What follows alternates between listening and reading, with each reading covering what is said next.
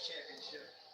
So this battle continues. There's 161 points between the Erebus Camaro team and this team here for this year's Teams Championship. And the team leader, 7-time champion Jamie Whincup in the background. Had those one or two sprinkles just prior to the start of the shootout, but so far the conditions have been consistent. We haven't had any drama at all with varied conditions. So let's see whether or not Brock can do anything about this. 19.5, it's sitting up at the top of the tree at the moment. Jump on board with him, because threading the needle through here is not an easy process. It skipped wide in the rear, just under brakes, ever so slightly, and he had to catch it on the turn in. Nicely done. And a little bit too much oversteer between the exit of 2 and 3. He had to just come out of the hole slightly. But it does look like he's got a very agile race car. For qualifying, you've got to be like that. Slightly down in the first sector, roughly 10th and a half. Just have a listen now for Brock Feeney and the commitment here in turn 8.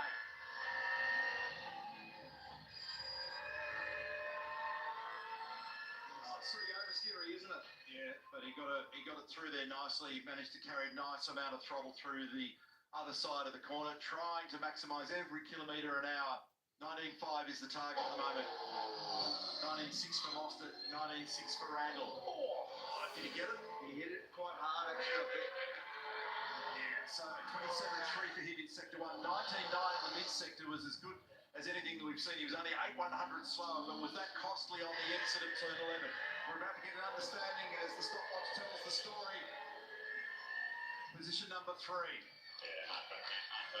He was actually the fastest driver in the 3rd sector, despite giving that exit wall a shake on the way out. Let's have a look at some of the replay action here. So this is the treacherous turn 11.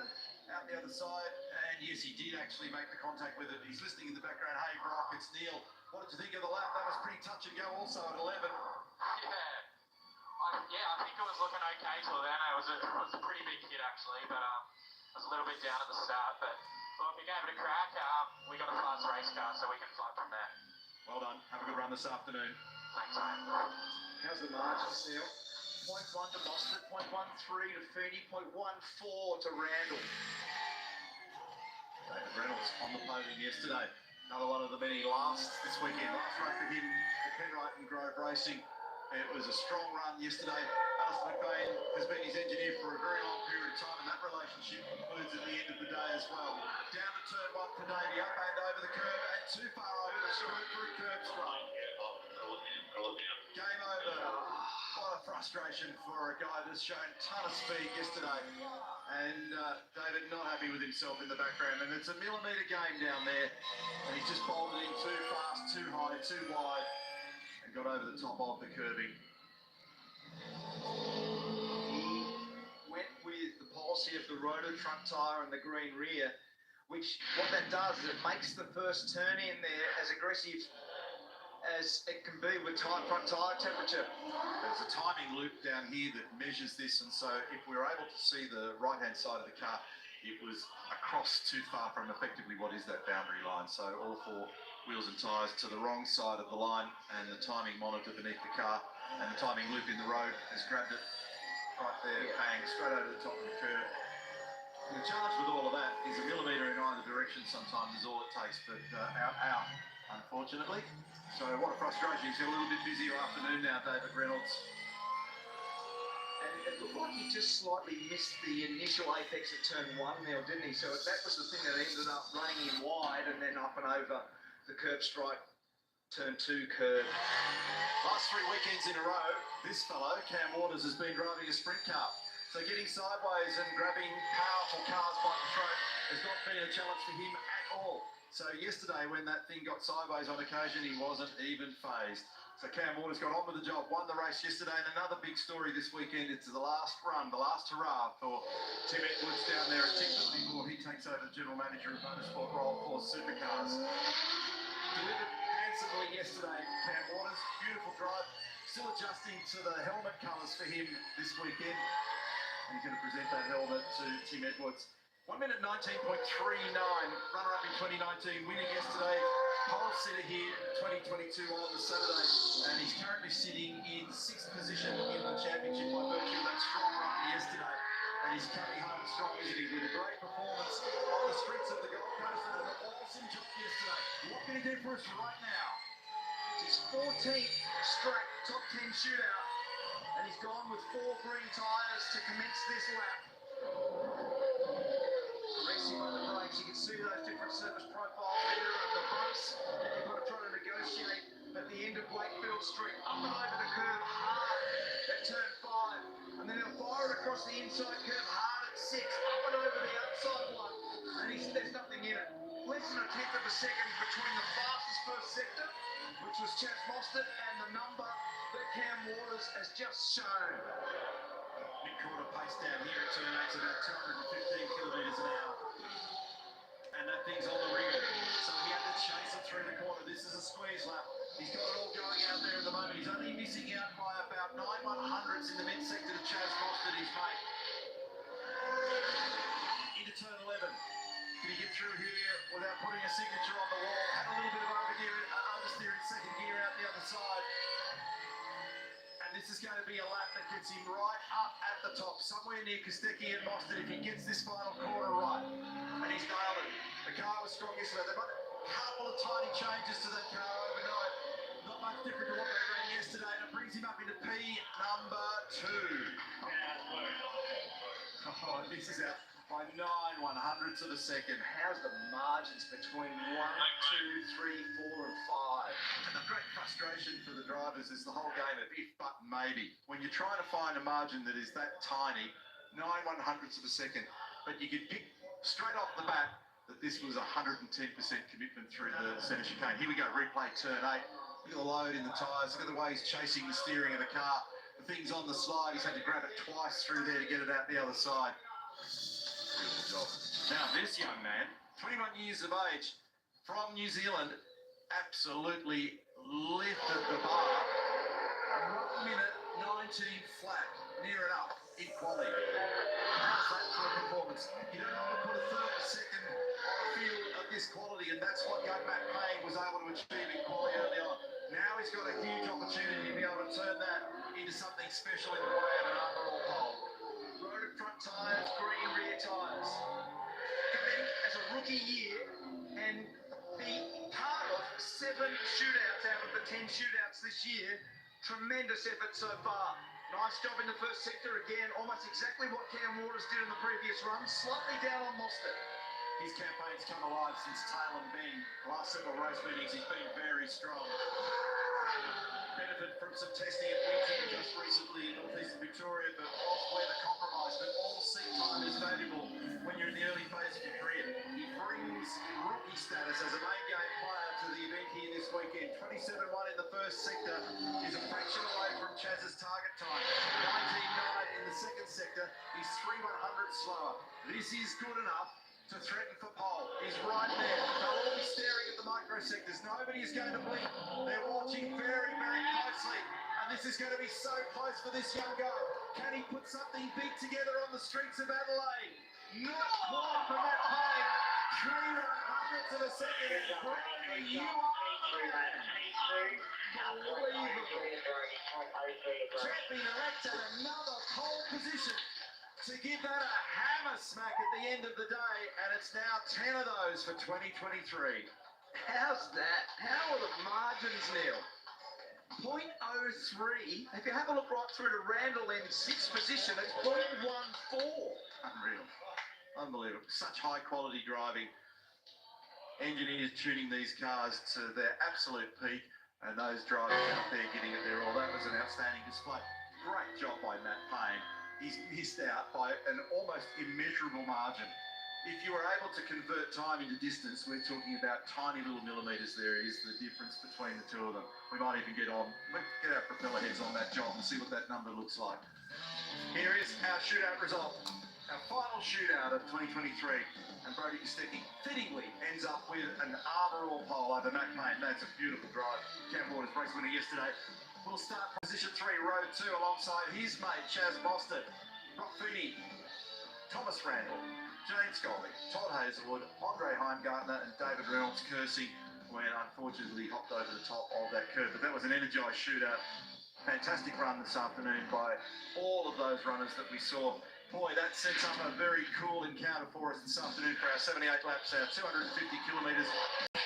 This was lappery perfection because he put together 3,220 metres of near perfection around here. Brody Kostecki in these conditions to be able to get this job done, pushing very hard, no mistakes, no lock brakes, got it online and celebrated at the end. Put a nice exclamation mark on the story of his championship year, Gal.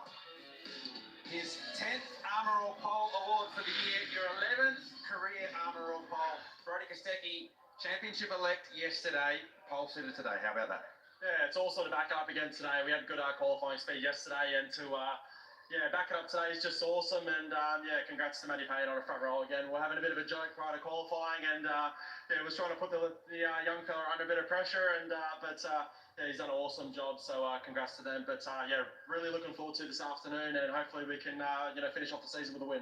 Not only do you take pole today, but you also take the Armour All Pole Award for the season, $10,000 with thanks to Armour World. The most poles for the season. There's been so much speed in this Mustang Camaro, but you've extracted that out of the car. You're head and shoulders above the rest when it comes to qualifying so far this year. Yeah, I don't know. There's been a few changes this year, obviously with the new cars and whatnot. But I feel quite confident in the car, and the team's done a fantastic job with bringing in fast cars to the racetrack. And it's truly an honour to be holding this check here, and it's going to go towards a good Christmas party, that's for sure. Championship elect. Pole award for the year. There's one thing left for this afternoon, the team's championship. What's that going to look like when you go battling with the Red Bull guys later today? It's going to be a tight one, that's for sure. But we'll put our best foot forward. We've got two fast race cars. Will was a bit unfortunate to miss the shootout there, but we've got two fast Coca-Cola Camaros, so we'll be there.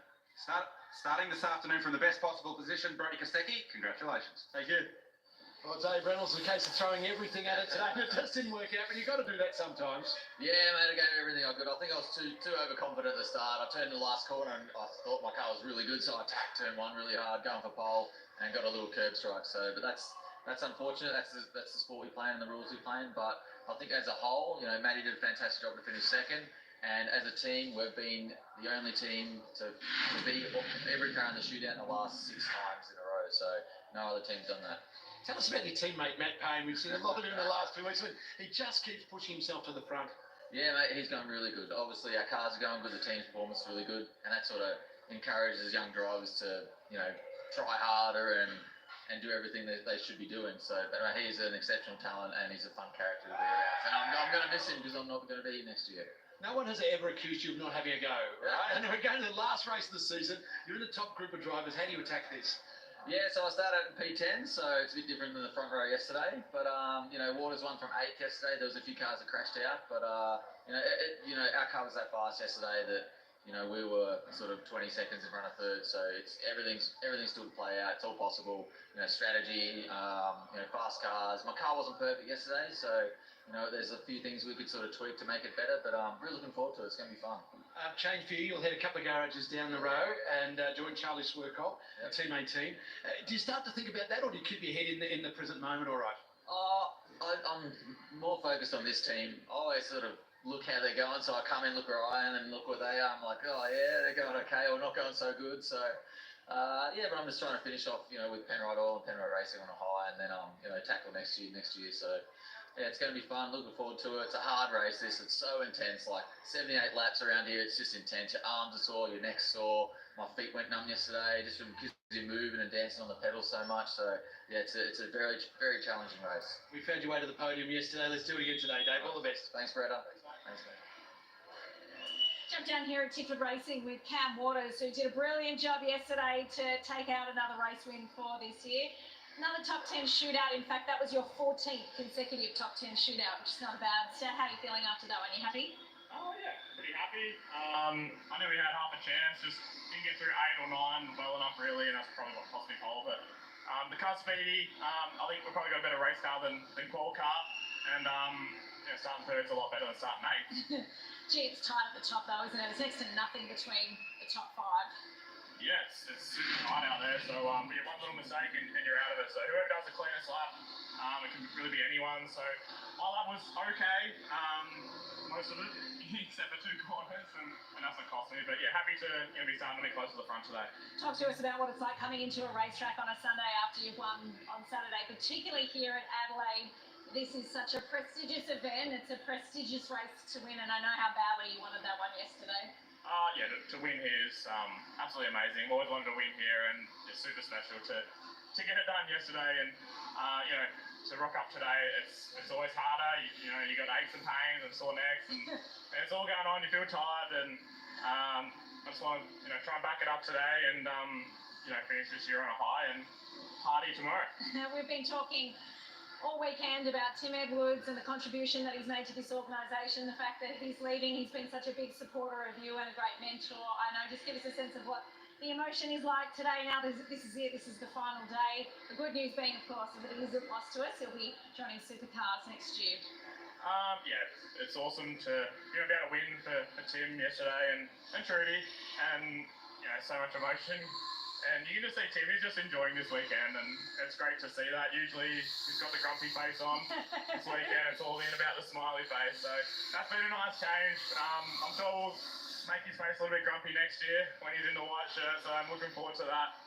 But it's not just Tim leaving. I think there's 13 or 14 of the crew leaving because we're scaling back to 2 cars. So yeah, try and finish the year on a high and send out all those boys and girls that are leaving. You've just reminded me, I do have a Smiling Tim t-shirt for you, so come see me at the end of the day, and I'll make sure you've got your special merchandise, because I know you love him, and we've had a lot of fun with that this year with Tim. Let's talk about the race though this afternoon and what's going to be important. We've just been saying sort of these bits of rain trying really hard to fall here. The forecast has been tough to chase all weekend. What do you think is going to really be important in terms of conditions, but also being there for the end of this one? Fast car. You got to have a fast car to win. And yesterday I had an amazing car that looked up for its tyres, and the first and second stints kind of won me the race really. The last stint I was just kind of cruising, keeping Dave at bay, and I think it'll be the same today. I think there's probably going to be more fast cars up the front today, so it's going to be a full-on race. I'm excited. Just hopefully my thing's still a rocket like it was yesterday over a race, and we can get it done again. I know how difficult and challenging this year, certainly the early part of the year, has been for you. You guys have taken a step forward. How important was it to find some confidence and momentum in the back half of this year to launch into what is a brand new season next year? Everyone's just got a bit more intel under their belts around these cars and what they need. Yeah, this year's been very challenging, but we've been trying a lot with the car, and I think we've learned quite a lot about our package and the Gen 3 era and what makes them tick. So I think we've got a pretty fast car now. We just want to get into this or next year with a little bit of momentum, a fast car, know what we need to do to make them fast, which I think we do, and just got to execute next year. How badly do you want to be the round winner this weekend? Super badly. Yeah, I want to win again. I want to back it up and finish this year on a high and give us some really good momentum going into next year. Go get them. Thanks, Cam. Good luck this afternoon. Okay, down to the final race of the season. It is not too far away, but it's time to get back to the on-track action now. The Carrera Cup is on track, so we'll hand it over to Richard Crow. Thanks, Jess. Great scene seeing the Coca-Cola racing by Erebus Garage. Brodie Kostecki just adding to what's been a pretty remarkable 2023 season. And the celebrations will continue, I'm sure, long after this evening, regardless of results. But he'd love to end a championship season with the win in the Vailo500. Craig Lowndes alongside me for the final time this year, Craig, as we get set for a title decider in Porsche Painter Dixon Carrera Cup Australia.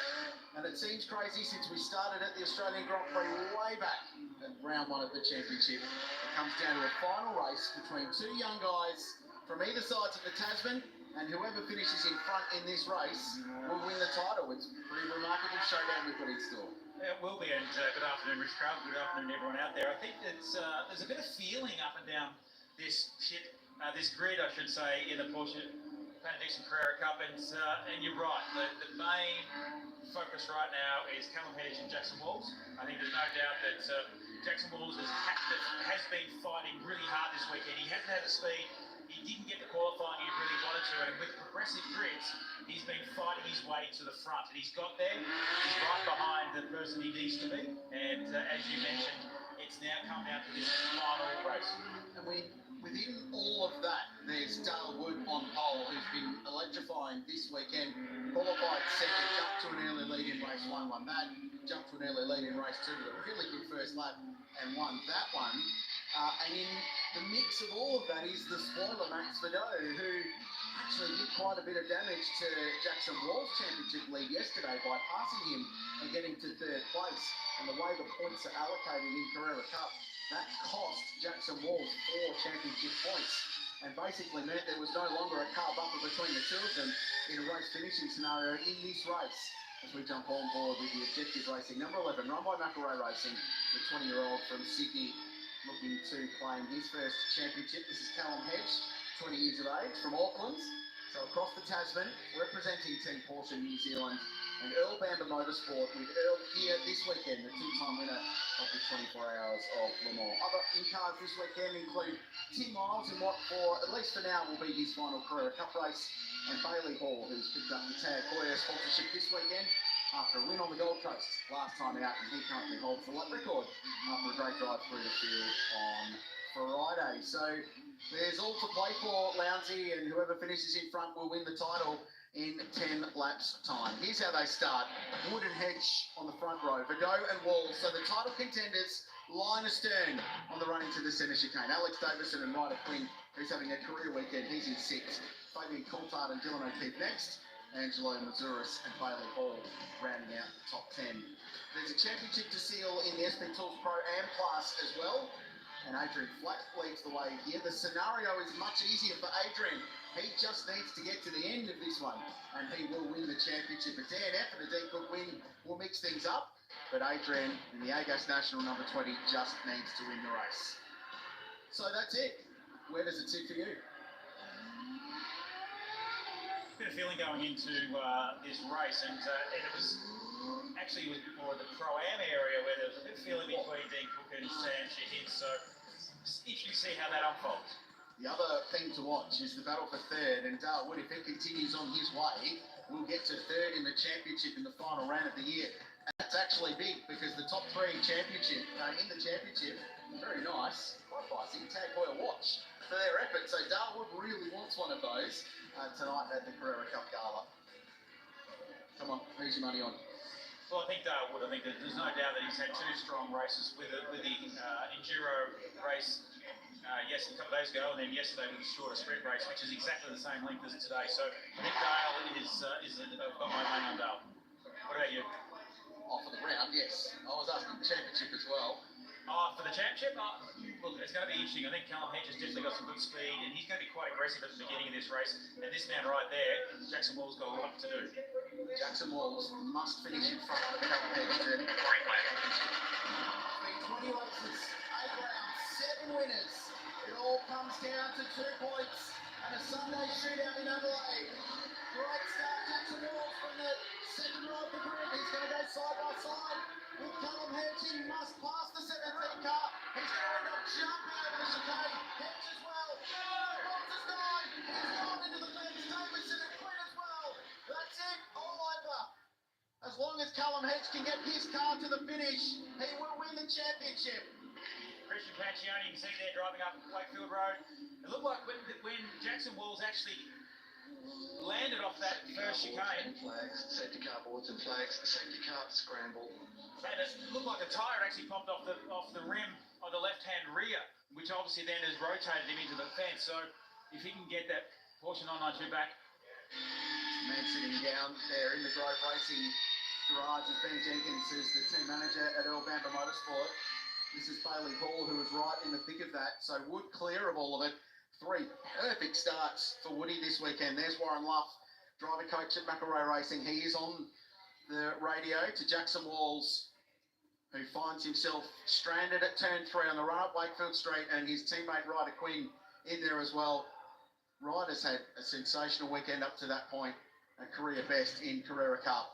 Right, let's unpick all of this. So Calvin Hedge didn't get a really good jump. He's already looking at where Max Fido is and trying to block. He didn't see Jackson Walls coming down the outside of him, so that was 3 wide.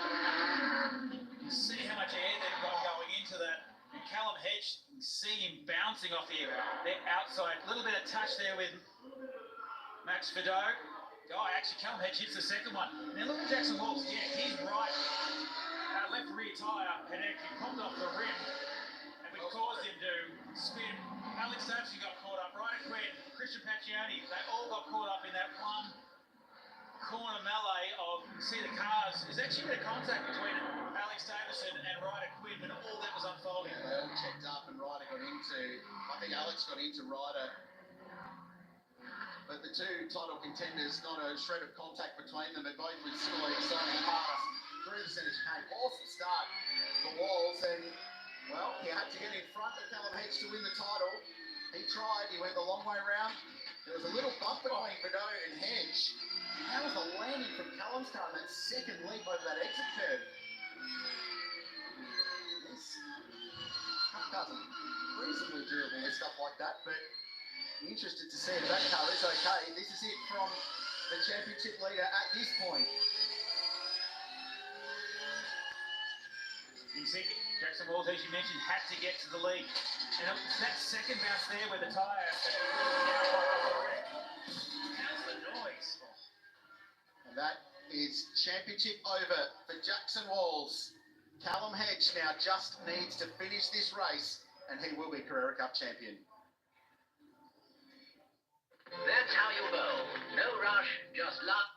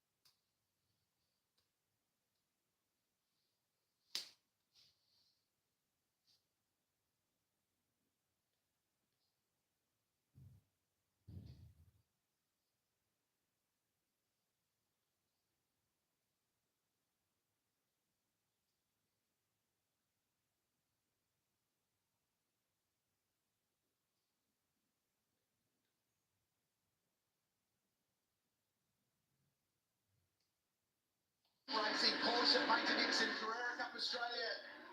On the streets of Adelaide, there's some funny stuff going on a little bit further down the field with Dean Cook and Sam Shahin in the Pro-Am battle. But it's Dean Cook trying to get past Shahin in that Pro-Am fight, but it's Wood who leads them up the hill on the restart. O'Keefe now going down the inside. Callum Hedge can afford to be conservative, and he is that. He's not really too conservative because once you start thinking out championship and all they do is finish, you make mistakes. And he doesn't want to get caught up in anyone else's problem. He's letting them all go. But again, you just don't want to get caught up tangling wheels or doing anything silly that puts him out of the race. So he's just got to keep focused. He would have been better off, in my opinion, just to run with the leaders, be out up in front in the fresh air and just actually being right away from all the danger zone. Right restart. Dale Wood, one of the strengths of EBM, and indeed Dale Wood, with all his experience in Carrera Cup, has been their ability to get the Michelin tyre working when it's cold. So on a restart, it's incredibly valuable. He's pulled that valuable couple of car lengths. It's the third time he's done that in 3 races this weekend. This is the gift from Tim Miles, his final Carrera Cup race. You've got Alex Davison behind you. You see the damage on the front lower of the splitter on the front of Alex Davison's Porsche 992, and Alex got caught up with that first corner incident, but he's got going again, so he'll make progress. As you mentioned, just looking up the inside, yep, Timmy Miles just let him go. As you mentioned, unfortunately, Timmy Miles is going to move on, but there's going to be some new faces and names obviously getting involved in this sport next year, which is great, because it is a great and a fantastic category to be involved in. And there's a host of young drivers stepping up from the Michelin Sprint Challenge, which is the Super 2 to Supercars. And in fact, Marco Giltrap wrapped up that championship, another really fast young Kiwi, and he did that for November Motorsport Team Porsche New Zealand. So they are on course to win not only that, but also claim Carrera Cup and the Pro-Am title in the same year. It's been an incredible journey for this team. With Earl founded 6 or 7 years ago into racing, one mate Porsche Racing. The irony is that Earl at the time was a factory Porsche driver. He's now moved on to other pastures. He got the Cadillac in the World Endurance Championship, with his race team going from strength to strength in GT3 competition endurance racing, and in one mate Porsche's both here and in Carrera Cup Asia. Bailey Hall, Tag Roy Porsche, gets into the back of Fabian Coulthard, the BWT Porsche Centre Melbourne entry. What a cool addition. Fabs has been to the championship this year. Welcome him back. Something like 6,500 days since his last Porsche win. He's really keen to get back on top. As O'Keefe looks down the inside of Ado, that's for second position. And the reason there's some intent there is that he needs to get in front of Dale Wood to wrestle third place in the championship back. And they'll run side by side into the centre chicane, and the Dexion Victoria Porsche will jump the curve, but he will jump the spot and gets himself to second. But while that was all going on, Dale Wood's been able to open up a 1.6 second lead now. And again, Bailey, fastest car on track right now with a 1 minute 21.3. So he's had race speed throughout this weekend and smashed the lap record, but unfortunately just been caught up in a couple of incidents, which again with the progressive grids, he's just had to keep finding his way back. And he's got Angelo Reserves in front of him, and this is out of turn 7. His little short run to turn 8, and again, so much commitment of a driver to get through here. And you also got to remember, a supercar, you sit on the right side of the car. On the Porsche, you sit on the left-hand side. So you're right at that wall face as you exit turn 8. Not quite close enough to do the brake. Pass up underneath on the brakes into turn 9.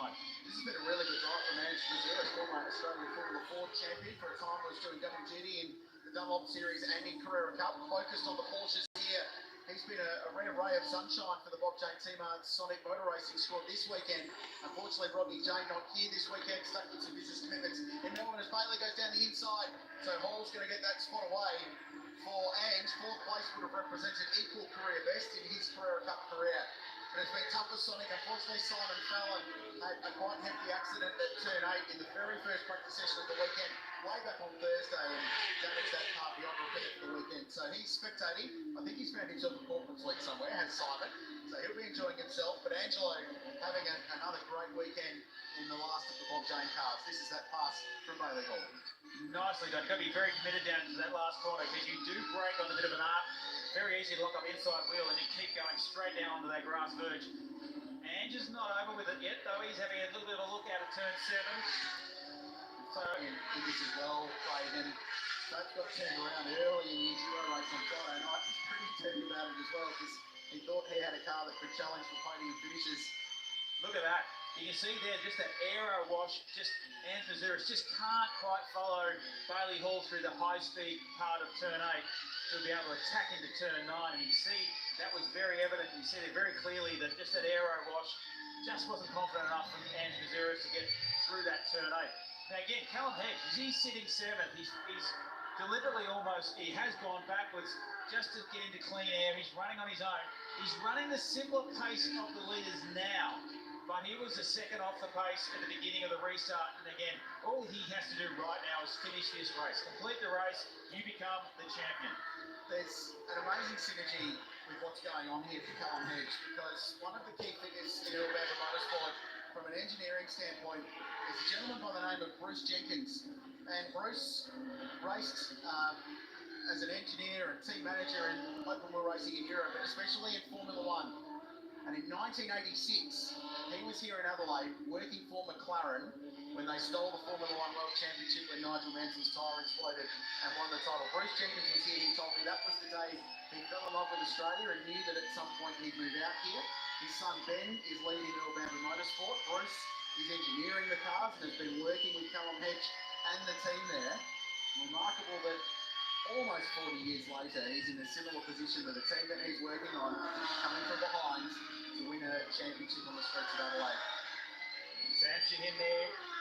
He's leading the Pro-Am class at the moment, and spoke to him early on this morning down in pit lane, and he was politely going to give it his all this race, because knowing that it's the last race of the championship, he was a little bit disappointed in the earlier races that he sort of got hit and shouldered away around a little bit. So he was very focused and determined. I think that's probably the better word, determined to make this race his own. Resolute to win. This will be the last lap of the race. Dylan O'Keefe's been showing a bad sportsmanship flag for a big curve use. That may have been when he executed that pass and completed the pass on Max Vidot, who is still putting the pressure on, and Bailey Hall's got to the back of them. Bailey Hall fired up to run the tag livery this weekend. He got some additional support from Caltex as well. Said it's amazing what happens when you win a round in Carrera Cup. Everyone comes to you and wants to be part of your journey. It's great guns riders. A couple of rounds in Carrera Cup North America this year with McElroy as well. The international nature. And Callum Hedge has got half a lap to go to win the championship. Take nothing away from Darwood. He probably won't be the big storyline after this, but he will be the first driver to win repeat rounds this year. We've had 7 winners from 7 rounds coming into Adelaide. Darwood won at Hidden Valley from round 2 of the championship. We thought at that point he might be a title contender.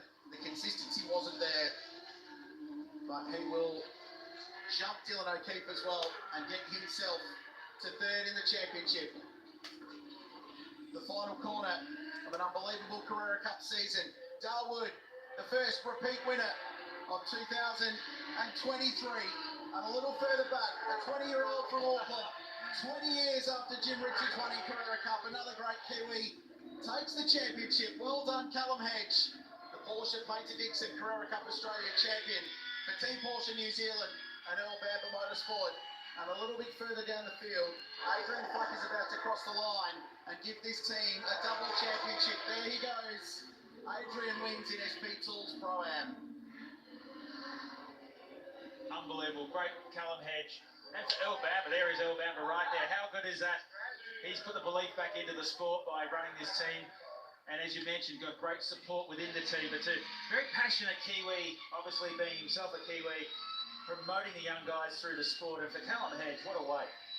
He's so unbelievably level-headed, calm, cool, collected. Nothing has seemed to stress him out. He is unflappable, this young guy. And he has got the world at his feet. He's already locked in to an Indy Next Drive next year on the road to IndyCar. The great Steve Horn is managing his career and working behind the scenes. He's got the Shootout under his belt as well, so could end up in Super Cup as well next year. A remarkable story. Well done, Darwood. Sweep of the weekend for the 2nd time this year, and confirmation that he will jump to 3rd in the championship in the final race. So 1st and 3rd changes hands in the last race of what has been a fascinating, compelling year of Carrera Cup racing. And the big story, Jackson Wall's out about 500 metres into the final race of the year. There is the champion. They're going to go and celebrate on the Adelaide podium. And And this is how the race played out. Sunday at the Vailo500 still with plenty of drama over the years. This was no exception. Jackson Walls had to pass Callum Hedge. He tried around the outside at turn 1. They both took to the sky at the centre chicane. It worked for Hedge. It did not work for Jackson Walls. And with his teammate behind and the tyre off the rim in the Objective Racing Porsche, handed up in the fence, out of the race and out of the championship battle. You can see Warren Luff, the reaction to what went on. He had to put it all on the line. You can see he's not happy, but he had to have an attack. He had to try and get in front of Callum Hedge. But Dale Wood just went on. This is the restart. And at this point, Callum Hedge knows all he's got to do is finish the race. Don't do anything silly. He let everyone by. Dylan O'Keefe, Max Vidot, big lunge underneath. Anthony Zurich wanted to come and play the party. But in the end, it was Dale Wood. Bailey Hall had fast car. He sent the fastest lap of the race with a 1 minute 21.0. So he had a good car this weekend.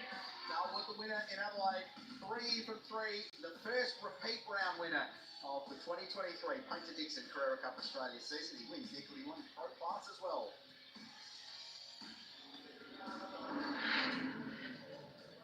So Callum Hedge, the champion. I wonder how animated he'll get, because this year it's been a little wry smile. He accepts the trophy, he sprayed the champagne, and he's moved on. He's just got down to business. A little bit more animated at the other end of the EBM pit. That's Dale Wood, with a brilliant helmet that he's run all season long, and celebrating with Alabama Motorsport. So they won the round as well. And it's great for Dale Wood to finish the season on a positive. That's Bruce Jenkins, yes, celebrating. So that's the engineer I was talking about, and some celebratory donuts up at turn 9 for Callum Hedge. I did see them wander into the race officials' truck before this and just inquire about the possibility of completing a small celebration. Well, when you're the champion, you ask for forgiveness, not permission. Correct. What a season it's been. And this is him, no theatrics in the car, just a little thumbs up to his crew. I know, he's happy. Look at the relief on the team as well. It's a great story. And as we said, he's got so much coming his way. He has completed the Porsche Junior Shootout. And we expect the results of that next weekend. All of Porsche's Global Motorsport head over to Europe for the Night of Champions. Chad, a worthy champion for 2023. He is big emotion down here for Team Porsche New Zealand and Alabama Motorsport. I'm going to steal him for a chat. We don't get too much emotion out of Hedgie. He's keeps it cool, keeps it calm. He's going to take the helmet off. That was a big performance under very trying circumstances, and it was all over down at turn 1. Had to hold his nerve on the restart as well. Here we go, he's got the earbuds coming out right now. Congratulations, mate, slap that cap on. You are the 2023 Porsche Painter Dixon Carrera Cup Australia champion, and boy did that one go down to the wire. Tell us about it. Yeah, thanks, Chad. What a race. It was a pretty average start by me. We've had bad starts the last 2 weekends, so that's something I need to be improving on. It's a shame to have it over in the first lap. I would have liked to have a race with Jackson for the whole 11 laps, but sometimes that's just how it is. Had a bit of contact at the first corner, carried some damage the whole race, and pretty much the goal from there was just to survive. Congratulations, mate. Well done to you and the team at Alabama. Go and celebrate. Yeah, thanks, mate. Thanks, team. Thanks, everyone. Thanks, Chad, and well done to Callum Hedge. What an awesome result. My thanks to Craig Lowndes. It's been a great season calling Carrera Cup with you, mate. Well done. What a season it has been, and the celebrations will be big tonight. Speaking of title battles, the Dunlop Series gets decided next. Ryan Wood looking pretty good for Walkinshaw Andretti United. As we go to a break, we've got a great offer from our great friends at Shannon's. Are you a motoring enthusiast? Shannon's.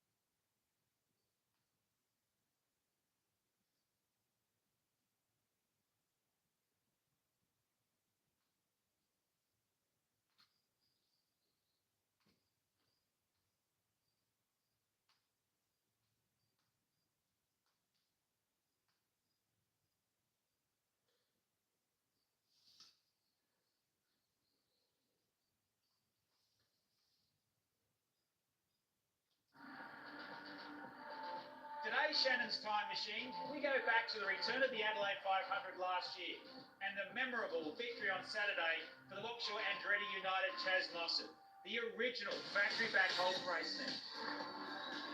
Here we go. Into the last couple of corners now for Chaz Mostert. And the Red Army are going to dig this one. Out of the final corner. And it's going to be a very special, a very emotional, a very cleverly crafted race win for Chaz Mostert and for Nick Perch and his teammate. That's a big result. That is massive for Holden fans. For Holden fans with a tribute HRT livery to have a 1-2 at one of the biggest events on our tour. And on Sunday, it was Shane Van Gisbergen who clinched the championship, but it was his teammate, the apprentice Brock Feeney, who got his first victory. He's got a 1 second margin. He's got to put the foot on the brake for that final opportunity to stop this car. And he pulls it up nice and straight. At the apex of the turn, Brock Feeney advances the triple. Brock Feeney, take a bow. Your very first Supercar victory. And it is farewell, Holden. What a way to finish for the 20-year-old. What a way to send off the nameplate. So now, celebrating his Repco Supercars Championship victory for 2022. How good is that?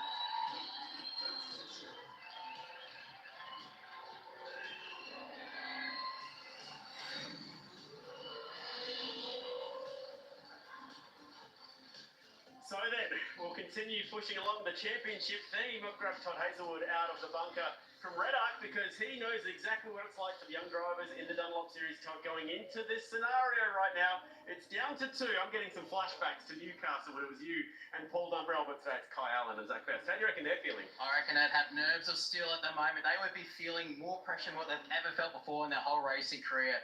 And you and I are just talking about it. I'm actually nervous for the guys on the grid now. It's a really wild scenario, and hats off to both of them. They're both deserving winners. I remember you getting out of that race car that day you became champion, and you said, I had these cramps going on in my stomach. I had no idea what that was about. You were feeling it in the race car during the race itself. Oh, 100%, yeah. When the nerves take over the body, and you're obviously trying to focus on the job, but when those nerves take over, it's almost like a nervous shutdown in your whole system. It's I've never experienced anything else like it only since that moment. So no doubt. Obviously, the pressure's going to be on Zach. He needs to get out in front and do his job and get out.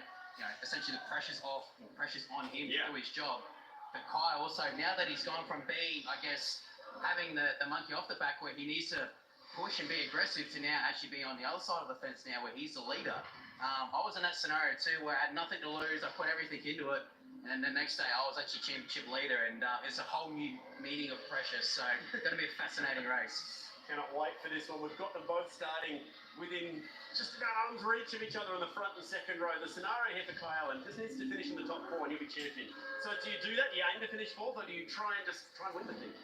You just got to put focus on the job. You got to treat it like another race. Much easier said than done. So for Kai, he's just got to get a good start, get away cleanly, and obviously he's got to be watching the mirrors because I know what other drivers are like. They'll be trying to take advantage of them for their own benefit as well. So not only is the race for both Zach and Kai, but also all the other young guys that are trying to prove themselves in this very competitive Super 2, Super 3 field. Thank you, mate. Great to hear from a former champ of the Dunlop Series. This is the final race of the season. Cannot wait to see who it's going to be, Kai Allen or Zach Best.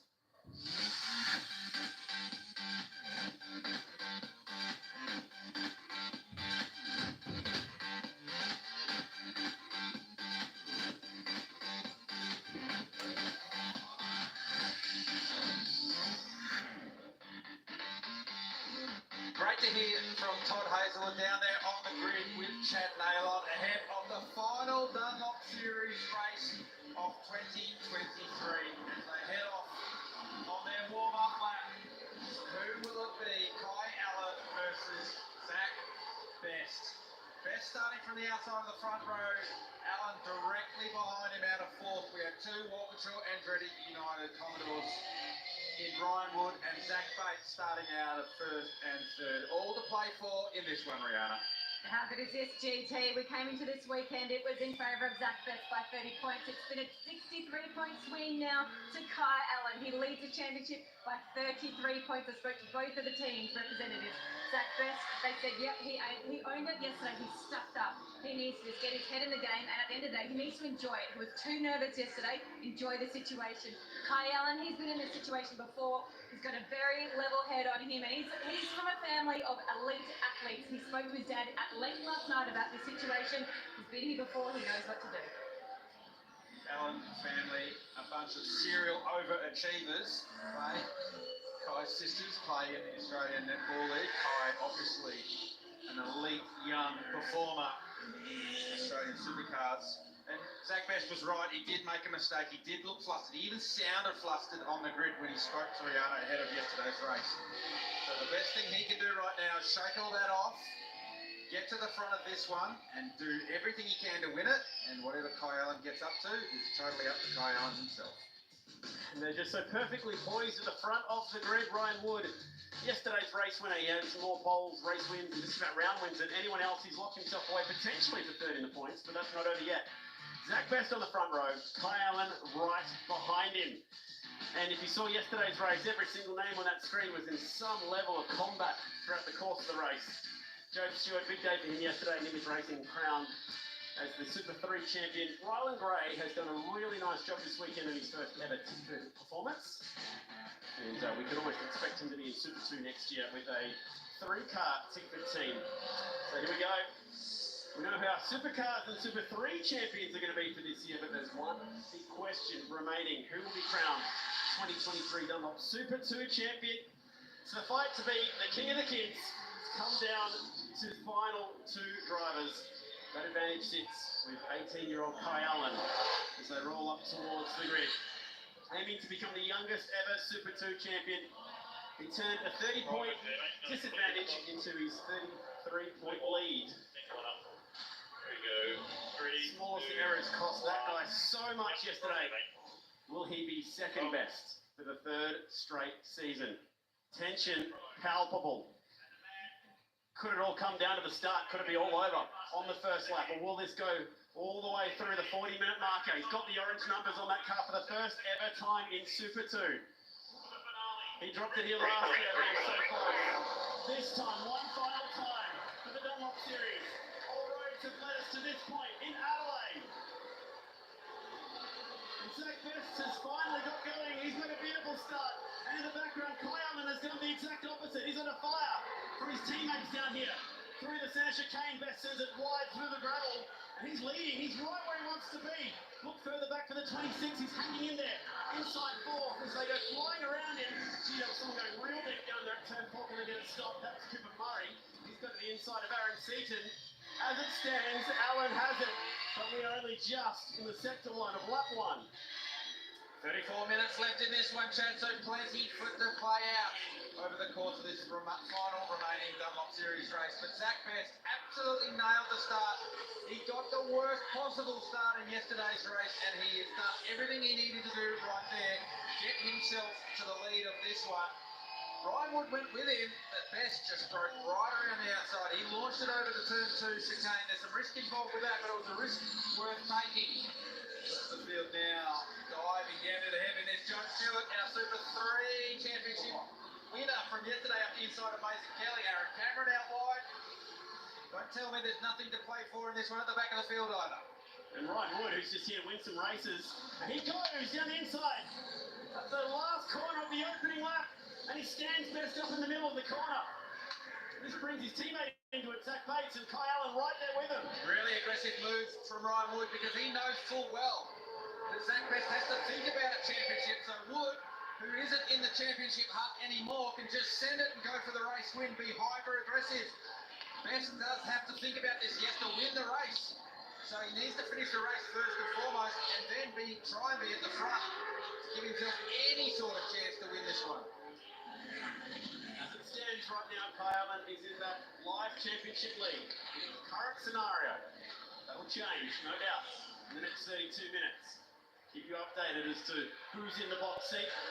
Currently, the orange numbers staying with the championship leader.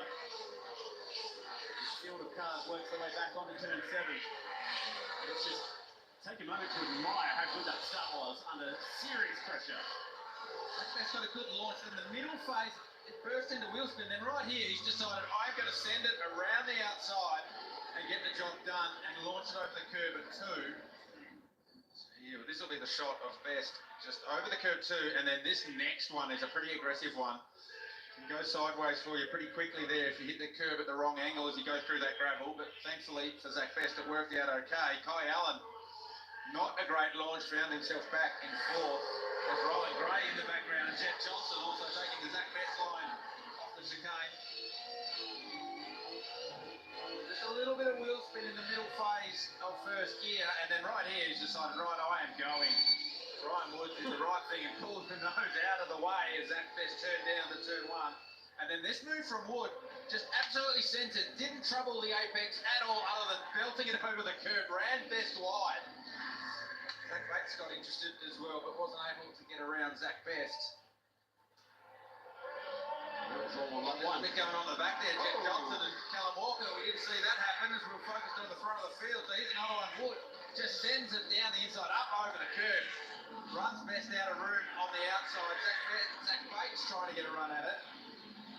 Hanging this shot long enough. We'll see Jet Johnson there, just tagging the back of Callum Walker.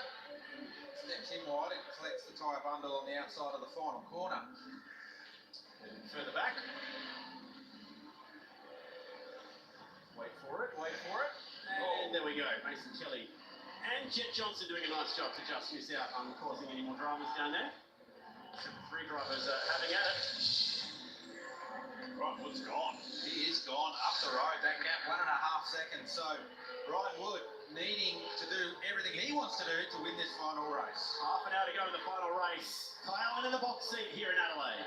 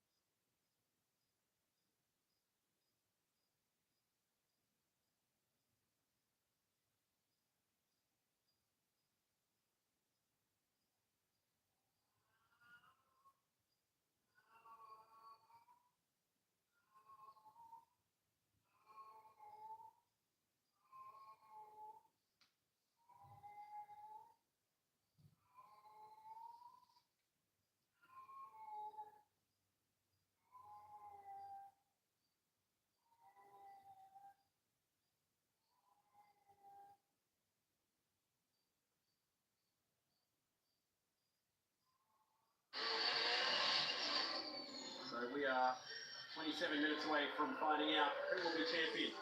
The Dunlop Series for 2023, as it stands right now, Kai Allen is right where it needs to be. Bit of damage there on the right front headlight of Zach Bates' car. So he made contact with Zach Best. So maybe just collected a tyre bundle at some stage in the early stages of this one. On board here with Zach Best. Looking like he's under control there. Yes, running to the wall. Zach Bates much closer to the outside wall at turn 8. If you're Kai Allen and you're the next car in the line, that'll get your attention, I imagine. Camera quick, jump into your TV screen at home right there. Not afraid to run the cars up to the concrete barriers today. Last day of school, so why not hang it on the line? Zach Best now starting to get up the road a little bit. Ryan Wood continues to be the fastest car on track, set the fastest lap of the race. Yeah. Last time round, 20.5. And only 300 to the second away from his lap record from yesterday, so he's just got straight back into where he was flying around the circuit 24 hours ago. That was Aaron Love. He like off his escape a while ago. He's back in the pack, passing cars again. On a recovery drive. Aaron Love after that moment at turn 4. Stefan Rihanna at pit lane. GT, with all the excitement of this championship, we sort of forgot what happened to Zane Morris yesterday. Unfortunately, caught up in an incident with Mason Kelly, but Andre, huge repair to be done last night, and you guys are back out there today. Look, we are. For a little team, we had a lot of help from Tifford, supplied some parts to us. BRT come over and tried to give us a hand. But all the guys worked about 11 o'clock last night, another 4 hours this morning, and we got it to the grid, which for a little team was a big effort. All my guys can't be more thankful. They all put a big effort in. It really goes to show this paddock though in Dunlop Super 2. You're a bit like a family. You're fierce competitors, but you really are a family. Look, we all come together, didn't we? Absolutely, Dave. Everybody goes on and on about how competitive it is and how wild it is out there. But when push comes to shove last night, they come from everywhere. Especially guys like Tim Blanchard, who's got a main game team and a Super 2 team, is rummaging through its luck trying to find parts for us. Like, that's unbelievable. As far as Mason, there he goes. Mason was such a little gentleman. He came yesterday, apologised. That's great. That's a really, really good thing to do for a young bloke. Great outcome from what was a really disappointing day for you guys yesterday. All the best today. Thank you. Thanks, Frank. That's a nice story, actually. I didn't know that. Mason's going to go in there and hat in hand, owning up to that one. Mason made a mistake right there at the exit of turn 7. Flexes the outside barrier, bouncing right back to the right of Zane Morris. He had nowhere to go. Heavy damage to both those cars, so great to hear about the camaraderie in the Dunlop Series paddock. Make sure that everyone was back on track today. Here we are on our championship leader, Kai Allen, running 4th at the moment. Just tracking the cars in front in Zach Bates and Zach Best. Kai does have the benefit of one of his Eggleston Motorsport teammates behind him in Cameron Crick. So if he's going to come under fire, it's going to be somewhat friendly fire. True. Although Cameron Crick has a chance at his first ever Dunlop Series podium looking at the round points. So he wouldn't mind trying to take a trophy home at the end of the day here. Well, we spoke about this yesterday, that Eggleston Motorsport run 4 cars in the Dunlop Series, and yes, they are teammates in a sense, but they are effectively 4 individual teams under the one umbrella. They share data and they share information to set up data, but when it comes to results and on-track performance, it's up to yourself to get the job done. So although there'll be a degree of camaraderie amongst the Eggleston Motorsport teammates, they're here very much for their own performance and their own futures. There's Lockie Dalton trying to get up the inside of Jordan Sinney, and those get it done. The Sinney stay there for the run up through turn 6. Still side by side here. Lockie Dalton finds himself on the outside. Sinney keeps that spot. This is the battle for 15th and 16th. After the start there, Ken McLeod's got some speed now as well. A little bit of time to get going this weekend. The investigation is the contact between he and Joe Stewart, because we saw Joe Stewart's car pop a whack in the last lap yesterday. Looking for it, said that there was no contact between the two quick kids in Super 3 so far this year. They really stood out from the pack. So Ryan Wood pacing this field, just turning 1 minute 20s nicely. Kai Allen still in the box seat here in Adelaide. On 7 News, there's a word you'll hear.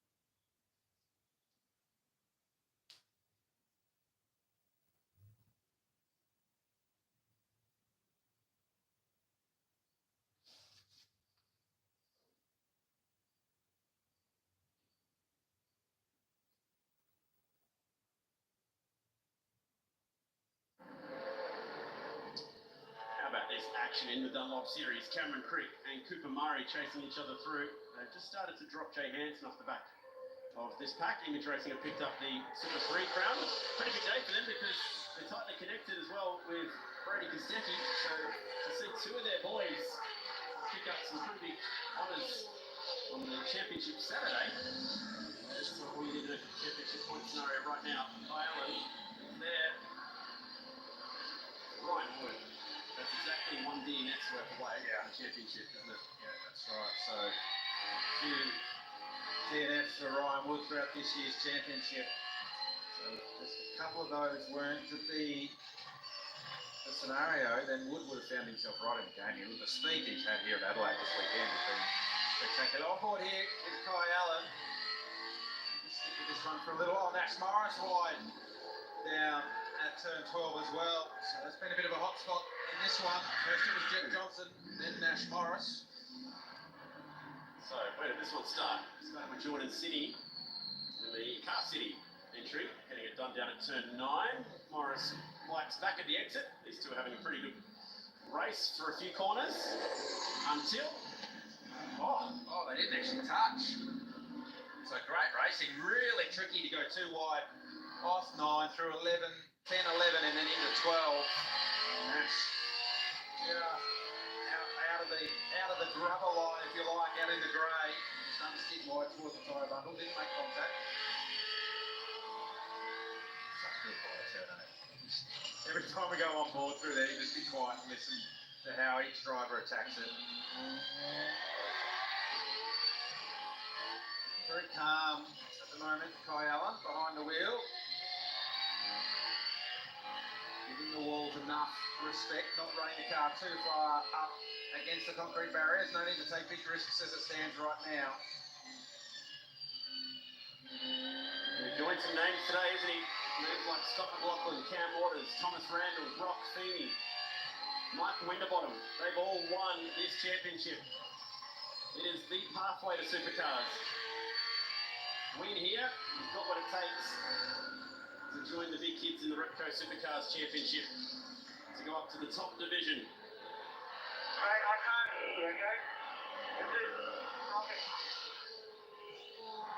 Someone struggling with some radio communications, struggling to hear any communication from pit lanes in the car. Just another distraction. I feel like we've seen this battle between Sydney and Lockie Dalton battle on for a few laps here. They've had to make their way through some traffic, but they resumed their battle. Still 14 and 15. Dalton trying to get up the inside here, but not close enough. Sydney shuts him down. Lockie Dalton will make the move next year. This Brad Jones Racing ZB Commodore. Move across to Tickford. One of their Mustangs in the Dunlop series, so one of the drivers on the move for 24. A quick word with Brad Jones in the commentary box here, because he's been doing a bit of commentary in the sport categories. Asked him if he plans to fill that seat.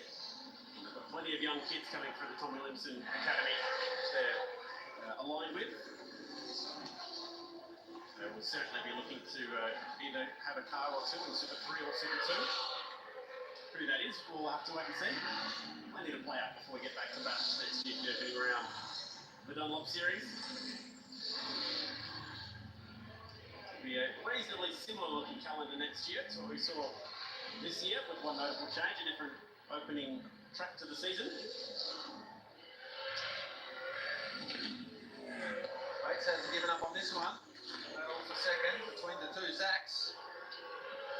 Each end of the phone call coming in this one, Chad. The three Aarons going at it. And we've got the two Zacks going at it for which step of the podium they'll stand on at the end of this one. I'd love to see Zach Best get promoted to the Supercars. We talked about getting that fourth seat Brad Jones Racing.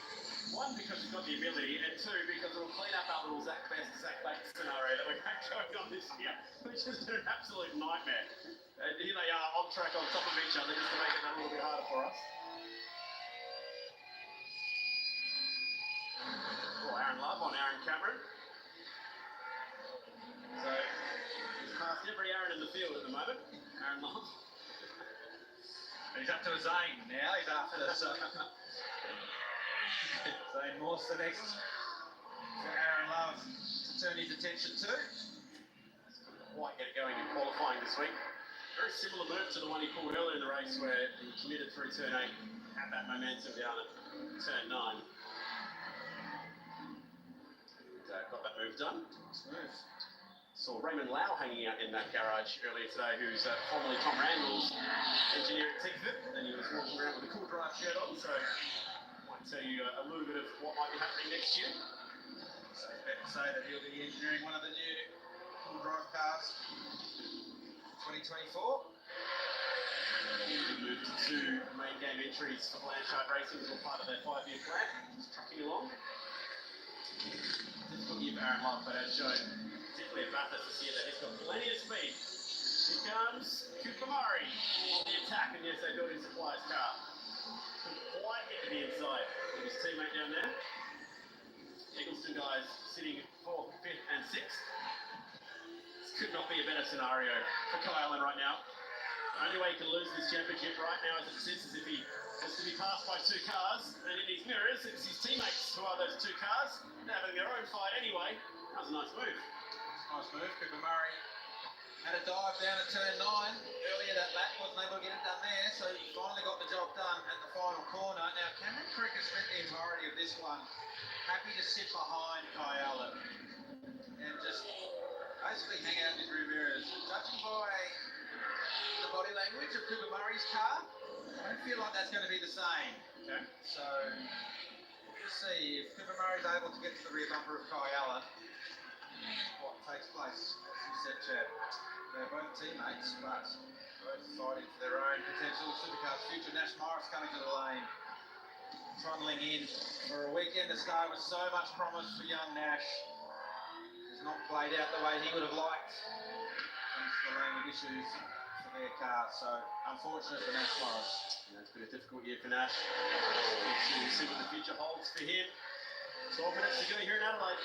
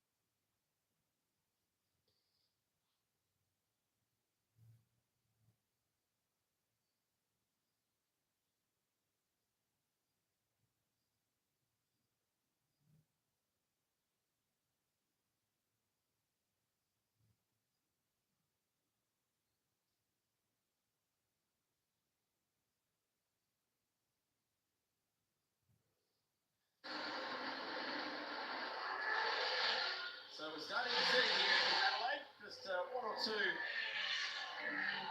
little moments starting to creep into this race. Charter just had a little moment down at turn 9.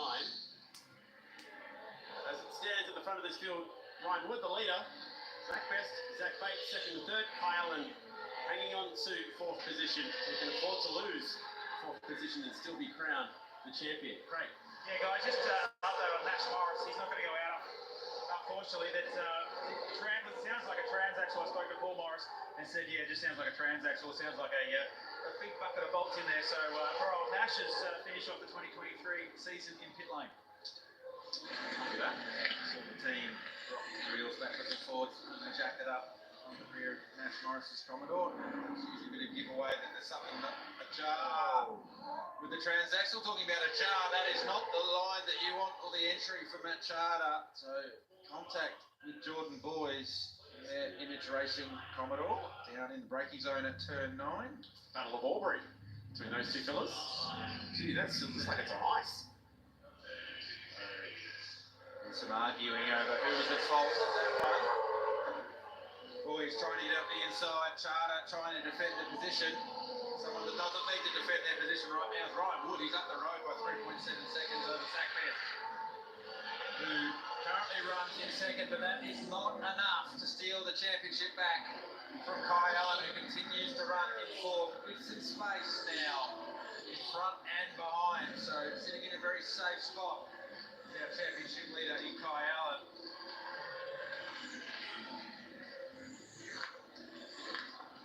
It's all been very super to this race, isn't it? Sandown race one played a bit like this when Ryan Wood just took off. He went safety car 3 to the field as that Bates picks up his last warning at the track limit. It's all quiet on the southern front here in Adelaide today. Remember, it was turn 8 last year for Kai Allen, who was leading the Super 3 Championship coming into Adelaide. He had a big moment at turn 8. A lot of damage on that car took him out of the event. And Brad Vaughan went on to steal that championship from him last year. So in the remaining 6.5 minutes of this one, you would think that every time Kai Allen makes his way through turn 8, he's going to be very cautious and give the wall a lot of respect in the mid corner and definitely at the exit. Not need to repeat that mistake for Kai Allen. He rolls through Cooper Murray. He'll try and chase Allen down. Kai Allen's responded to that little push from Cooper Murray a few laps ago. Gap out just over 1 second. Really got his season motoring in Townsville. Coming into that point, it was these two actually got into each other in Perth, didn't they? Remember, I forget so long ago, I forget who. Well, there have been an incident or two in the Dunlop series. It's hard to pick up on all of them. That was about 25,000 crashes ago. But they had history. And I think that was the last warning for Eggleston at that point. Just reminding him of those expectations Brianna was talking about. So when we rocked into Townsville, it was at that point it really started to look like the Kai Allen and Zach Best show. Second is not enough right now for this guy. As it stands, he's 15 points shy. After 15 seconds yesterday was added to his race time. And man, well he ruined the day he got into Nash Morris's bumper bar.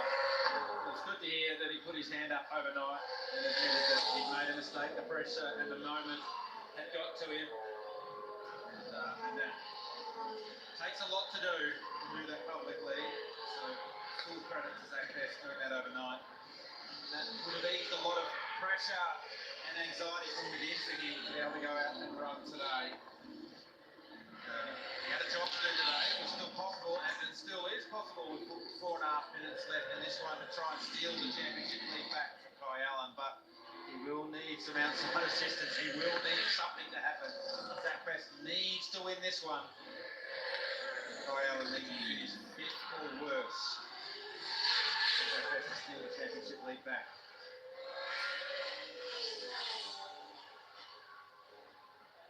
Brick just falling back into the attention of Jay Hansen. Hansen himself also received a 15-second time penalty yesterday for contact, so good to see Jay having a strong run in this one.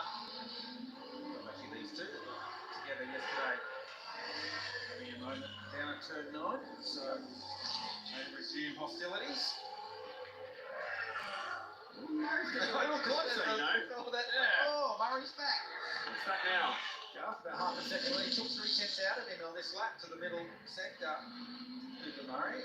Jay Hansen now right over Cameron Crick, who was looking strong early in this one. Pace is going away from him late in this final Dunlop Series race for 2023. Here's Cameron Crick. Just missing the apex at 1, and he needs to be careful. He got in there. I thought so because he got a warning earlier, and it's just flashed up on our timing screen that a 5-second time penalty for car 38. Cameron Crick, he was the first to get a warning about using too much curb at turn 2, and that was a pretty graphic example that Cameron Crick was well out of bounds through the chicane on that lap. So 5-second time penalty to car 38, that will drop him out of 6th place. Good news is there's a fair old gap back to the chasing pack of just about these guys. Oh, that's tight. Chart up, working the back of Zane Morse. And it's hard to tell with these cars at this point of the weekend, but I think they may have picked up another scrape or two. Say Morse's team, they did that big job last night to get him back on track. Morse bouncing the car through turn 8, now running heavily defensive down into turn 9. Carter trying to get up around the outside but switch back tight. It's hard to get through here side by side or even dive up the inside. Oh, Morse has locked the rears into 12. Now they'll go side by side out the back of the pits. Oh, this is cool. Sort this out soon. Still side by side, 12, 13. Aaron Seaton's got the front row seat. He might get both of them. Oh, if Aaron can hit Apex and get it switched back. This is good stuff. Good fight. Last couple of laps. The season 2023. They're all on top of each other here. It's the battle for 11. Oh, Morse backed it into 1 there as well, so he's vulnerable. Run up to turn 4. Carter sends it. Does he get it stopped? Yes, he does. So, lots of energy in this battle. Aaron Seaton rightly just sitting back at the moment, just waiting to see if there's a small plane crash unfold in front of him.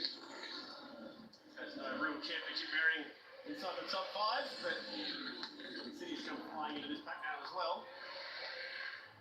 This is good. Hard racing inside the top 10.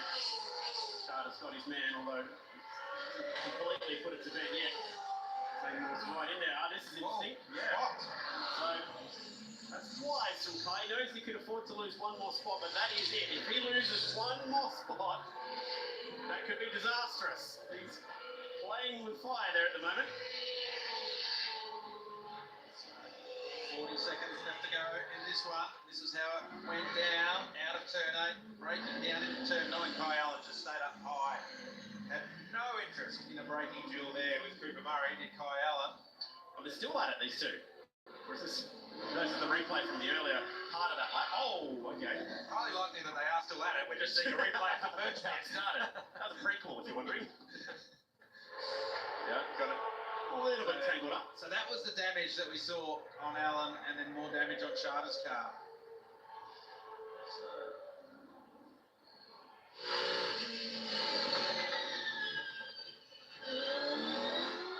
There it is. Just trying to get the Cavalier Holmes car switched back.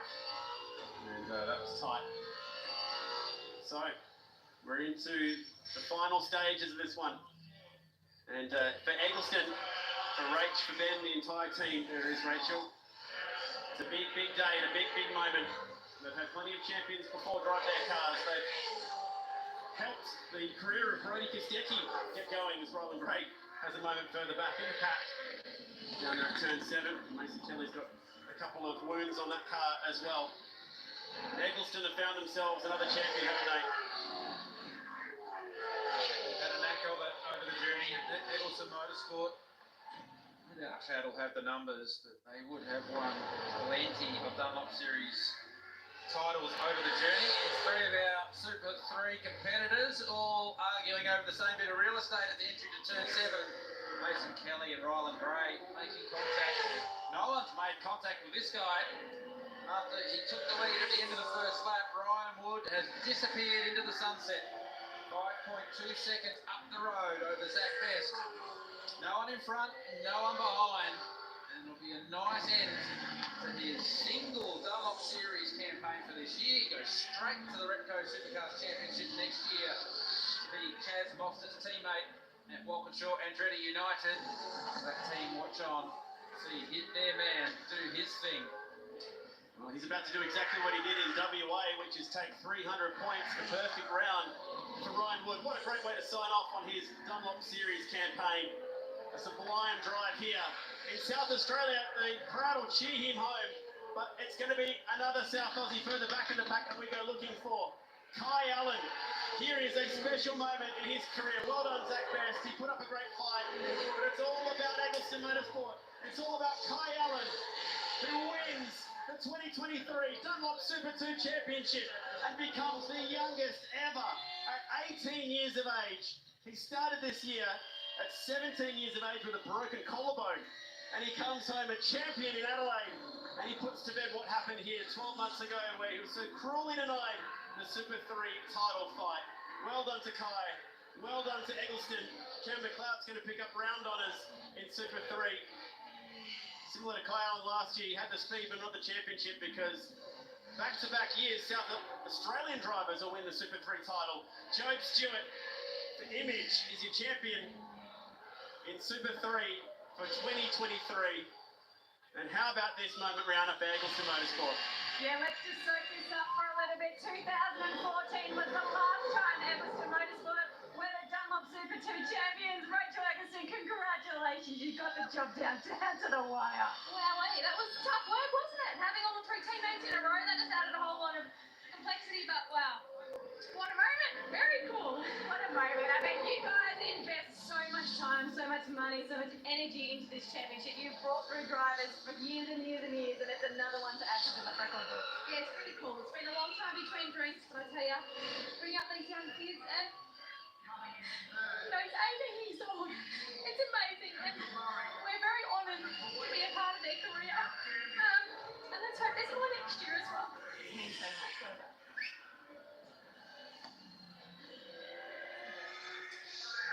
Oh, that was pretty special down there for Rach and the team. Well done to Rachel. The Croydon-based operation in Victoria. How about this guy? South Aussie family. Boy from Mount Gambier. And incredibly, the small South Aussie town of Mount Gambier has won both Super 2 and Super 3. What are the odds of that? That's incredible. Home of the Blue Lake. They've turned out some talent here today with Kai Allen and everyone in pit lane coming down to cheer on this man, including Shelby Car Racing, where he had that performance with Simona Di Silvestro at Bathurst as a wild card. What a year it has been. F3 testing in Britain, and the Formula One sim for Red Bull recently in the UK. Who knows where this kid's going to end up, but you feel like the sky really is the limit for Kai Allen. He's just the complete package, and he's out of the car here to greet the team. And he's going to the roof.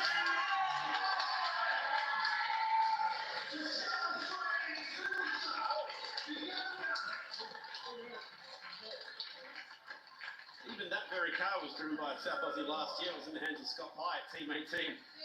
So the South Aussie connections run deep here today. Helmet coming off. Serious pressure. Had his teammates around him, and they had his back today. He'll finish third for the round and first for the championship. And he signed that one off with a skid down there at turn 9. 4.7 seconds, Ryan Wood. Spirit thought pause that best. 3 years in a row, he finishes second in the points in Super 2. That is just so harsh. Zach Bates, another great performance. Cooper Murray and Kai Allen wrapping up the top 5. And down through to Ellie Morrow. That was her last appearance in the Dunlop Series. And our Super 3 runners, Cameron Clark, winning the round. And the championship going to Job Stewart. A special day this is for Kai Allen.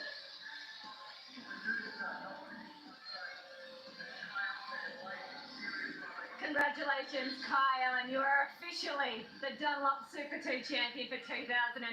You left with heartbreak last year. Here you are. You're the champion. Congratulations. Yeah, thanks, Rihanna. Oh my God, that's unreal. So yeah, like I said, left with nothing last year, and you know, this one's mainly for the Eggleston crew. You know, I felt so bad leaving at 2022 with 4 to a year, and to come back with you know, getting the championship in Super 2 my first ever year, like it's unreal. So massive thank you to everyone in the Eggleston Motorsport crew, all my supporters, mum and dad, my family. You know, there's no way I'd be here without them. So yeah, keep pushing on. You know, it's a sweet feeling, but yeah, it hasn't really sunk in yet. So I'm sure I will tonight.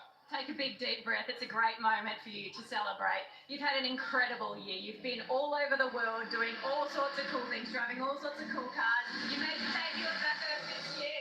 You're now the champion. You're a local boy. You've got friends and family in the crowd here. I mean, just tell me what's going through your mind right now in this moment. So much. Yeah, just like I said, hometown, to do it at my home state, you know, it's unreal. And yeah, I just can't thank everyone enough for all their support throughout the years, and you know, even right back from go-karting all the way to this point. So thank you to everyone. I'm sure the boys are going to enjoy tonight, and yeah, can't wait to. Congratulations, Kai Allen. You are the Dunlop Super 2 champion for 2023. Get up there and celebrate. Enjoy. Thank you, Emma. Thanks, Phil. Yeah, he's heading to the podium today. And the championship scenario, check that out. 6 points 6 points after 6 rounds. Zach Best. What else can he do? It was just yesterday, that little moment into the rear of Nash Morris. He owned it yesterday when he got out of the car, but the heartbreak will be real for him. Ryan Wood finishing off the year in amazing fashion. You take one DNF away from Ryan Wood, and you can see the picture there. He had DNF at Newcastle and one at Bathurst as well. And that could have been his championship this year too, but he's done everything that he needed to do to show everyone that he's got what it takes. We'll know exactly where he's going next year, as we do with Aaron Love, who finishes up 9th. Not a real tale of his speed so far in this campaign. Aaron Seaton finishes his Dunlop Series career with a 7th place finish. And I wonder how many of those drivers from this year's field will step up into the Supercars Championship. Certainly plenty of rumours that Zach Best will have a ride at Brad Jones Racing next year. The seat being vacated by Jack Smith is up for grabs. And how about Super 3? Will we see Job Stewart stepping up into Super 2? Potential ride with Image Racing, trying to follow in the footsteps of Brody Costetti. And Eggleston, they also had a big role to play. So both the championship winning teams in Super 2 and Super 3 played a role in Brody Costetti getting to the Supercars Championship as well. Let's celebrate up there. Here's Matt Nolte. It's time to crown our 2023 Dunlop Series champions here at the 2023 Vailo500. And presenting your 2023 Dunlop Super 3 Series champion from Image Racing, it's Job Stewart. Presenting the trophy from Dunlop Tyres is Vanessa Benelak. Nicely done, Job. Congratulations at Image Racing. And now, the moment you've been waiting for, our 2023 Dunlop Super 2 champion from Eggleston Motorsport, Kai Allen. Presenting the Champions Trophy from Dunlop Tyres is Susan Willis.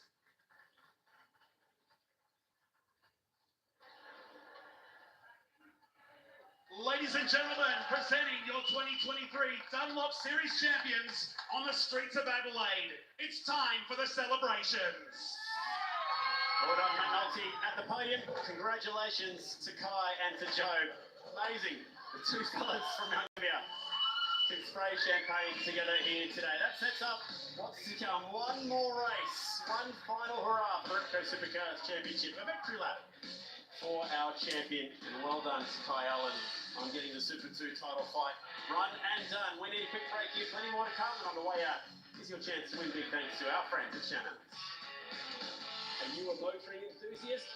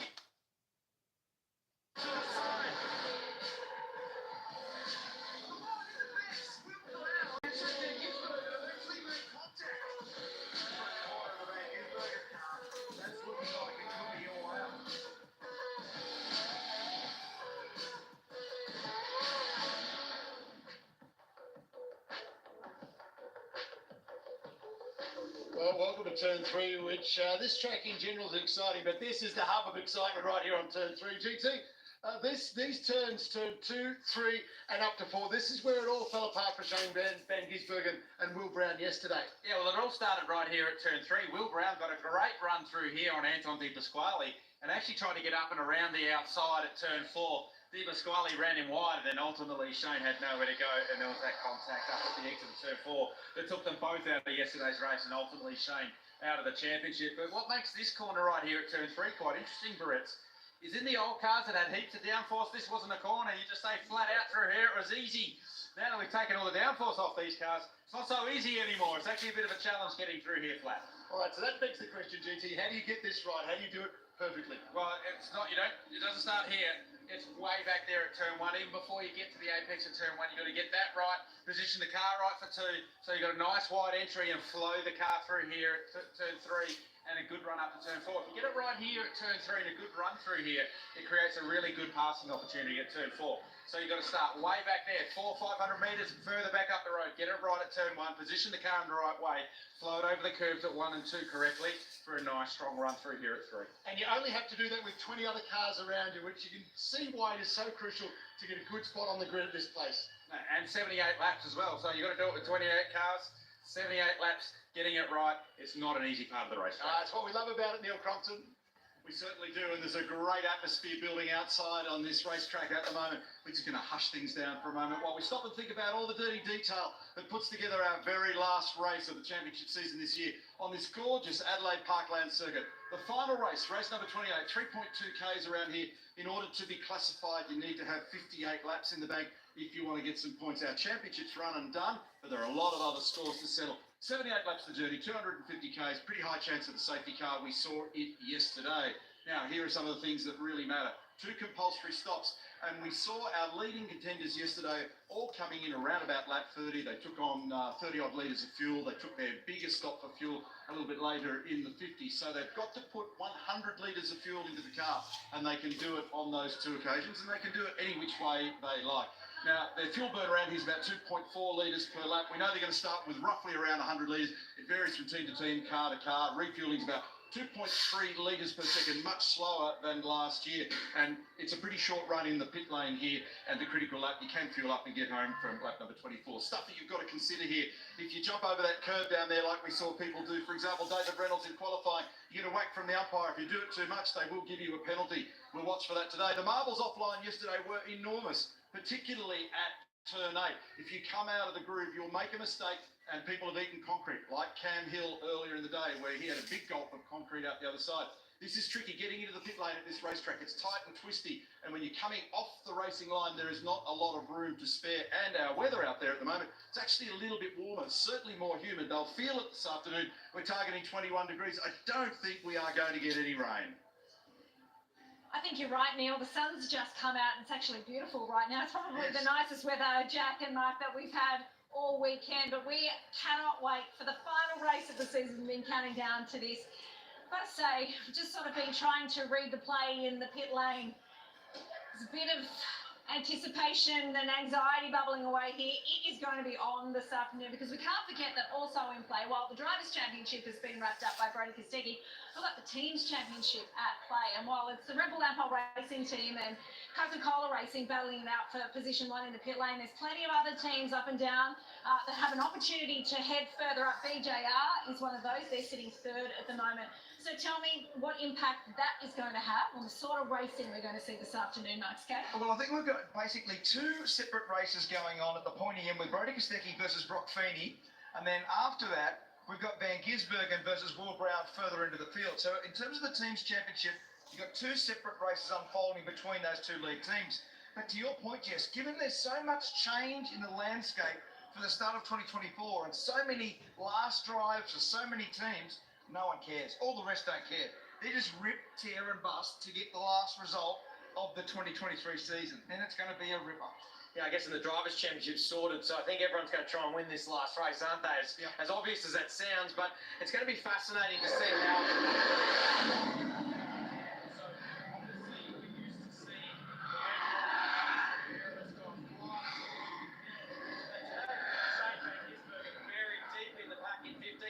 So the strategy plays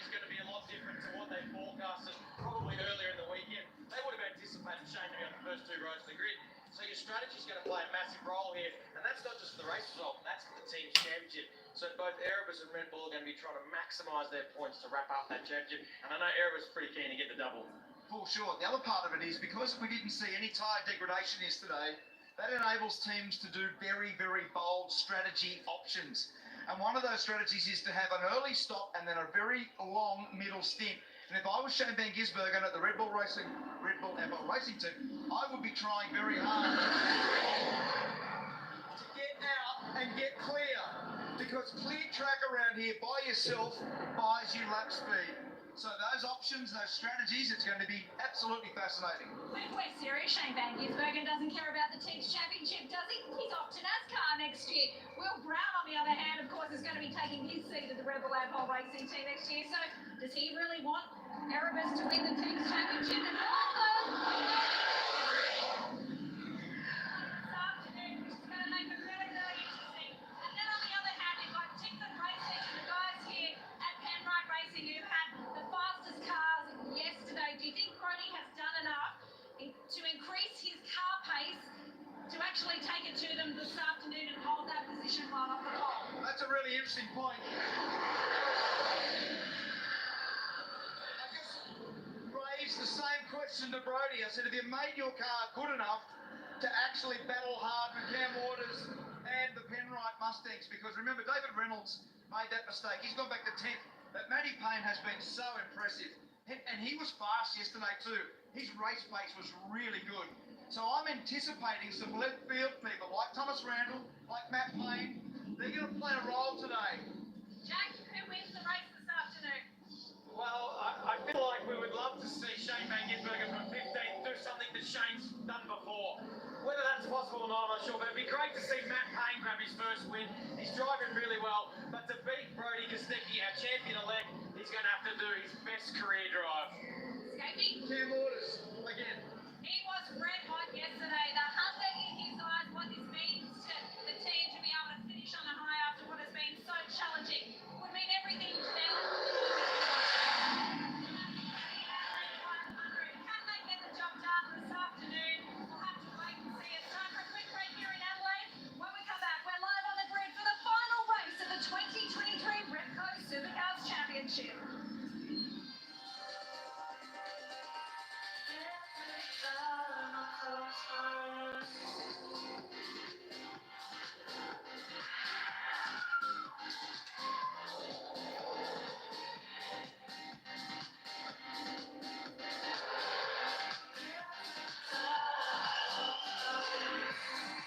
Champion-elect at another pole position. Get the delicious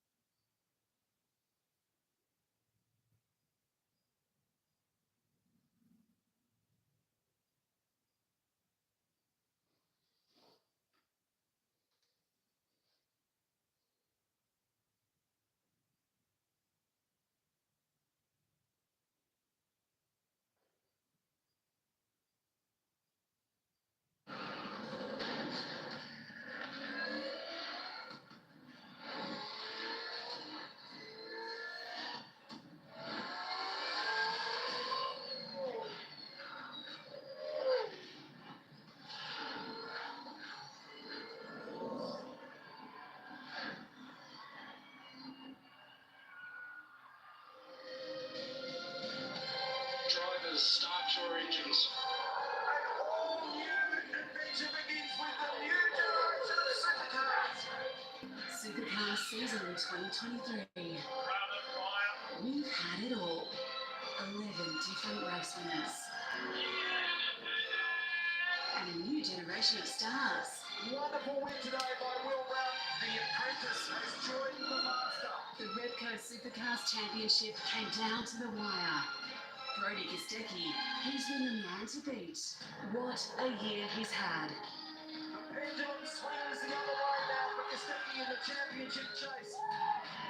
Brody Kostecki lines it up and stitches together a magnificent drive and a great weekend of maximum points.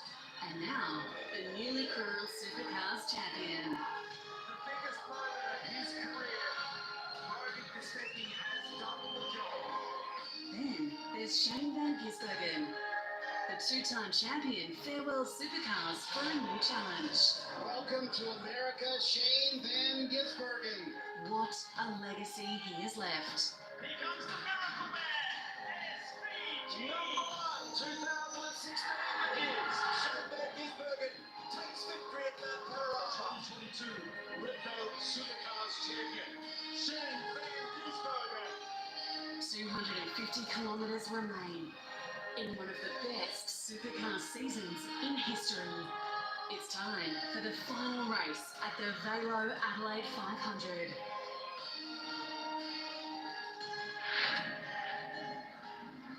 Great to have you with us for the final race of the season. This has been an incredible stage on which to showcase the Supercars Grand Finale. The Adelaide 500, it is the hottest ticket in town. The circuit is rocking today for the final 250 kilometres of racing for the year, and it will be an epic victory lap for Brody Kostecki, who clinched the championship yesterday. His maiden title, and he becomes just the 26th driver in history to do so. And he'll start from the pole position today. Hey, Brody, congratulations on becoming champion-elect. You'll get your hot little hands on that trophy at the end of this one. But a 10th pole position.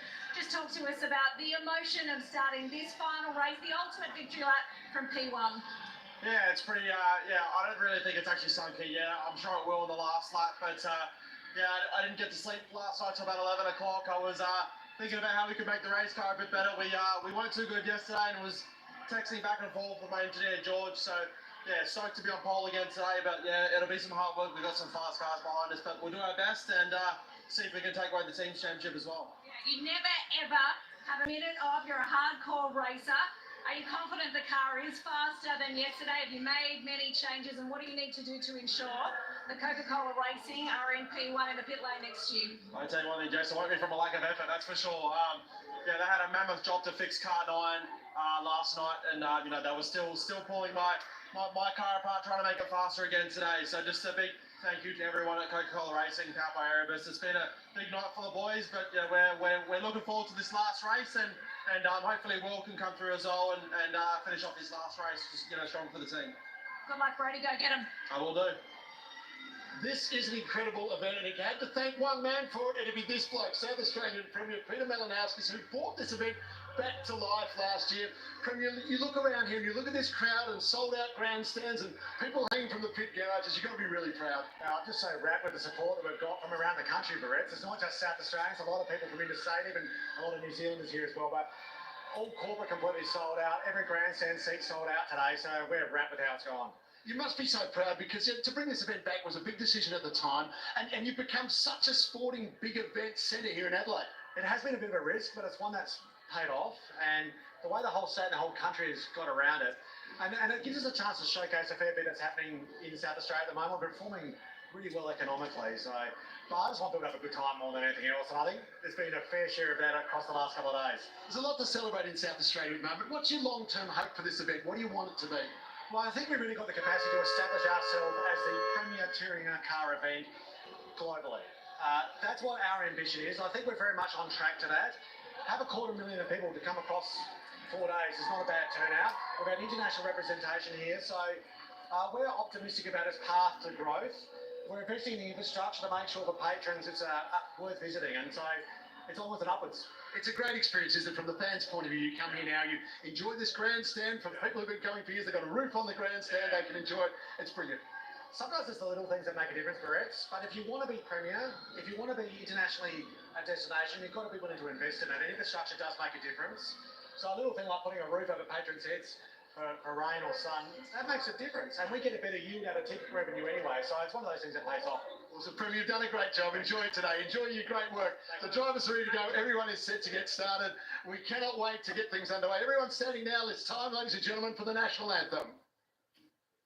Australians, oh, let us rejoice, for we are one and free, with golden soil and wealth for toil.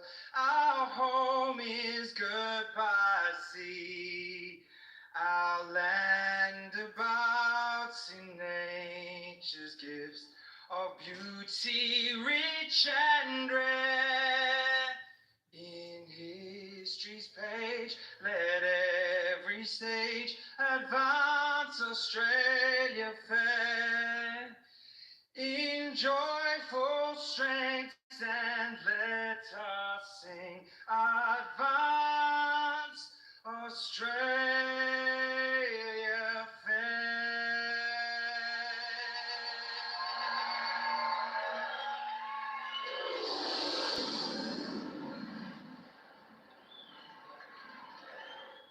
The Aussie television event of a lifetime is here.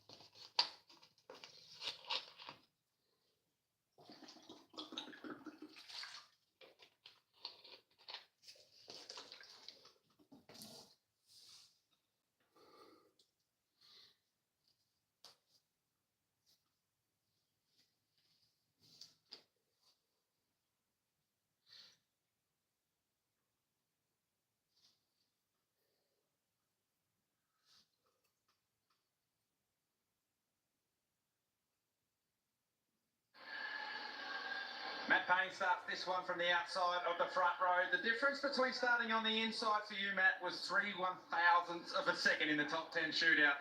Must be happy to be on the front row, but so close to getting your first pole. Yeah, we were close there. I thought the lap wasn't too bad. Didn't really make too many mistakes, but yeah, just sort of slipped away a little bit. Happy to be on the front row though. It's put us in a really good position to have a strong result this afternoon, and yeah, see what I can do. Had a few dramas at turn 3 on the opening lap of yesterday's race, which put you deep down the field 5 laps behind. But if you kept an eye on the timing screen, your car was very, very fast over the course of yesterday's race. Do you feel like you've got the car that you need to go and beat Championship Elects Brody Kostecki today?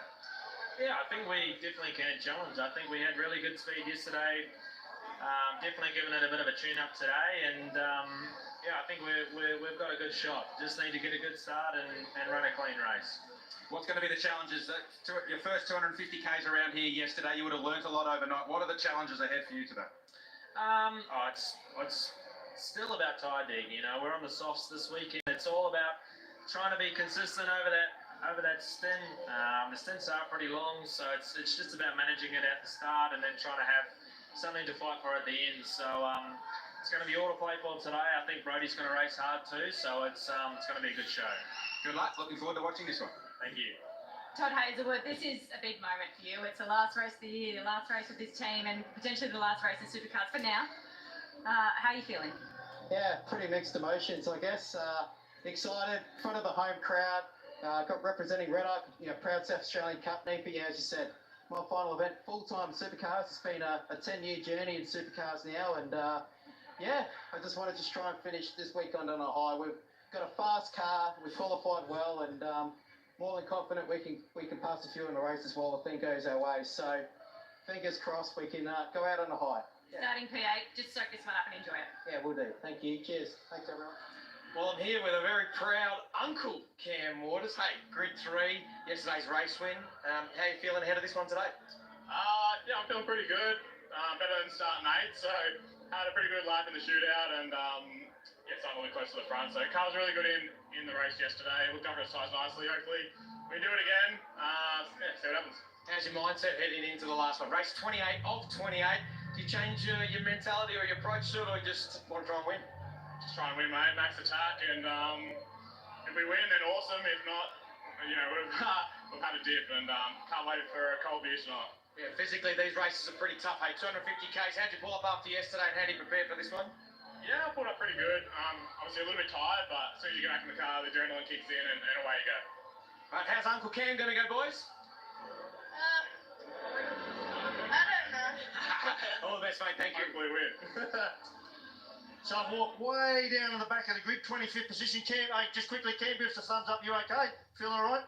That's the best news of all. See, he walloped that wall hard turn 8 in qualifying, didn't he? We've seen that's consumed a lot of cars.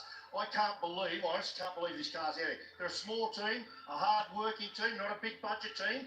They've put 4 corners. When we say corners, I mean all the suspension underneath this car on every corner, the wheels, the transaxle, which is like the diff and gearbox up the back, that had to be replaced. Panels had to be replaced. The whole front bar had to be replaced. The wing had to be completely remounted. All these mounts, you saw that get torn off. That's a big job. I couldn't give you a number. I reckon it'd be into the 6 figures. That's a big repair, but I say well done to these guys for getting this thing out on the grid. Really good.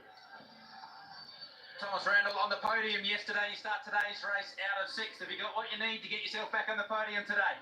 I hope so, Garth. It's going to be a long race. It's going to be warm out there, and Adelaide's put on the beautiful sunshine this afternoon, and so great to see so many people here, and fingers crossed we get the Castrol Mustang up the front again. It was such a special day for the team, double podium, and so great to get a win as well for Cam. And yeah, he's starting in 3rd, we're 6th. Just got to get a nice start, hopefully, and it'd be great to end the year on a high. I think everyone's going to be pushing pretty hard, so expect plenty of action. You mentioned your teammate Cam Waters. He had the win yesterday. He looked like he had very good tyre consistency over the duration of the stint. Your car drifted away a little bit late in the stint. So you learned a few tricks off Cam overnight to maybe use that today. Yeah, I think so. I mean, I probably don't know about the drifting part, because that's what Cam Block would like. But yeah, we struggled a little bit in that last stint, and it was a pretty good gap to Chad behind. So we didn't want to risk it too much. We're in such a great position. So fingers crossed we can have just that little bit better rear tyre life than we did yesterday. And yeah, we'll see. It's as I said, long race and anything can happen. Good luck, mate. Enjoy it. Thanks, Carl. Cheers. Will Brown just strapping in for the final time at Coca-Cola Racing by Erebus, starting probably a little bit out of position than what you would have liked, but what's possible this afternoon, Will? Yeah, we'll wait and see. Obviously, yesterday was really disappointing with what happened out there, and yeah, it was disappointing that me and Shane crashed out, but hopefully a better race today. We'll just see what strategy we have and hopefully move forward. We have a faster car than 11th, just didn't get the best running quality. Just physically, how are you feeling? It's been a tough day and obviously a very difficult crash for you yesterday. Yeah, I'm feeling pretty good. My hand was a bit sore, but that's fine. Just a little bit of whiplash, but nah, pretty good apart from that. All the best. Enjoy. Cheers, thank you.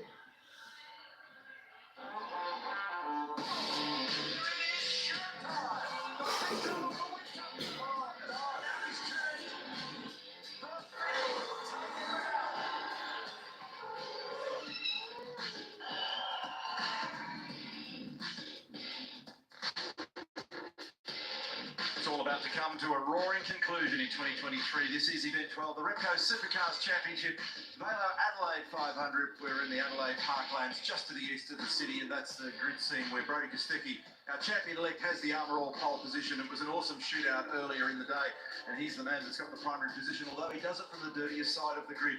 Is that going to be a factor when he blasts down towards turn one? We're going to find the answer to that very shortly. This weekend, we're privileged to be in South Australia. You heard from the South Australian Premier just a few moments ago. An enormous investment in this racetrack facility right to the east of the city. Look how close it is to the CBD. If you need to do some retail therapy, it's a couple of hops, skips and jumps and you're in there. Or a beverage or a nice meal. And that's been in 1985. 3.2 kilometres around here, thanks to Pizza Hut. 14 turns around the track, divided into 3 parts for the purpose of timing and understanding who's doing what in which sector. And street circuit means there's concrete walls, there's painted white lines, there's manhole covers, there's only a couple of runoff areas, there's a lot of risk around this racetrack. Just ask Cam Hill, who got it wrong at turn 8 earlier in the day. Panasonic starting grid mark. We've got 25 cars out there, which is a great news story because Cam Hill is out there, as Larko pointed out a moment ago. What a tremendous effort by everybody down there at Truck Assist Matchstone Racing. Cam Hill, on his birthday, had a massive shunt at turn 8. I thought for sure that car would not make it, but they're there and perfectly placed to get on with the final race of the year. 2 Bredone Racing cars there on the next grid, just in front with Jack Smith and Macaulay Jones, then Mark Winterbottom and Bryce Forward. Just alongside the 2 South Australians there, Tim Slade and Scott Pye for Newlon and Toyota Forklifts. James Courtney, 18th, Nick Percat, his final drive. Both of those gentlemen, final drives for those organisations. Same as Shane Van Gisbergen. We just spoke to him on the grid there with Mark Beretta. Declan Fraser did a good job in qualifying, and the 2 teammates, Shelby Power Racing, Anton Di Pasquale and Will Davison in 13th and 14th. They've got much better race cars than qualifying cars. Will Brown, big accident yesterday, good job. Jack LeBrock, back towards the end, good job. Andre Heimgartner, the fast Kiwi for Brett Jones Racing, lines up alongside David Reynolds. Remember, David had a curb hop at turn 2 and that put him way back. Todd Hazelwood, another very fast South Australian, lines up in 8th alongside Jimmy Golding in 7th. Thomas Randall has been very fast all weekend, lines up alongside Brock Feeney. For the teams championship, it's going to be a battle at the front between Feeney and Kostecki. Chaz Mostert and Cam Waters, 3rd and 4th. Matt Payne, what a tremendous job by this rookie this year, making 7 of the 10 shootouts, lines up alongside champion-elect Brody Kostecki, who celebrates his 11th career pole and his 10th pole for the season. What a season it's been for him. First time winner on the streets of Melbourne at Albert Park earlier in the year, and he's continued to build from there. He grabs first gear, he's got his eyes on the starters roster, and Paul Martin's going to start proceedings up there today. Green flag to get our formation up underway. Paul's carrying the Dunlop Goodyear Auto Care helmet cam, and the field gets underway. And it is cool to say that there are 25 cars out there. I didn't think we would see that Cam Hill car when I saw how hard it whacked the wall at turn 8 earlier in the day. For it to be out there is a real tribute to the men and women in that team. Typically, you'd be taking it back to a jig in the workshop and piecing that car back together. So that's a fantastic storyline and well done. Huge amount of work. You're only just settling down to catch up with all the supercar action. We are in Adelaide, and the story so far has been a great one. We've had 4 days of activity here, jam-packed crowds and a lot going on. Cam Waters got the job done yesterday, smiling. Tim Edwards, well, he was smiling. And Cam got the 150 points, put together another victory off the back of his great run on the Gold Coast. But the real focus and storyline was around this fellow because Brody Kostecki, after working so hard throughout the championship here, became champion-elect with a great run to 6th position with enough points to be clear of Shane Van Gisbergen. And then how's this story? Comes back today in the top 10 shootout for Armour All, and he takes the #1 pole position. Gets the Armour All bucks in the process, and he starts in the ideal slot for this afternoon. And it's going to be interesting, isn't it? Because he takes a free swing now. You're going to see a different Brody Kostecki. I was talking to him in the garage before I come up to the comm box to say, what have you done? He said, we've tuned it up, Scapey. So let's hope that car's more competitive. Matt Payne looking for his first win. What a rookie year. As we look at the Century Batteries tech backs, what we learnt yesterday is that tyre wear rating, or the degradation as we often call it, it's absolutely zero. We're going to modify that. The medium that's on there now, we saw lots of different strategies, and it's going to play out differently. I would have lost the house in a bet yesterday. Oh, sure. There were several people saying to me that that was going to be a talking point. I actually saw a blistered tyre, so I didn't think the tyres were going to make it to the end of the run. Not only did they not make it, they got faster at the back end of the stint. They had neg deg. Yep, exactly. Negative degradation. Yep. So that wasn't a factor at all. That was the reason I didn't cover it off in the heat up today. So withdrew from that notion. All right, coming on board with all the various drivers that we're going to keep an eye on this afternoon. All of your favourites are out there. We saw some premium racing yesterday. We're going to see it again today, Larko. Oh, how good is it, Compo? Look at the size of the crowd up here. Brody Kostecki is not going to want to win this race like he won the championship. He's going to want to do it from the front. Shane Van Gisbergen, he's way back in the pack, and we know how good he is in these circumstances. And as we said, there are about 8 little subplots in here, including the team's championship. But if you're a Ford fan like me, get your buddy to go and get the drinks, because you don't want to leave your seat. Kostecki and Payne on the front row of the grid. Row number 2 is Waters and Mostert. Paul Martin is staring intently at the front of the field. This is going to be huge. Big roar from the crowd in the background. Brody's got nothing to lose. This is the final race of the season. It's time to put full stop on the 23 championship in Adelaide. Kostecki owns the title, but this race is anybody's. And it's a huge drag race down the turn 1. And Matt Payne has made a blinder of a start to get in Cleveland to win. And will lead the field at the other side. It's Payne from Kostecki, then Mostert, then Waters. A nice clean run for everybody. Up into turn number 4, Kostecki dives to the inside. Has a bit of a think about it, but cannot get the job done. Matt's on the ideal race line. They're all nose to tail through 5. And they get through. They crashed yesterday in that zone, but they get through safely today. Beautiful start by Matt Payne. Too much wheel spin for Brody. He'll be kicking himself because he got a really good jump and then way too much wheel spin. Excellent start, Matt Payne. Cold tyres out there. And you can see Feedy working the car around the Red Bull car to try and get some temper and pressure up as quick as he can. Trout is treacherous on a cold tyre. Look at Randall coming down the inside. So is Tom Hazelwood. He's over in the dirt. And then Franklin's made a little bit of light contact with Heimgartner down there. Huge amount of congestion as Shane Van Gisbergen tries to get traction out the other side. Turn 11, back to second gear. Uses the island on the inside, up and over the curve. And Shane is down in 15th position behind Anton Di Pasquale. There's a margin that the first 3 have got over Cam Waters at the moment. At the end of our first lap, we have got Matt Payne, Brody Kostecki, Chaz Mostert, 1, 2 and 3. What a great opening lap. And very little movement in the field. No absolute standout and no absolute drop-off. So nicely done by everybody at the pointy end especially. And there's a good battle going on in the background there with Chaz Mostert in behind. In third, he was able to make 1 spot and he's parked himself in behind the 2 leaders. Jack's got a battle going here with Anton Di Pasquale.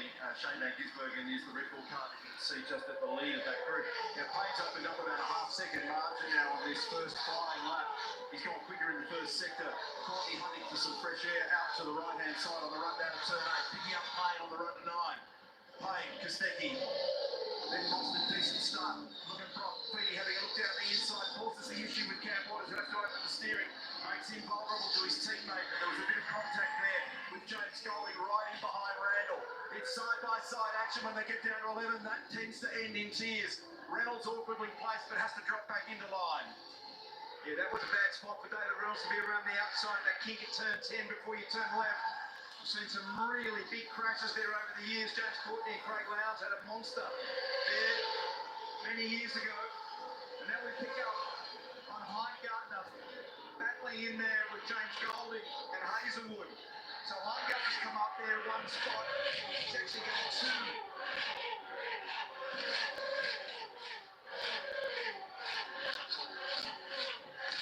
Let's have a look at the starts, because this was very interesting. The initial jump for Brody, the reaction time was beautiful, but then way too much wheel spin. You actually see the back of the car starting to fishtail a little.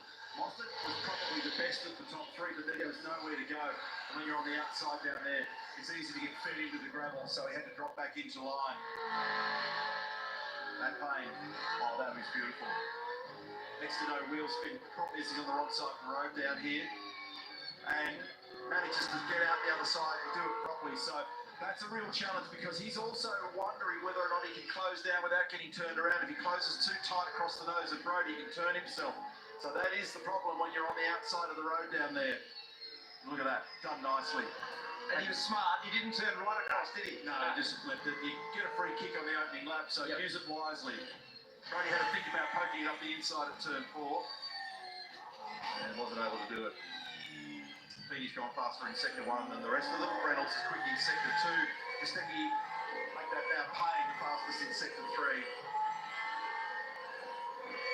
David Reynolds still down in 10th, he hasn't made any ground, and he's battling hard with Tom Hazelwood, who has a lot of locals. He's a South Australian boy with his last drive this weekend for the Blanchard Racing Team, and his future at the moment is up in the air as to what he's going to do, whether he's going to be a co-driver or a full-time driver or driving in another category next year. A bit of emotion there, but there's lots of stories like that. Scott Hyde is also one of those. There's so many through the field. Neil's been talking about it all weekend. The level of change that we've got going into 2024, there's roughly a third of the field changing around. And a lot of emotion and a lot of final drives that will be very important to every one of these people today. Reynolds gets an effective pass down the inside. Remember, he got penalised in the shootout for jumping up over the curb, getting a curb strike. It makes it hard work from that position as we look at exit turn 11. 0.7 of a second, 3/4 of a second, the margin between Payne and Kostecki. Reynolds up to that 9th position in that move. Brown the fastest in sector 1, Van Gisbergen in sector 2, Brody Kostecki fastest in sector 3. And now fastest lap of the race so far, 21 flat for Brody. People are settling in now and finding their rhythm.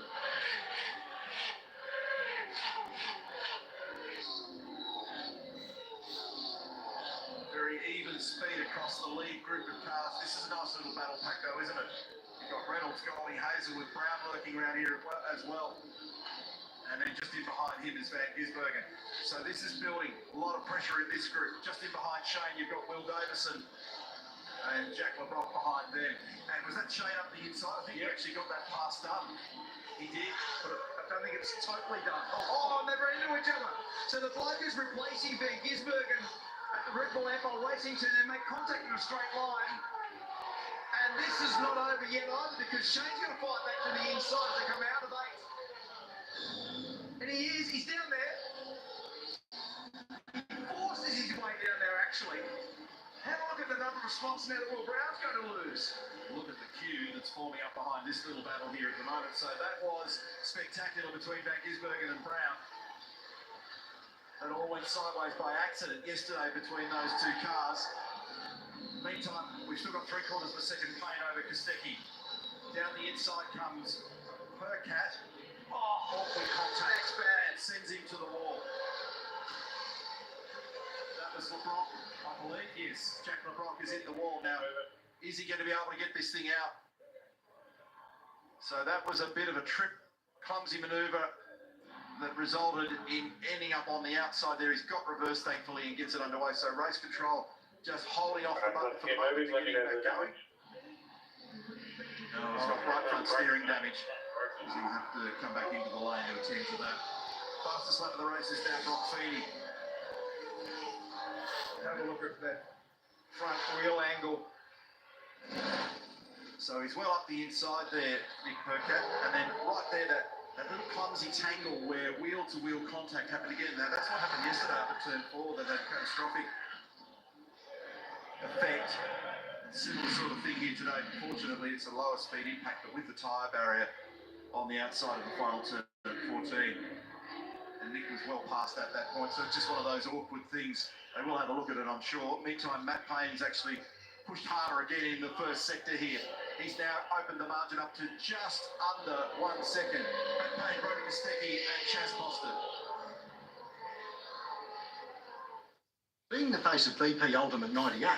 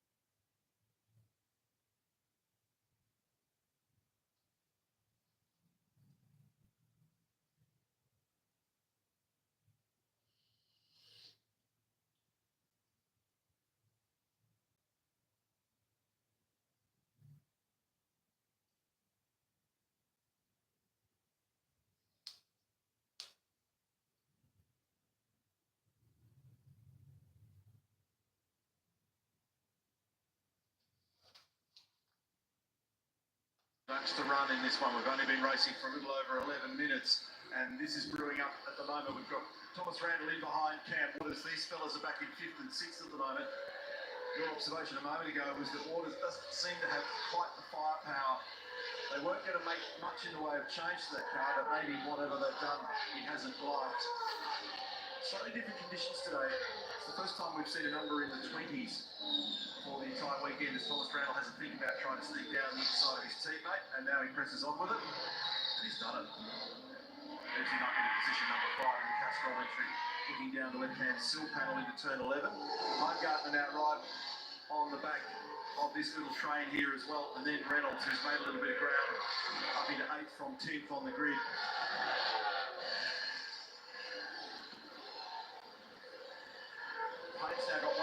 3 seconds. So get a speed check on this one. 20.9 for Matt, 20.9 for Brody, 21.3 for Mostert, 21.1 for Feeney. So Chaz has just lost a little bit of the edge on that lap, probably by virtue of having to run slightly defensive now that Brock's all over the back of him. And you can see that he's lost touch with that lead group. So he's a little bit vulnerable here. It's the youngster, second car in the queue here that did such a magnificent job on the Sunday last year. So he's searching, hunting high and low here. Turn 7. He almost offered it up into turn 6 there. Come out of 5 very well. And he almost offered it up. It is a move sometimes. It's a bold one and opportunistic. On board now through turn 8. Mostert did a nice job there to get through there with nice flow and just have enough gap. So the proximity of where Feeney was braking, I thought there was going to be a bump there in the braking area with David Reynolds and Andre Heimgartner. Just a little bit too far back that time for Brock Feeney. And if you're a car length and a half away from Mostert in that zone, he brakes the car very well all the time, Chaz, and you're just not going to be able to get down there without making contact. But he has absolutely got car pace on him now, and they've improved Brock Feeney's car today. Looking at those numbers again, Matt Payne just on his fastest lap of the race with a 20.8. Brody Kostecki 20.9. Thomas Randall 21 did, and the fastest lap of the race now has actually gone to Van Gisbergen with a 20.73. Brock's on the toe ball here, isn't he? He's right on the bumper of this thing. So he might have it all, and he's slid it out. There it is. The dive at turn 6, done nicely. Beautiful work there by Brock. So all triggered by too much wheel spin. And he hit our wheel spin subsequently in a slide. Was that a little touch? Yep. And if it was, does he need to regress? All right. Yep. And now, Look at Randall trying to find a way as these two sort it out. So Mostert back here in front. And is there a little bit more to unpack in all that? I didn't fully see it as they were negotiating turn 7. I reckon that Chaz probably should have given the throttle a little breather and let Brock back by, because Brock's move at turn 6 was completely fine. But I'm sure there was a little bump on the way into 7 which put Brock right out sideways and almost in the fence. So watch this again. Let's investigate. Here's the move up the inside cleanly.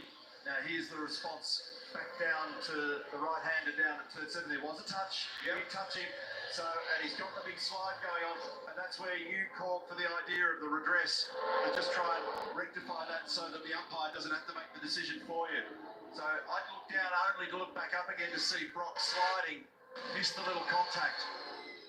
Here's the bumper cam version.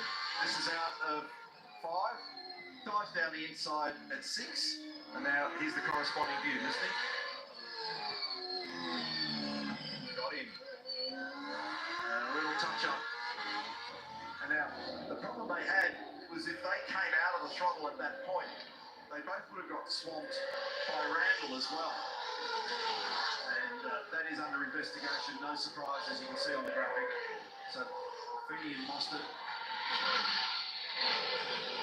Yeah, I'm in the WAU bunker at the moment. I'm saying, Chaz, just find a nice convenient way of letting Brock go back by, because it doesn't affect Randall, doesn't affect anybody at that point, but it does affect the run that Feeney had at that time, because he actually had the pressure on Mostert and put a fair pass on him. So I think if they don't do it themselves, someone else will do it for them. Yes. Century Battery's chopper gives us a great view over the final corner. And a glimpse of the precinct.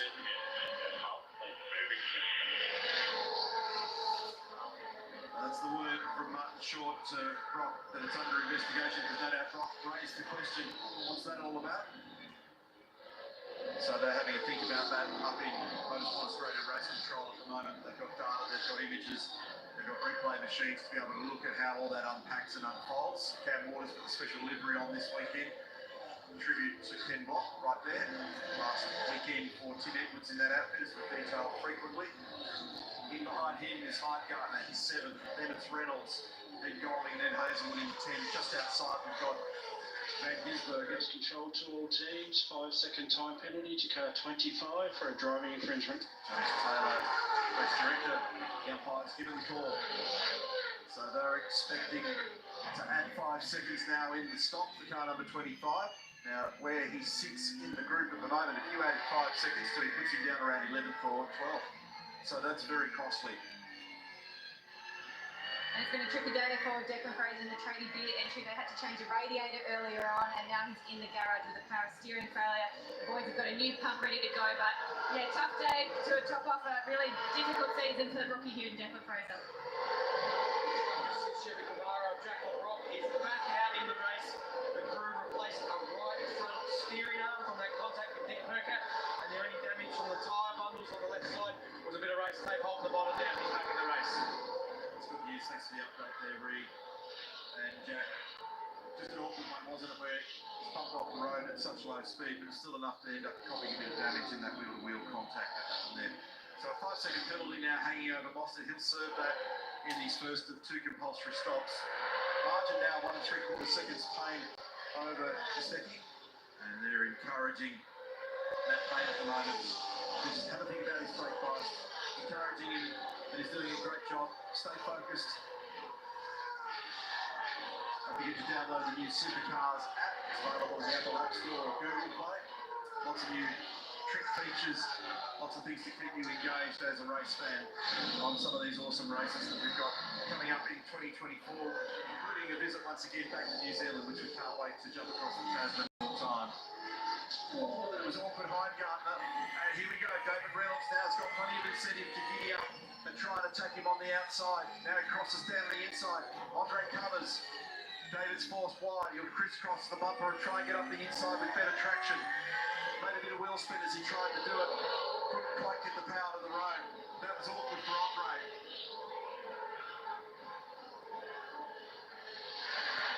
It's a thunderous roar of those cars as they make their way down the pit straight because of the proximity of the pit building and the new roof on the grandstand opposite. It's a giant supercar speaker. Very noisy down there, but it's a sweet sound. Having a look up on the outside, Reynolds. He's looking to try and crisscross and have a think about getting up the inside, and he's going to poke it. Yep, done. Nice work. So we've seen that successfully applied several times this weekend now. It's opening up as another passing opportunity. So well done. David Reynolds moves it up into position number 7 now.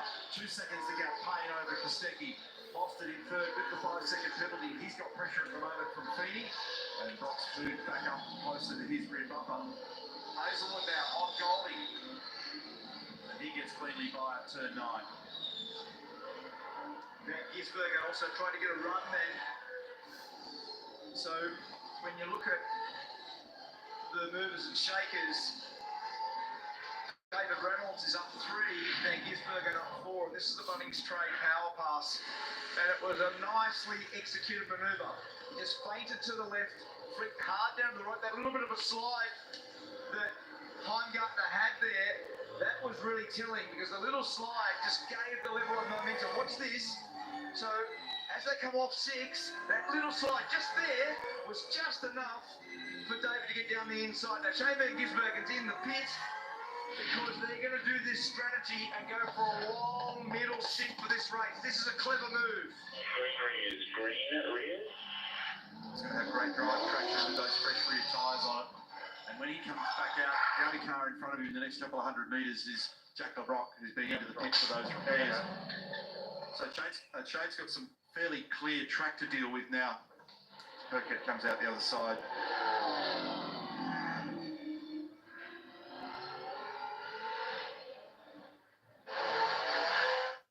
Good afternoon. A 7-year-old boy was among 4 people in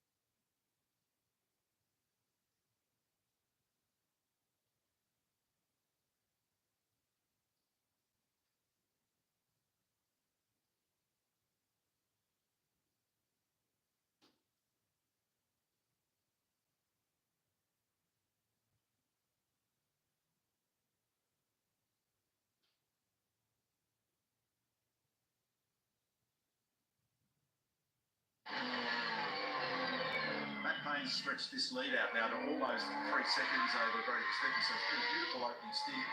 He hasn't missed a beat. Haven't seen any errors, and he just keeps on squeaking the margin away. That car's fast, and he does have a tiny little bit of a lap speed advantage. Brody Kostecki there in second, and here's the gap back to third. Now that's freshly changed, with Brockfeedy having now got by Chaz Mostert after they had a little tangle between turns 6 and 7 a few laps ago. Thomas Randall's lurking now on the back of Chaz Mostert. To all teams, pit lane drive-through penalty to car 31 for an unsafe release. That's James Golding. No surprise there, the Newline racing car was released from the pit lane into the side of the number 96 Pizza Hut entry of Macaulay Jones.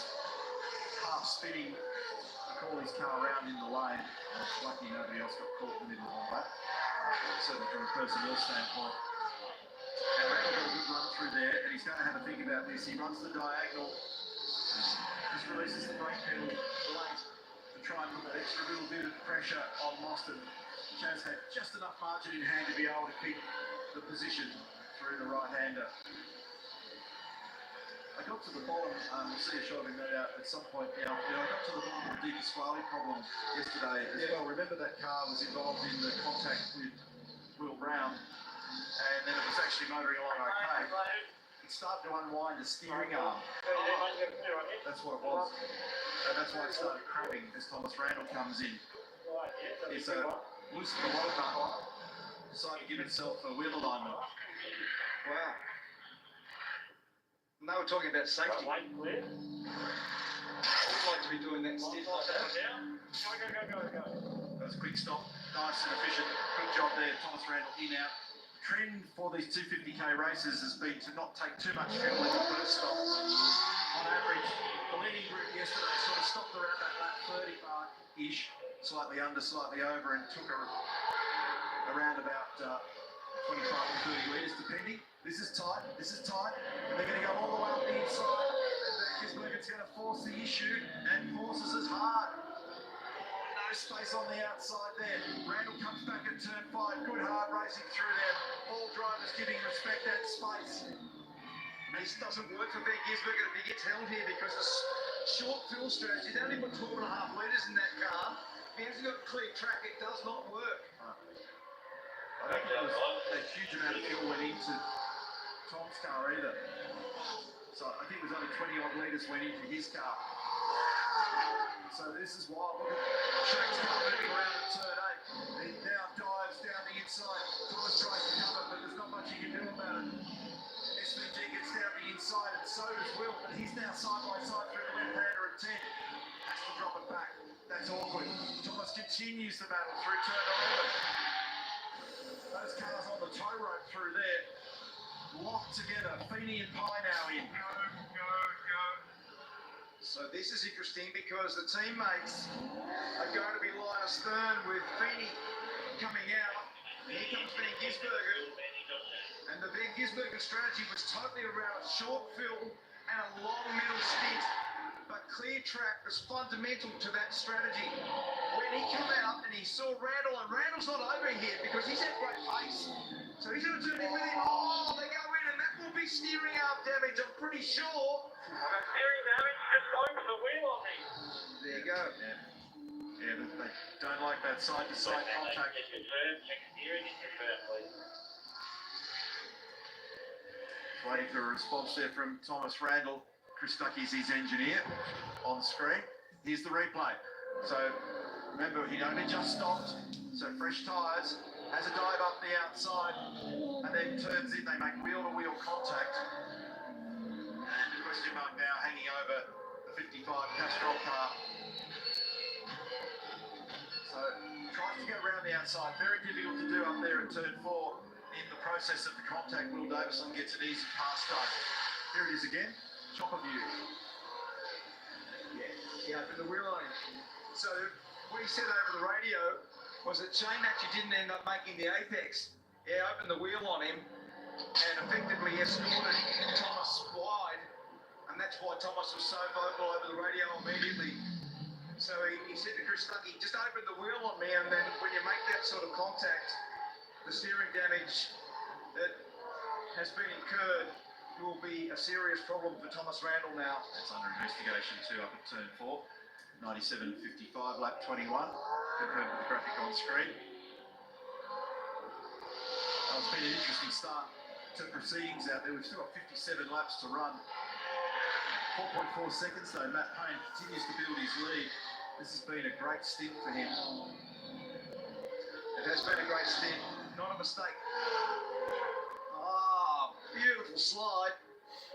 Does he keep it on the island? No. Does he get away with it? Yes. But that was completely sideways. And here's our champion-elect.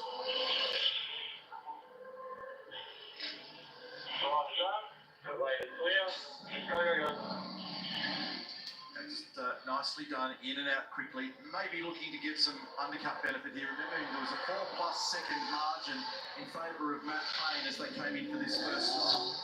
What fuel did he put on now? 23 litres on our numbers. So it's about the same as they were doing yesterday, wasn't it?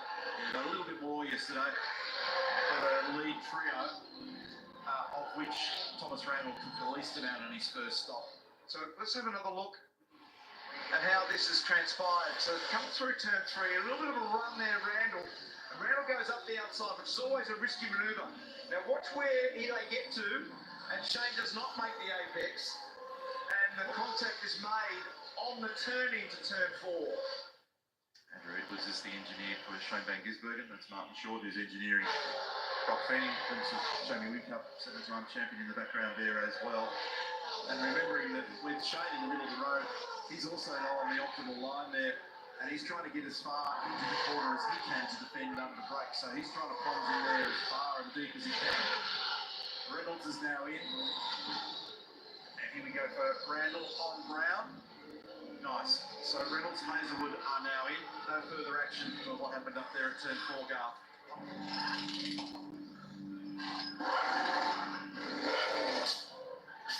We'll come back to Garth. Smiley gets sorted down there. So Reynolds in and out nicely. That's Todd Hazelwood in the background, the red arc entry. Interestingly, they didn't react straight away with Matt Payne. So they've left him out there for the time being. And that's because the lap pace is still pretty strong on that car at the moment. So his first sector on the last lap was a 7.5. His mid-sector was a 20.3. If you cast your mind back to qualifying lead today, we were getting excited when you saw high 19s in the mid-sector. So he's only dropped about 3 or 4 tenths of a second based on peak numbers that we saw in the shootout earlier on. Lost it on screen. And we get a lap speed read shortly. I just want to understand what the pace is on Matt's car as he now enters the pit lane. So they are reacting. They did an extra lap there. Now the curiosity will be just how much fuel they put in, and do they decide to fuel relative to the opposition, to hold track position, or run their own race. Fresh green tyres on the rear.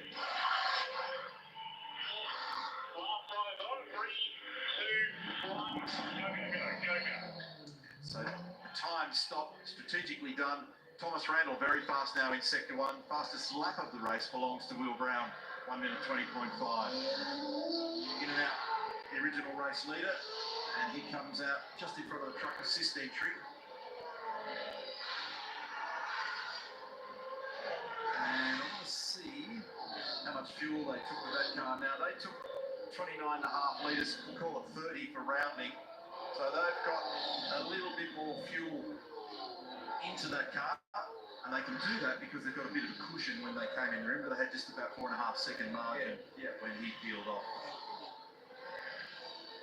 So he's taken about an extra 6 litres roughly, extra couple of seconds of fuel compared to Brody. Alright, so we have got 6 cars out there that are yet to take their compulsory stop number 1 of 2. Chase Foster, Waters, Homegarden, Di Pasquale, Winterbottom and Forward. Top 6 cars. Chase Foster and Cam Waters have had 1 or 2 hefty battles over the years, and they're back out there duking it out again. Here's the onboard from Cam, turn 1. Let's see what the strengths and weaknesses of this car look like relative to his mate.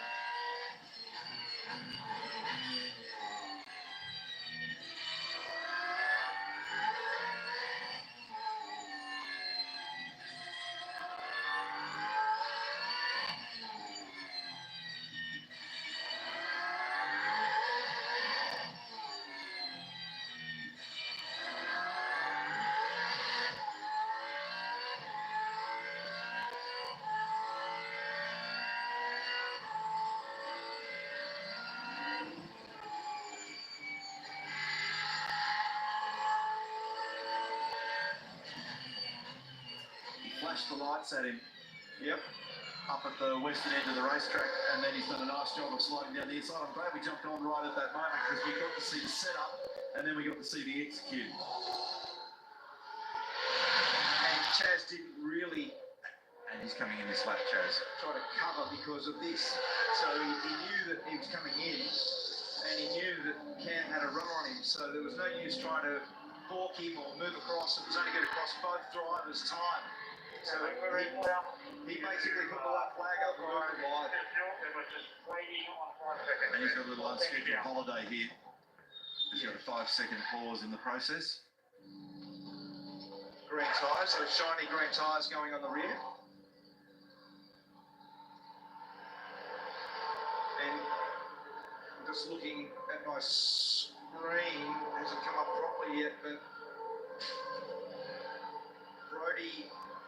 So they put a fair bit of fuel on. Now they're doing the 5 seconds. And away he goes.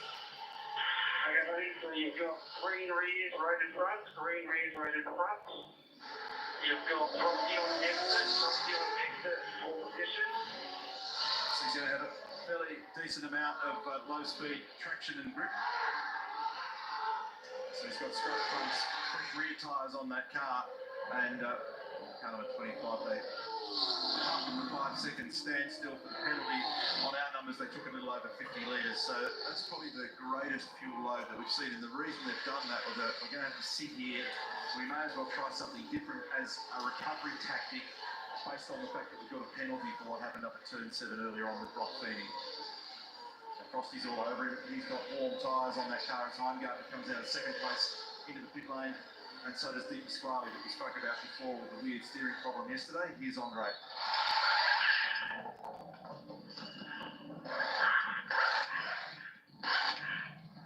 Wheels are done, just waiting on fuel. 10 seconds.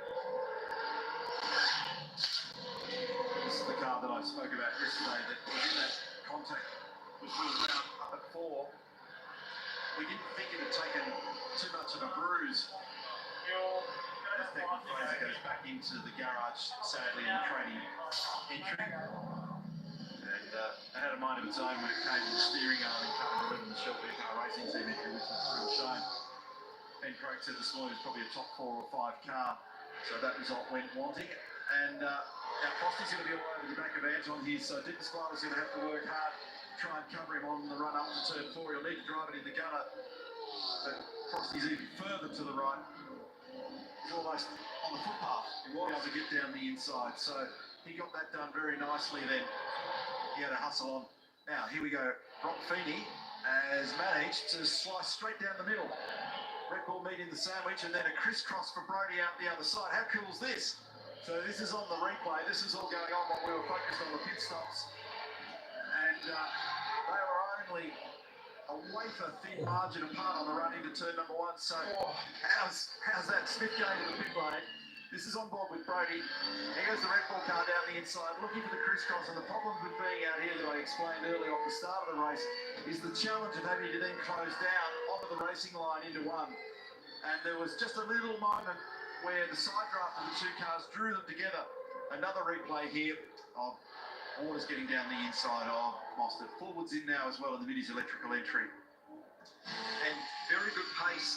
Todd Hazelwood's actually done the fastest lap of the race, but David Reynolds on the last lap has done his fastest lap also, about 600ths of a second away from what the fastest lap is, but personal best for Reynolds. So he's showing pace. So is Matt Payne now with the fastest first sector. Who's the first in the queue that's taking his compulsory stop, and he's got a 2.5 second margin over Brock Feeney. Now Payne took, I'm just going to round it for simplicity, 30 litres of fuel. So he's got about 10 more on than Brock. That's the reason why that margin is just a little bit tighter. And Waters has yet to take that stop. There's also a little anomaly there between Kostecki and Feeney, isn't there? Yeah. Waters said to me earlier today that if it weren't for the way that the fuel window worked for them, his tyres were well capable of actually going on in the stint. He was mighty impressed with the consistency, and as I said earlier, right at the very beginning, he had negative degradation. There was no wear at all with those tyres. It's rare that they get better when they get older. It's to do with the track condition, the temperature, the amount of rubber on the road. But the Dunlop soft tyre was working really well out there. Here he is. So he's our race leader, yet to stop. He's got 19 seconds at the moment on Matt Payne. Matt in turn's got 2.8 seconds over Brock Feeney, and there's a slight difference in the fueling between those at the moment, and it's in favour of Matt. Meantime, Anton's going very quick out there after that stop that we witnessed a few moments ago. He's just done the fastest lap of the race at 20.2. It really underscores the importance of track position because he's down at 15, had a tricky qualifying, quick car, but it's hard to recover from down there. Yeah. Now, Payne is pushing hard on this next tyre set here as well. He's just gone faster in the first sector. He's got purple on his name. I think Cam Walsh is coming in here now. That's a pretty solid stick. And that mirrors pretty much what he did yesterday. So he stopped on lap 30. There you go. Yeah, we'll do our best, mate. We'll only a short stop here, so we'll concentrate on fuel and tires. We'll do our best. Yeah, that's maybe. That answers a maybe. We'll try and make a change for you. That's basically a slow no. Yeah. Now, when he stopped yesterday on lap 30, he took 27 litres of fuel. No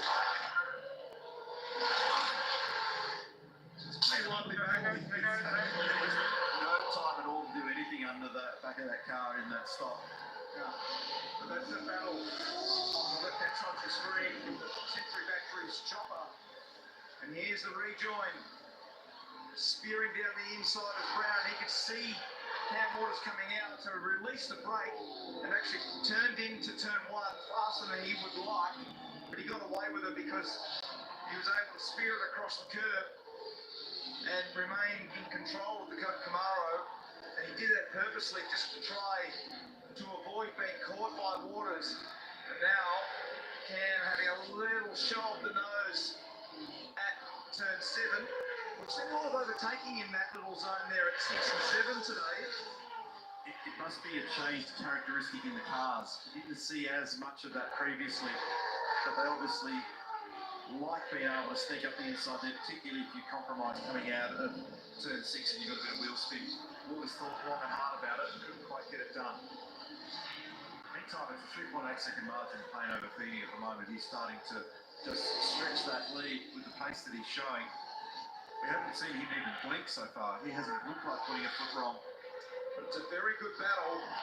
What we're looking at from the chopper a minute ago, here's Waters slides down the inside there, nicely executed. Beautiful manoeuvre.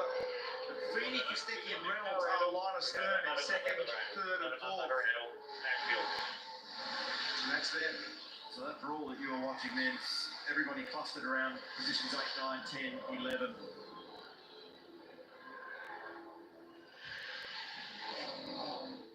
On this special night, tomorrow said it.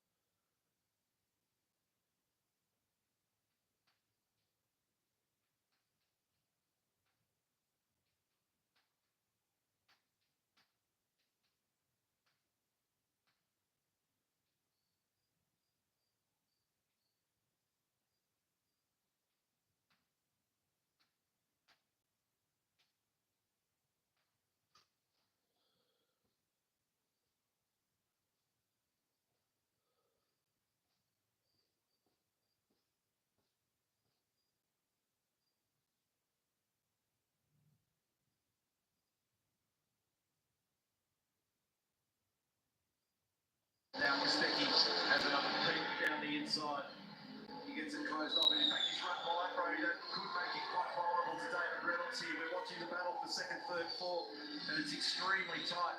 Meantime, Matt Payne continues to get a breather while all this goes on.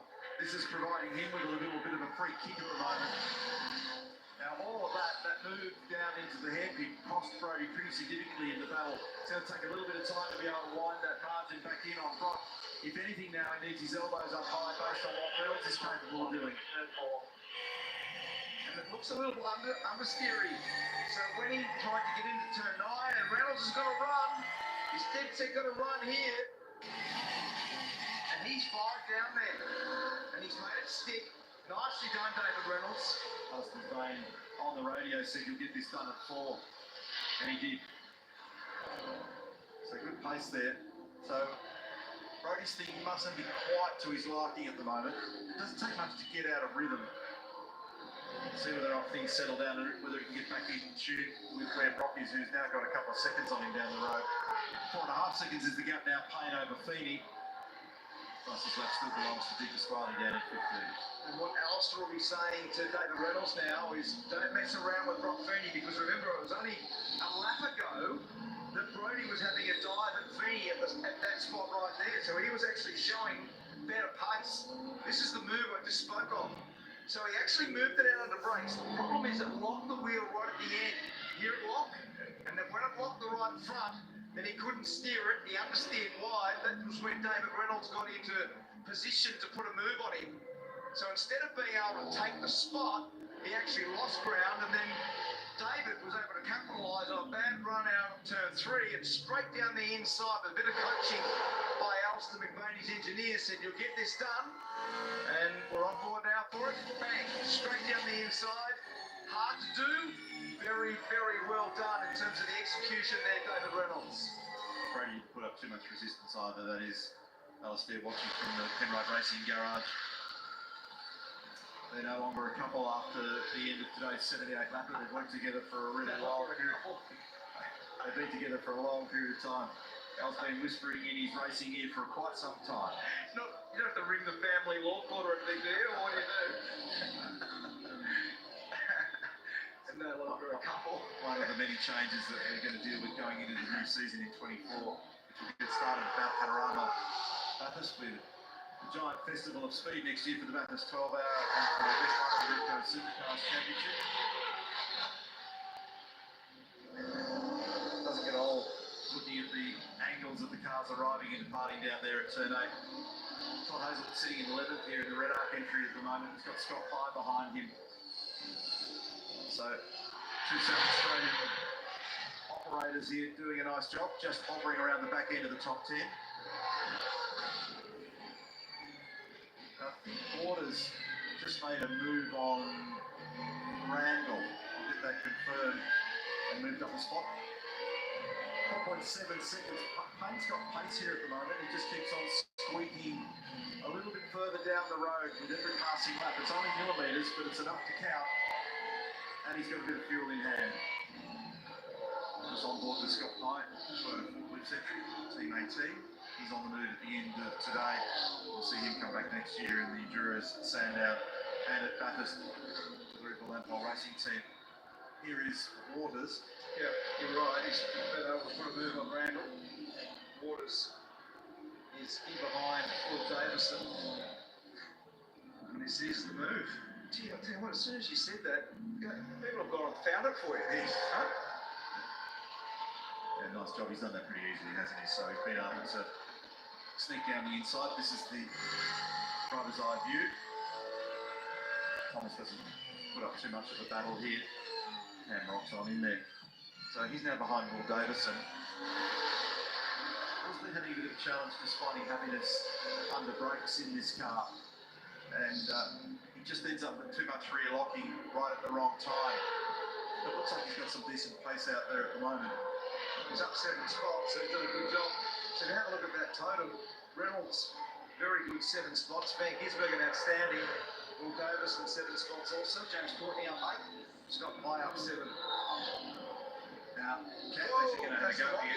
Yeah, you just spoke about it. It happened right there in front of Cam Waters. was in the braking area at Wakefield Street and locked the rears for about half the braking area.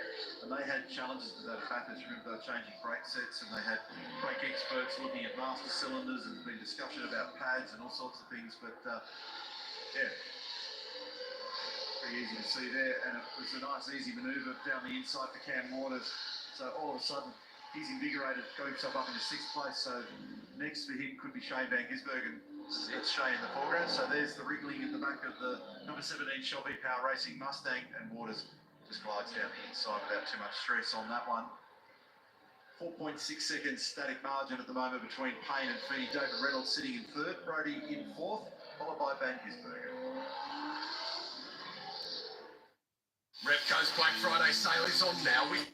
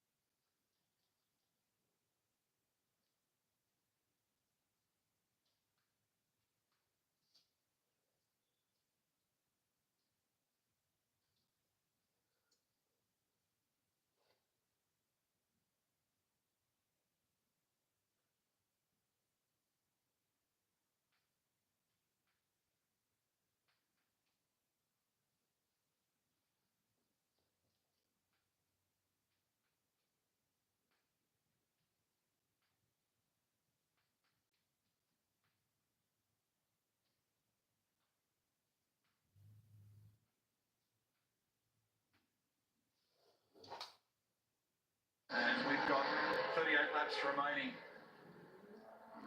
Having a look at Cam Waters, who's showing a great turn of speed here.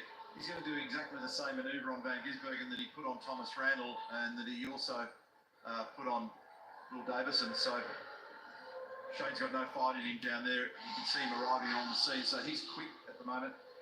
And here we are back with our race leader. He's got that now out to, call it 5 seconds for rounding. 4.96 seconds. This is an amazing story. He's only just recently turned 21 years of age, just prior to Bathurst. Karting champion like many of the younger drivers. He's the winner of the Toyota Racing Series, the Open Wheel Series in New Zealand. 3rd last year in Dunlop Super 2 in his quest to become a full-time supercar driver. Stephen Grove put a lot of faith in him. And gee, he's really delivered, hasn't he? Since the mid part of this year, his consistency, his concentration, and his speed, most importantly, has really come alive. He got off to a tricky start and threw up at his helmet prior to the start of race 2 at Newcastle earlier in the year. Yeah, that wasn't nice. But this is that margin that he's got against the quality of the people that are running out there at the moment is spectacular. Have a look at this amount of fresh air. Yeah, absolutely. Has not put a foot wrong, has he? Had a beautiful start. Was able to coax his way around the outside of the second, the first corner, and has not been headed since. Now that pass that you commented on with Cam Waters heading down the inside of Van Gisbergen for 5th position has actually been quite a big moment in the team's championship for the year, because we keep on talking about the battle between Coca-Cola Racing by Erebus and the Red Bull Ampol Racing Team. That pass got Tickford into 3rd in the championship, so the combined points for car 5 and 6, the pass obviously there today is not car 6, it's car 43. That pass for Cam Waters down the inside was enough then to jump Brad Jones Racing as cars 8 and 14. So that is then the garaging for the commencement of the 2024 championship, and then we know that we've got a live pit lane concept through the championship next year. Lucko?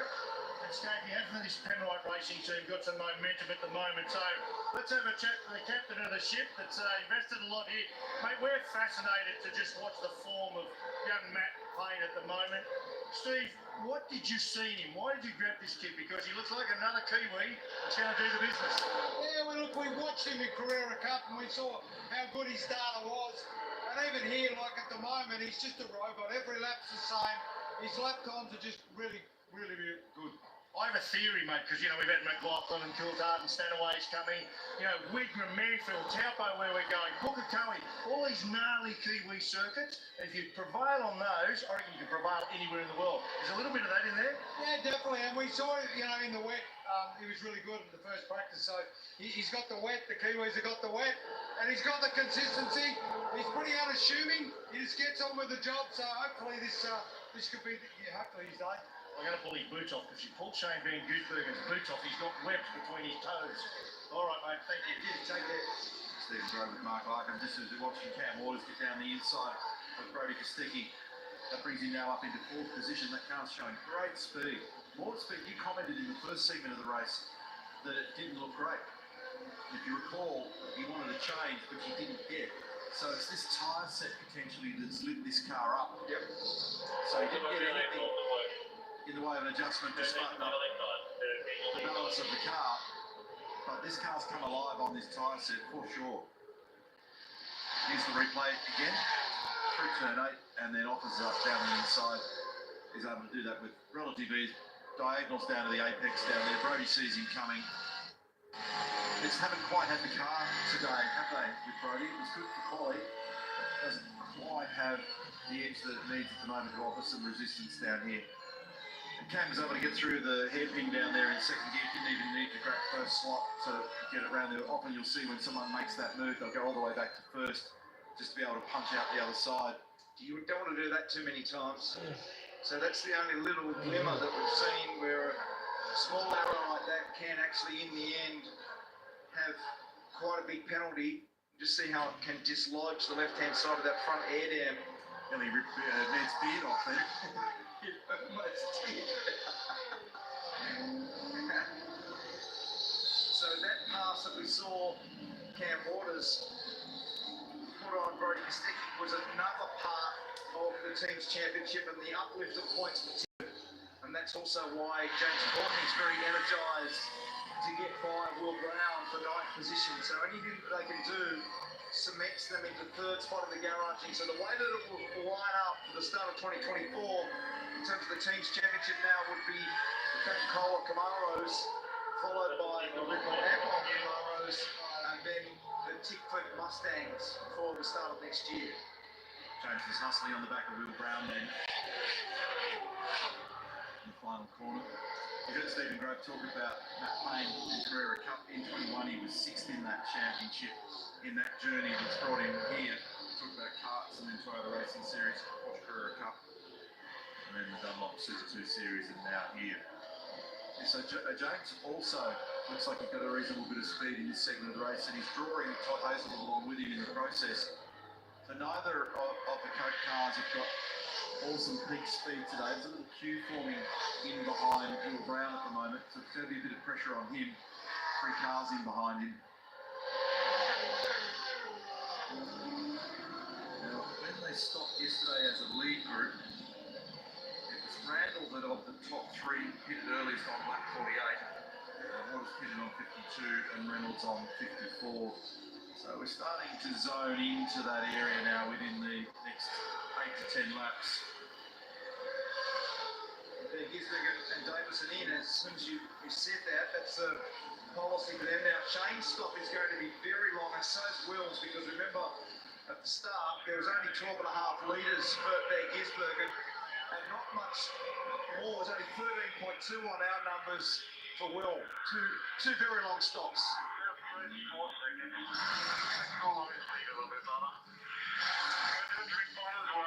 So they're tweaking this car. Rear right height.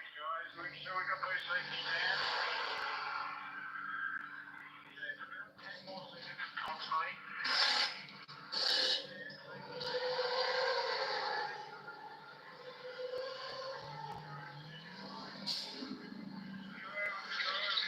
Clear instructions from Mark Dutton. When he says safety stands, he's talking about the jack stands under the car. They're not permitted to work on the car without those in there to prevent any accidental fall. Yeah, Scafey, you're onto it. You saw Shane Van Gisbergen. I was watching under the left wheel here. They got in under there, put the jack stands in. That's the regulations if you're going to put your hands under the wheel arch. What they did in there, they wound the spring platform, the spring on the shock absorber. They undid it, lengthening that shock absorber. Do you know, mate? Put a little bit more droop in the car, so maybe they got a little bit too much turn. Bit too much fight. They want to settle that down. And just as a quick tip for James Golding with his pit stop, they actually were making a change to the rear of that car. They dropped that car with the safety stand still underneath. So a bit of a hesitation before they were able to get that car back going again. That's why the call was being made by Mark Dutton to help manage that. This is Brown. Courtney and Slade in here too. So what Brown and Courtney have in terms of comparative fuel there, 23 litres for Courtney and 22 litres for Brown. So they come in line astern and they had the same almost exactly within a litre at their previous stop. So they should go back down again the same way.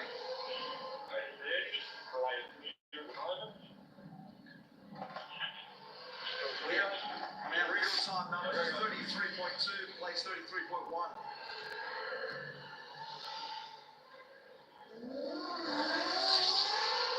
He's got 6 seconds now over Brock Feedy. So roughly a third of the field taking their second stop. They're fueled to the end. We know from yesterday's knowledge that tyre life's pretty good, although there's a little bit more blue sky and direct light out there on the racetrack at the moment. Now Thomas Randall doing what he did yesterday. He's coming to the pit lane and he's come in a little earlier than the rest. It's lap number 48 and that's exactly what he did yesterday. And Anton Di Pasquale and Mark Winterbottom go with him. Remember I talked about the arrival into pit lane, so Courtney and Brown getting into the lane, so that was wild. And then what's a great mystery, so this is wild, so we've been talking about it all weekend, you say how hard it is to get in there. It's very hard when you're trying to get in there together. The second part is that they had on our numbers almost exactly the same amount of fuel to go. Courtney's miles in front of him. So I don't know what's happened to Will Brown then in terms of fuel feed or some other problem in that stop. But Will Brown has lost a huge amount of ground to James Courtney. 4 positions. Close on exit here for Anton, but he just gets out of car length in front of Thomas. So these second stops, you'll see the cars static for a much longer period of time for the vast majority as they take the best part of 60, 70 litres in most cases. And here's the pit lane entry. No, he's actually sidestepped deliberately. Was that an issue or was that deliberate? And I think that was Gizzy giving way to Brock there. Why would that do that?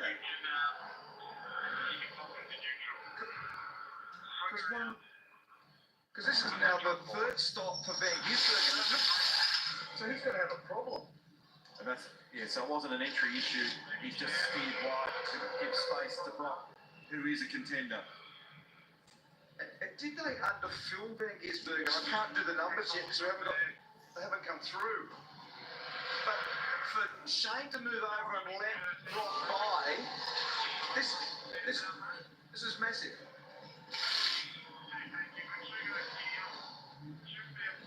Remember the team championship, Marco? Okay, so Brock a big drink of fuel and they did that front anti-roll bar adjustment. Let's see what Phil was showing. Now they've retightened the wheels. I wonder if he said one of his wheels is loose. All the boys did here was whack the guns back on and give him a tighten. Honestly, I can't work that out at all. Well done, like, I don't know how that works, but so this is what happens, what you saw. Yeah. So to begin with, I thought it was an overshoot, but it was actually clearing space for his teammate. Now, what's probably happened is he's reported something that doesn't feel right in the car. He's looked in the mirror, or they've told him that Brock's coming. He's cleared. Brock's got the cone marker on the way in there as well, trying to get to the right of the other car because you don't expect to have another car alongside you in that process as Reynolds pits and Brody Kostecki as well. So good presence of mind by Van Gisbergen to give clear air, or maybe nudged on the radio. Yeah, well, that, and they've rattled the wheels and tyres back up tight on that car. well, that was very respectful and nicely done by Van Gisbergen. But the weirdness of it is that he had a massively long fuel stop, didn't he? Because he only put 12.5 litres on at the first stop. So if you've got a very long fuel stop, then there's no pressure on the tyre or the wheel change. So for it not to be tension is strange. Yeah, and it was quite sharp of Shane to come in. Andrew Edwards just told me, he said that he felt something wobbling. So they have come in, Mark, to tighten that wheel. But here you can see the boys are back out on the lane again. So that was clever of him to get out of the way for Brock and let that happen. But he came in unannounced. They didn't know it was coming, so he must have picked it up at the last minute and dived in. So let's see what happens here. They got the guns out. Look like they're going to have another crack. Well, he's going slowly, Marco. You haven't probably seen the screen near where you are, but he's just trundling around slowly at the moment. So there's something else that's going on. So they've come in, retentioned the wheels, thinking that that might be it. But he's just going slowly now. In fact, it looked like it may have a gear lever or a gear selection issue because he just plugged 2 or 3 gears at the same time then. But he's going very slowly on the entrance to the pit area. Remember, this car got harmed yesterday and had to have a fair bit of surgery done to it. So trundling back into the lane. I'm going to inspect the outside first, and then if we see the issue, we'll take it down, mate. Swing across now, centre on the board.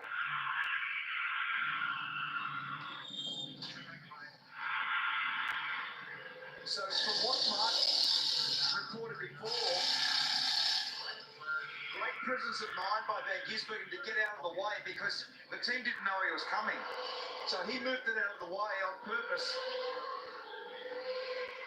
to let Brock Fooney by.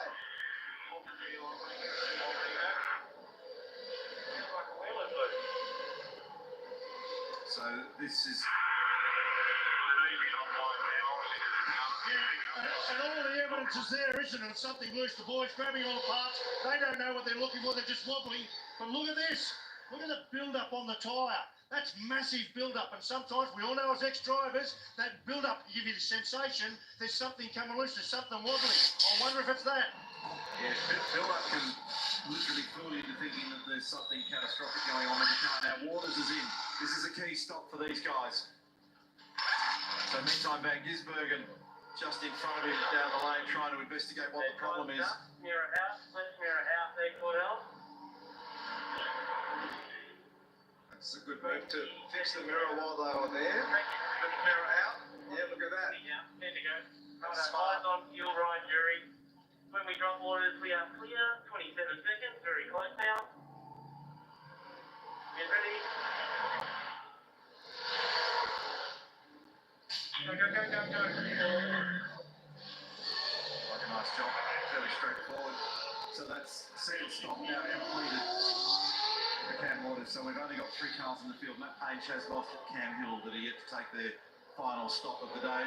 Remembering that Payne had margin, presently on target to clinch not only his first podium, but a very likely possibility that if all goes well in the final stint here, he might be able to stitch together a race victory. Now, meantime, And Gisbergen, as we were focused on, Cam has departed the pit lane.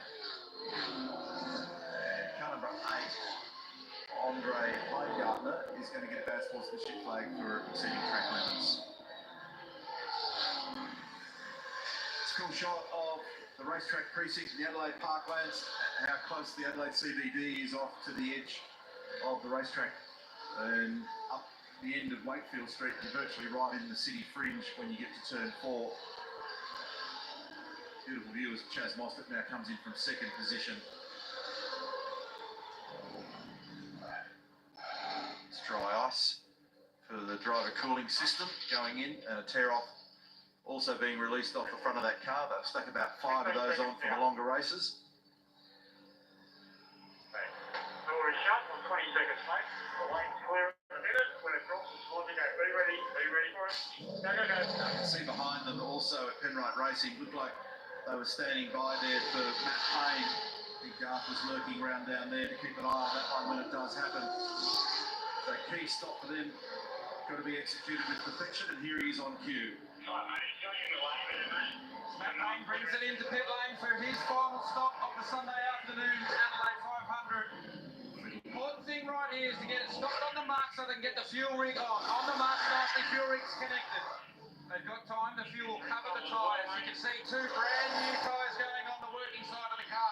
2 very lightly roaded tyres going on the non-working side. They'll do a windscreen tear off, give him a nice clear vision, a drink bottle. Matty Payne's nodding the head, he's got the communications now, it's just a countdown. 10 seconds to go. Remember yesterday he had a bad race, they didn't use a lot of tyres, so he's had great tyre bank for this one. Think about the pressure, he's going to launch it out of here, he does that nicely. Good job, Matt Payne. Firing, there's a round of applause in the garage in the background there too. They were firing some cool air into those brake ducts. Now he's potentially going to sail on home from this position with a margin. Yeah, if he has a mistake-free run here to the flag, he's got this. He's got to negotiate traffic. He's got to negotiate the continued build-up. But this might be something of a carbon copy as what happened last year to Brock, where there was a youngster breakthrough. A very special day to conclude the Adelaide 500 for a new hero of the sport. Dutton team manager down here, mate. We're intrigued, wondering, probably like I guess you are. I see a lot of build-up on the tyres. What do you make of it? Yeah, these tyres are really tough to tell the difference between build-up or sometimes a loose wheel. We've had the car in obviously multiple times, we've seen that, and safety first, obviously he's dropped positions, we're not trying to do world record pit stop, so we've inspected the car thoroughly, we can't see any damage to suspension, etc., or any loose wheels on the first stop or second one, so we've put on another set of tyres, and we'll just wait for his feedback now. All right, thank you, mate. I'll just quickly try and see. Look at this build-up that I'm talking about. You see what Mark's talking about? Check this out. Like that, I can literally peel it off. So imagine what you're going around a corner, and that must feel like. Look at it. There's the actual tyre under there. I can just keep doing this. That's amazing, isn't it? Right, guys, I went and checked in with Tom Moore, engineer for Will Brown, just to see what happened in that pit stop. He confirmed slightly slow fuel flow, but they were also a little bit conservative on the fuel drop. They wanted to make sure they got it all done, just ticking boxes for that team's championship. Thanks for that, Jack. And for Mark. So it's a 6.3 second margin now that it's distilled in the second stops between Payne and Feeney. Good afternoon. Chaotic scenes at Wattle.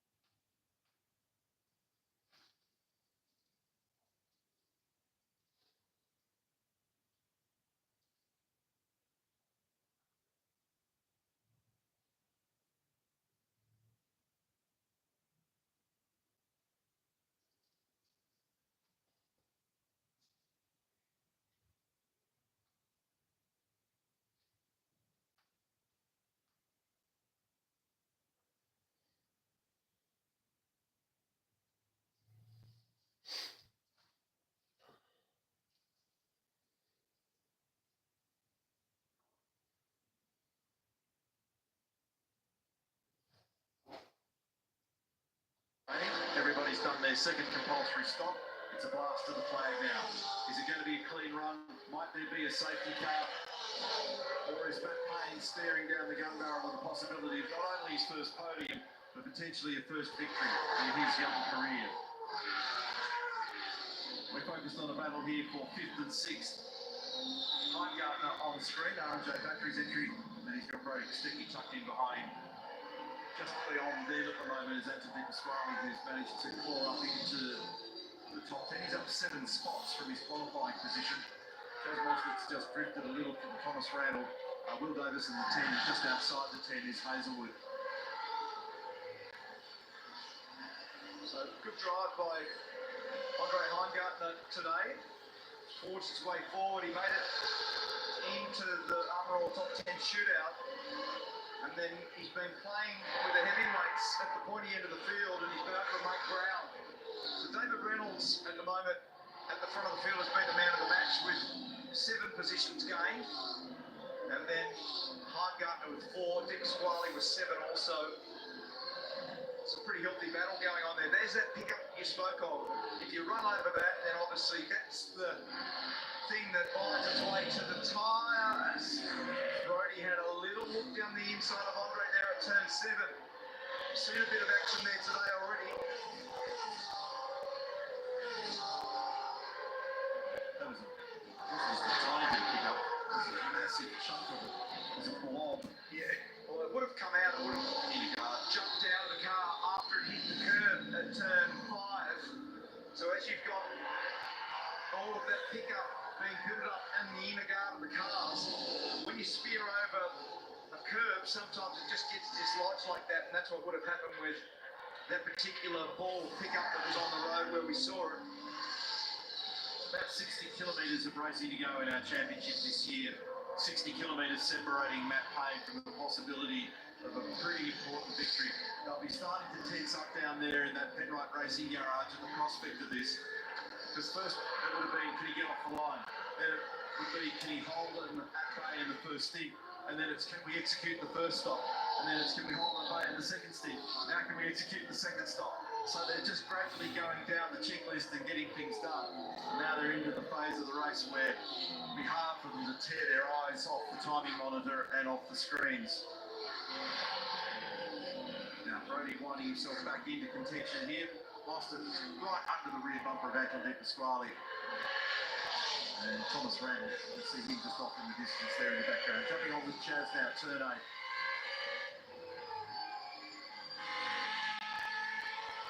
On the fastest lap of the race on a 20.1, Chaz, and he did it on lap 54. So just after, and down the inside, that would have been just after his second stop, getting the young tyres on the car. It's got pace, but not track position. Brody's just backed out of this battle a little bit with Heimgartner. He's just pulled back 3/4 of a second, a few car lengths, and he'll have a bit more. 19 to go, and you've got 4 lap pressure riders. So that's Adam Bore. That's one of the relationships that we won't see at the start of 2024 with Adam moving on, and that means that little bit of information there was pretty good communication as Van Gisbergen gets going again. Good communication to say that your tyres are 4 laps better. And I've just touched base with the team at Shell V-Power Racing in regards to Will Davison's pit stop. They were expecting to come out around 5th or 6th, but they've had an issue with their fuel flow, so that's dropped him way down the order to the 10th position. Shane Van Gisbergen is just a part of the pit lane again. I spoke to Jamie Whincup. He said, look, we actually don't know. So they just changed rear shocks and springs as a precaution, because the last thing they want to do is leave this event and not have that collision exit. So I'll use a bit of a test and see if they can get to the bottom of what's going on. I've got to say, that build-up looks bad. Yeah, don't want to be running off the race line at the moment. And pretty much like the way in which it unfolded yesterday, late in the race, and lots more blue sky lurking around out there at the moment, so there might be a little bit more tyre hurt today than there was yesterday. Last lap for Matt Payne, for example, was a 20.5 though, and the best lap he's done in the race is 20.4, so I might have to eat my words. Not very much variance in that. 20.6 the last lap for Brock, and 20.5 was his peak. So there's very small delta between best and current. Yeah. And nothing between the top four. So 20.6, 20.6, 20.5. And point in case here, Matt's about to do potentially his personal best lap because he's just gone out and gone faster in sector one than he's done for the rest of the race. Austin's got some pretty decent pressure going here at the moment. On the back of Kostecki. He might have a little bit of a nibble down the bottom of the neck. On 7 News, there's a word you'll hear.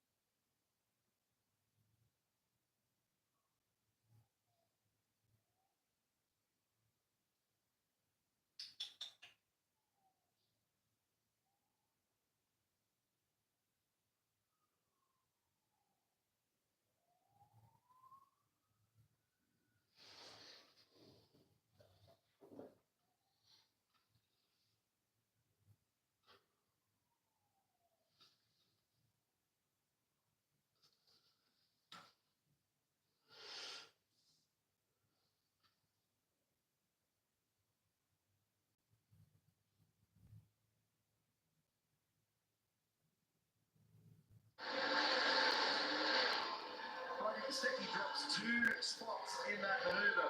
He's lost ground. He was nibbling away on the back of Heingartner. Mostert behind him, and he's lost 2 spots. Pete Pasquale also having got by, so he's locked the rears. It was a big, big lunge.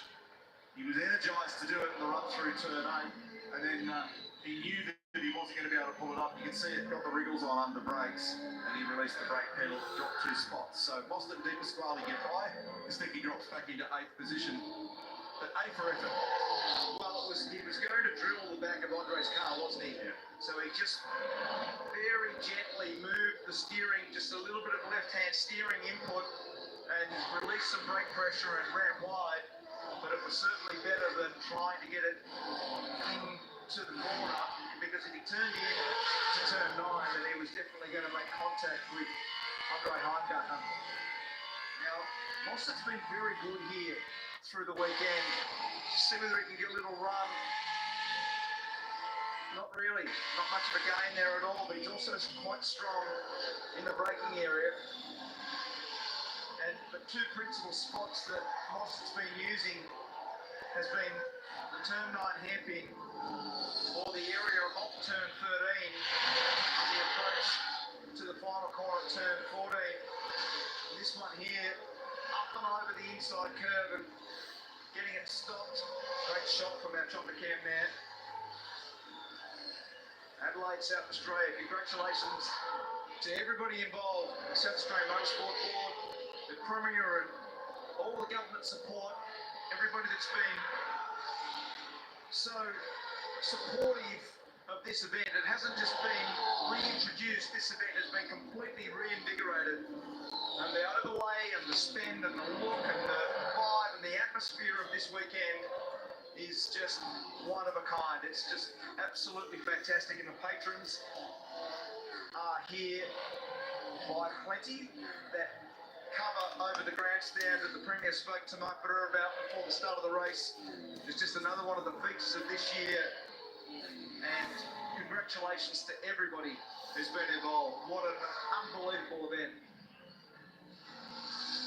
7.2 seconds now to go Payne over Feeney as everybody enjoys some late spring sunshine here in Adelaide. First time we've seen it this weekend. Beautiful afternoon out there now, and still a few little battles to resolve.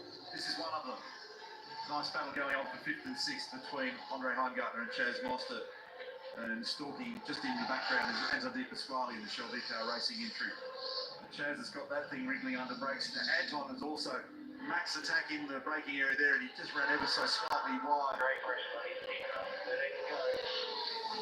13 laps remain. So first, second and third looking relatively safe at the moment.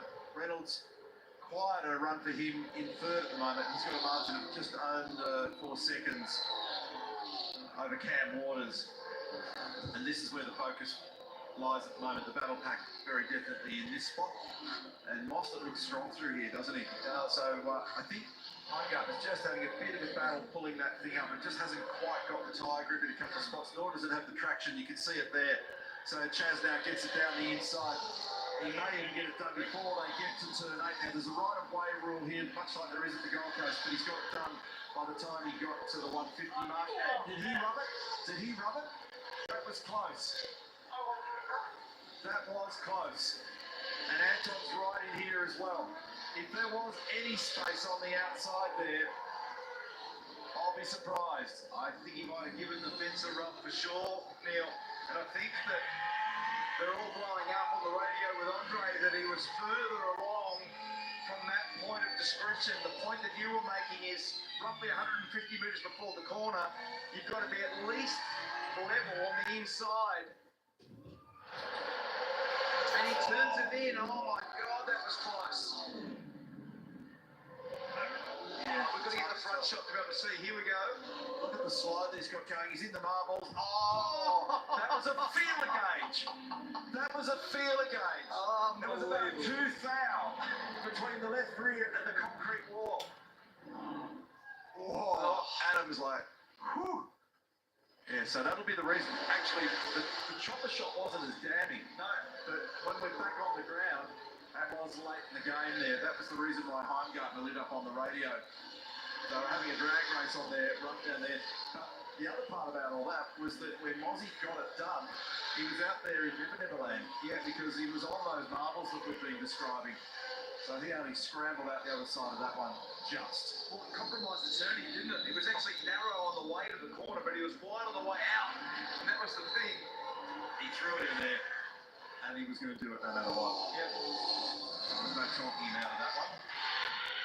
Just knocked it up to position number 5 in that swift manoeuvre from Heimgartner. They did Pasquale Costecchi now in 8th position. Still not much between these 4 cars.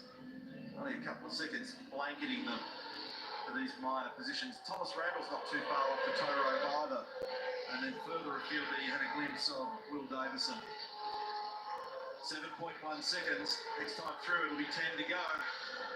Matt Payne drawing every millimetre closer to the checkered flag here and a breakthrough victory.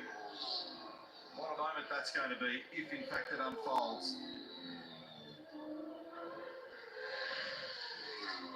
Now, Chaz has been able to just move away slightly. This is opening up an opportunity for Di Pasquale now to try and do something similar, perhaps without the nail biting involved.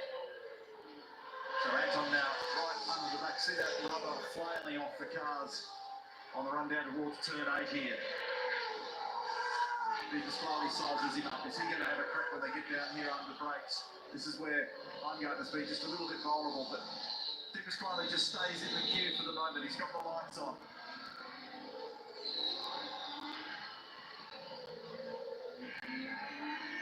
Here we are with Andre. That's Chase just skipping down the road slightly. Now looking rearward off the rear bumper of Heimgartner's car, and this is looking back at Di Pasquale. And he doesn't look like he's got quite as much energy in the car. Oh, Thomas ran wide the brake approach to the final corner there. Doesn't look like he's got quite the pace that Mostert had. Di Pasquale hasn't got quite the energy, it seems, in those tyres or in the balance of the car to be able to stick a move together. But he is stalking him. He's not far away from him. He lost a little bit of ground on that one. In fact, he might be a tiny bit vulnerable here to Brody Kostecki. Brody now got the incentive to be able to see whether or not he can put something together here. They're all on the knife. There's not much left here at the moment for anybody when it comes to absolute grip and lap pace. They've got every last little bit of performance being squeezed out of these things at the back end of this race with 10 to go. Did you see Thomas Randall then to the back of that shot? He was completely sideways, had the whole car up on top of the curve coming out of turn 7, and there was about the same gap that you recounted from Mostert at turn 8. There was about the same gap with Thomas Randall against the fence coming out of turn 7.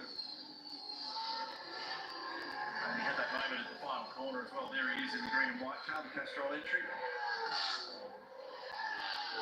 Just 1.5 seconds off Kostecki at the moment. Speaking of, we join him here at the final turn. Gives you a good view of the pit lane. Grandstand off to the side. Here's the pit lane blend right here. And that's a tricky one to negotiate. We saw some wild manoeuvres both yesterday and today. Part of the line taking through the centre S now is also to negotiate the rubber chunks. Yeah, just see the amount of build-up that was passed on the left-hand side out of turn 1 through turn 2. And then this is where we saw that other big chunk on the side of the road here at turn 5. So this is Matt Payne, and he has roughly 7.5 seconds. What was that? That came off Brett's car. Is that a bit of the inner guard? Surely couldn't have been that much rubber. I didn't see. I was looking for the gap there to Brock Feeney. Brock Feeney is then 2.5 seconds, or just over 2 seconds in front of David. Oh, the run over that piece. Something on the road down there.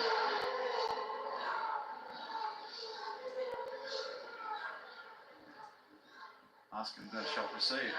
So, bit of junk on the edge of the road. Smith did the right thing there, gave him tons of space, our race leader, who's still got more than 7 seconds in hand over Feeney. 8 laps to go. How's the tension in the garage down at Penrite Racing, I'm wondering? There'll be a bit of nail biting going on down there at the moment, friends and family. There'll be a lot of Kiwi viewers on the other side of the pond watching this one and enjoying it as well. I'm going to stay with you here for a ticket as well.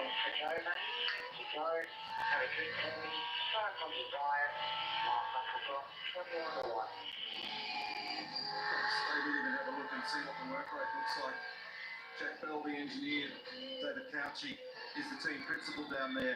They've been working really hard with this fellow in the early part of the year. Teams, first Bushel flag to car 43 for exceeding track limits. Cam Waters, just our brains this weekend to the number 43 on Cam's car. So back looking over the shoulder of Maggie. Let's just stay with him.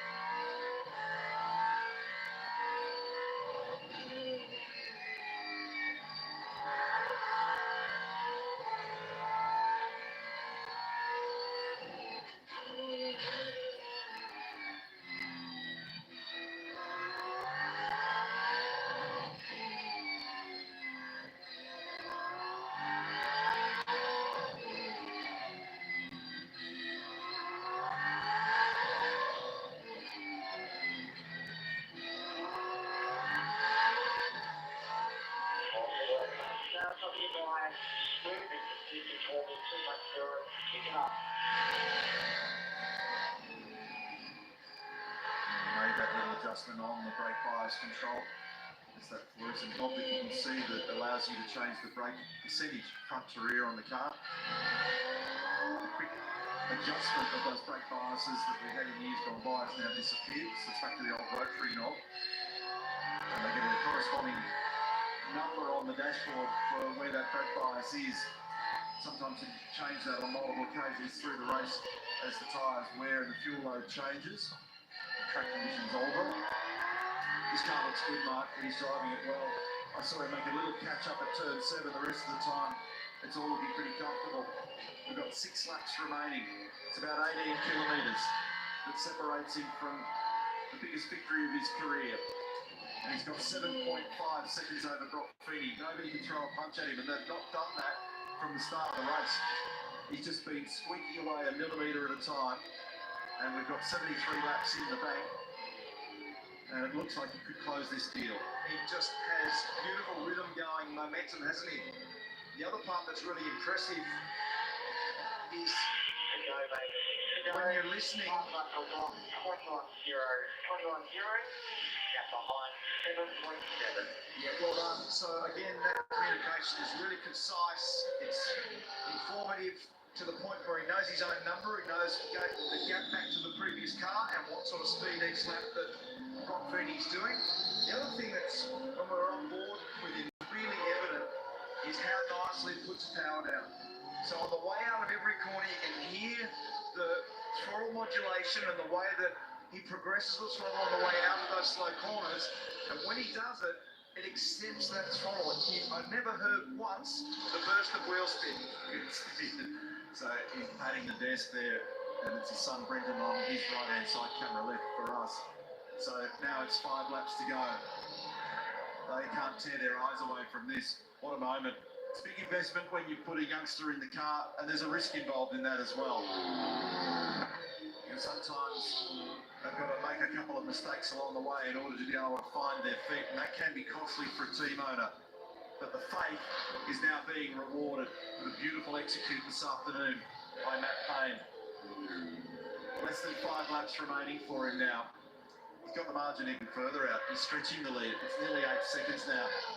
And Jack's talking to him on the radio in the straight lines only, down here or out the other side. There's no need to disturb him. He's well focused at the moment. I just heard Dave Reynolds after saying, is Matt Payne going to get the win? Well, there are occasions at certain tracks where you can actually see big screens around where you can keep a bit of an eye on what's going on. You can see the totem, or you can see either your teammate or your opponents in various parts of the racetrack. We're waiting here to see who's where. Payne, Feeney, Reynolds, Waters, Foster, Baumgartner, Di Pasquale, Kostecki and Randall. Then Davis and Hazelwood Courtney on the screen, followed by Scott Pye right there. And then Will Brown down in 14th, quiet run for him this afternoon. Then Mark Winterbottom, wild entry. And then a fair margin you can see back to Tim Slade here in the Newlawn racing car. A little less than 4 laps remaining now. We're counting down to the back end of the Repco Supercars Championship. This is the 12th and final event of the year. It's the 28th race in the sequence that's taken us to this point. Bryce Forward, who's re-signed with Middy's Electrical and Brad Jones Racing with a new contract at that outfit. That was announced just in this past week. And here comes Matt Payne one more time, threading his way through these marbles. Gonna really keep his concentration up now. So easy to make a mistake around this place. That digital panel just in behind the windscreen with a number 1 on it. There'll be lots of still photography being shot around the place as well. And he'll save us some of these images when he gets to look at them when he gets home, or when he's a little older down the road, because if he does put this together, this is one for the scrapbook. And you made the point early in the race about how powerful this was for Brock Feeney last year to get his breakthrough debut win as the final race of the year at such a massive event, one of the biggest events within our championship, and to do the same this year effectively for Matt Payne, the young Kiwi, to have this gravity, the magnitude of this win is absolutely huge in Australian motorsport, and for the young Kiwi to be able to do that, very, very important for him, and a life-changing day for Matt Payne. Been a nice run today for Cam here as well, because he dropped a bit of ground, but he's come back. That opening stick looked like it was a battle for him. Doing an awesome job. Less than 3 laps remain. He is doing an awesome job. But always moments in a driver's career where there's self-doubt. There were some challenges earlier in the championship season for him, and there would have been some frustrations. But what this does, once he closes the deal, it's confirmation that it can be done, and then that does change his mindset and the way in which he approaches future races. It doesn't look like he's too hot and flustered in the car as he was lining up through turn 13 into the final corner. This time through, it's just 2 laps to go. It's a little over 6 kilometres of racing. He's got 8.6 seconds now as a margin. He's continuing to pull away. He's actually just done his personal best in the mid-sector. He's actually pushing. So he did 20.1 in the mid-sector. And again, referring to qualifying earlier today, it was high 19s that people were doing in the mid-sector when they were going well. So when you do a 20.1 in that middle sector, which is the area between turn 6 and 7 and the braking area down here at 9, that's a pretty decent run. A little awkward moment up and over the curbing on the other side for Thomas Randall. He's dropped down into 10th place as a result of that. And to come back and pick up Matt one more time. Next time round, it is going to be 1 lap to go. This is going to be a beauty. A whole new deal. So not only have we sealed a fresh, a new, a vibrant and exciting champion for 2023, but we're going to have another fellow that we add to the list of winners here. What an extraordinary story it's been so far. This championship year has been a number of drivers that have achieved this year. Brody's been the best in the queue for race wins, but this fella's going to add his name to Kostecki, Feeney, Van Gisbergen, Brown, Waters, Di Pasquale, LeBrock, Reynolds and Winterbottom have all won races. And now there's the prospect of another. So here we go. This time through on that control line right there, it is 1 lap to go. 3,220 metres of racetrack. He's got to get between all the dirt and the grot either side of the racing line and not make a misstep, not lock a brake, not wander offline, not drop his concentration. Turn 4 and hour 5 executed. No need to over-hustle it. He's got 8.9 seconds in hand. It could be a nice, gentle, easy run on this final lap. Turn 7 for the last time. Last lap, Paddy. Last lap, great.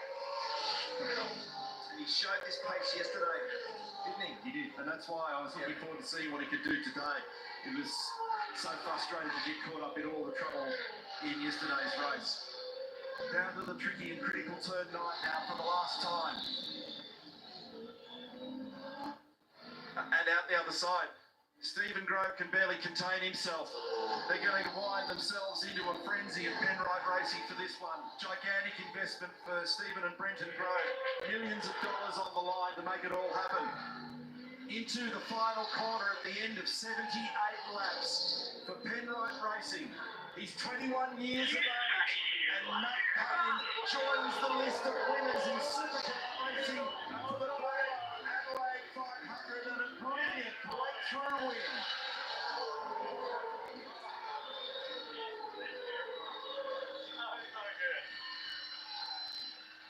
Came to this event as a Supercar rookie. 1-3. Feeney in second place, another brilliant Sunday drive here for him. He was the winner last year, and David Reynolds making it 1 and 3 for Penrite in his final run for Grove Racing. And there officially is our Supercar champion of 2023. What a moment. The numbers scream success for Brody. A breakthrough win this year at the AGP. 18 podium visits, more than any other driver this season. 10 Armour All poles, 6 race wins. A debut at Bathurst only as far back as 2019 in a very short frame of time. He's become the man to beat. 5,360 kilometres later, Brody Kostecki is officially the Repco Supercars champion.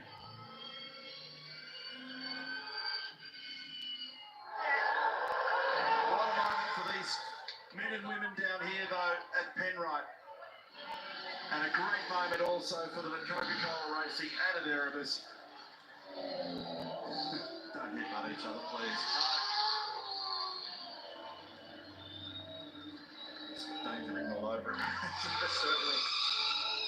What an extraordinary performance when it mattered most at the back end of the year.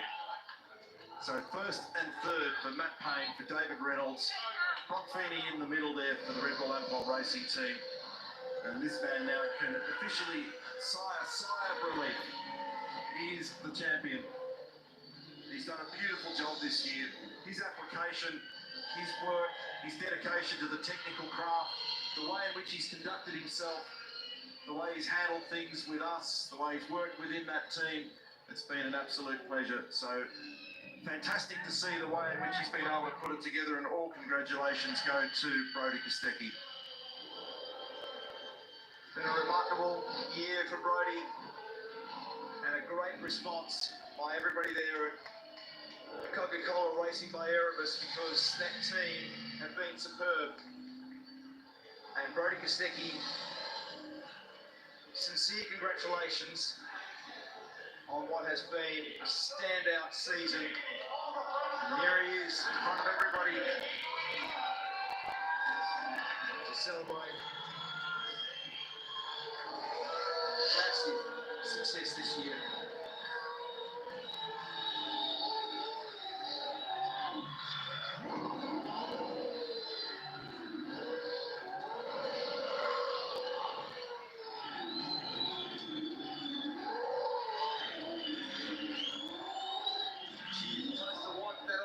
Then I tell you what, he nearly did. He very nearly got the trophy. Yeah, he almost knocked it over when he first parked it. And Brodie Kostecki in front of all the fans, this amazing atmosphere, this arena.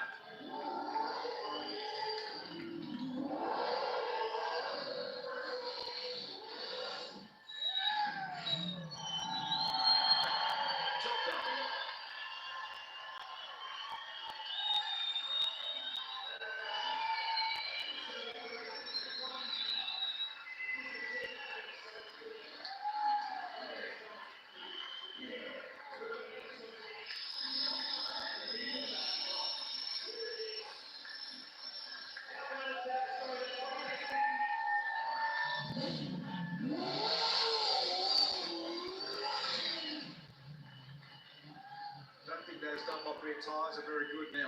No. You won't get another lap out of those. Slightly used. Honestly, I was looking out the combox window at how close he went to getting the plinth and the championship trophy. He's now down in Protect Victory Lane, and I thought for all money that he was going to swat it. This is going to be lots of fun, Jess. It sure is, Neil. It doesn't get better than this. The Protect Victory Lane is awesome, and Adelaide has a way of announcing stars of the future. Matty Payne making his way straight to the stop step in his rookie year. This is an overwhelming moment, I can tell. Yeah. Toby, Troy, and Billy. It's so good. I got no words. It's so awesome, you know. Got to thank the whole Pinot Racing crew. They've tried so hard this season. We've all been trying. We've worked so hard to get to this point, and I finally think we've got some really good pace in both these cars. So it's been so good. Special thanks to the Groves. They've they believed in me when they first put me in Super 2, and it's definitely paid off now. So it's so good, so good. Car 19 was all in the mail, yeah. Talk me through that start. It was a blinder today, and that really made the difference to be out in front. How was Jack coaching you through a 250 k's here on the mean streets of Adelaide? Yeah, it was a really good start, actually. I sort of just went for it. I saw Brodie was kind of next to me, and I kind of got the jump on him. So it was all go for turn one. I was into it. I was going to get the lead, and it was Jack was so good, you know, calm. It didn't matter. It didn't feel like it mattered if we were first or we were 15th. He was just calm and so much help through the race. So awesome. So awesome. Go and celebrate the moment. Congratulations. Your first ever win in Supercars. Thank you so much. Thank you, everyone. ripping drive from Feeney, who's been brilliant this year. Congratulations. I know how disappointed you were with qualifying and missing the top 10 yesterday. To come out here and put on that performance was an absolute ripper. Congratulations. Thank you. Yeah, it's awesome to be back, man. I love this joint here. It feels like home, but seeing Matty win's awesome. It's literally deja vu to 12 months ago to myself. So congrats to him and his team for believing in a young kid like my team did. So awesome job to them. But my team did a fantastic job all year. I think we've showed we've got the pace and we've ended the year on a positive note again. You've really ridden the roller coaster of Supercars this year, haven't you? The highest of highs, and there's been some really disappointing days too, but you finished the year third in the championship. How does that feel? Yeah, thanks. It sounds awesome. Look, it's been a roller coaster the last couple of rounds, and even on Friday, I was just like, when is something going to go my way? It just, but to bounce back today and have a great result, the car was fantastic today and yesterday. So thanks to the team. It's been an awesome year, a big step up from last year, and we're looking forward to bringing it next year. Can't wait to see you then. Enjoy the podium today, Brock. Thanks, guys. Cheers. Thanks, everyone. And David Reynolds, his fourth consecutive podium. He's had a rocket here this weekend, and it's great to see him back on the podium with the family and all. Davey, congratulations. I know there was a lot of emotion wrapped up in this weekend with the team. How are you feeling after that one? Yeah, I feel pretty good. I just can't believe Matt won. That's just an unbelievable performance. Like, he's been threatening to do that, all weekend, almost qualifying pole, and, he's been so fast since he turned up here, so he just thoroughly deserves it. He puts a lot of effort into his job, even though he doesn't seem like, he's all there, he's all there. He's a clever little fella. But we love him, and yeah, it's a magical performance by the whole team. Finish on such a high, double podium. Yeah, I started 10, so had a really good race. So, last podium for the season.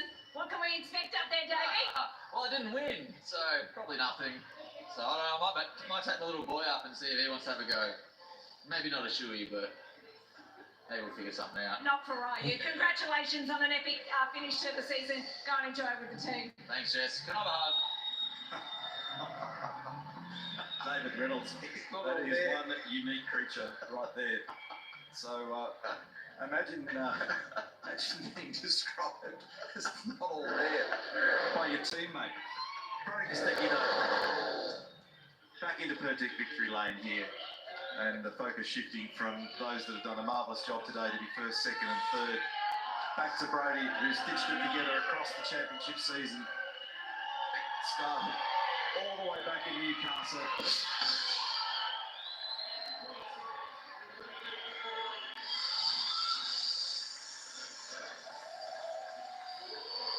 There's the amphitheatre. It's cool, isn't it?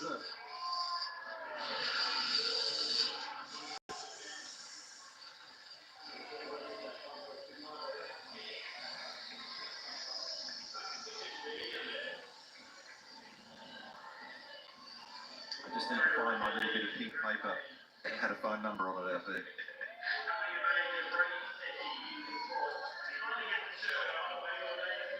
The crew have been wearing these t-shirts through the day, and now Brody gets his going there as well.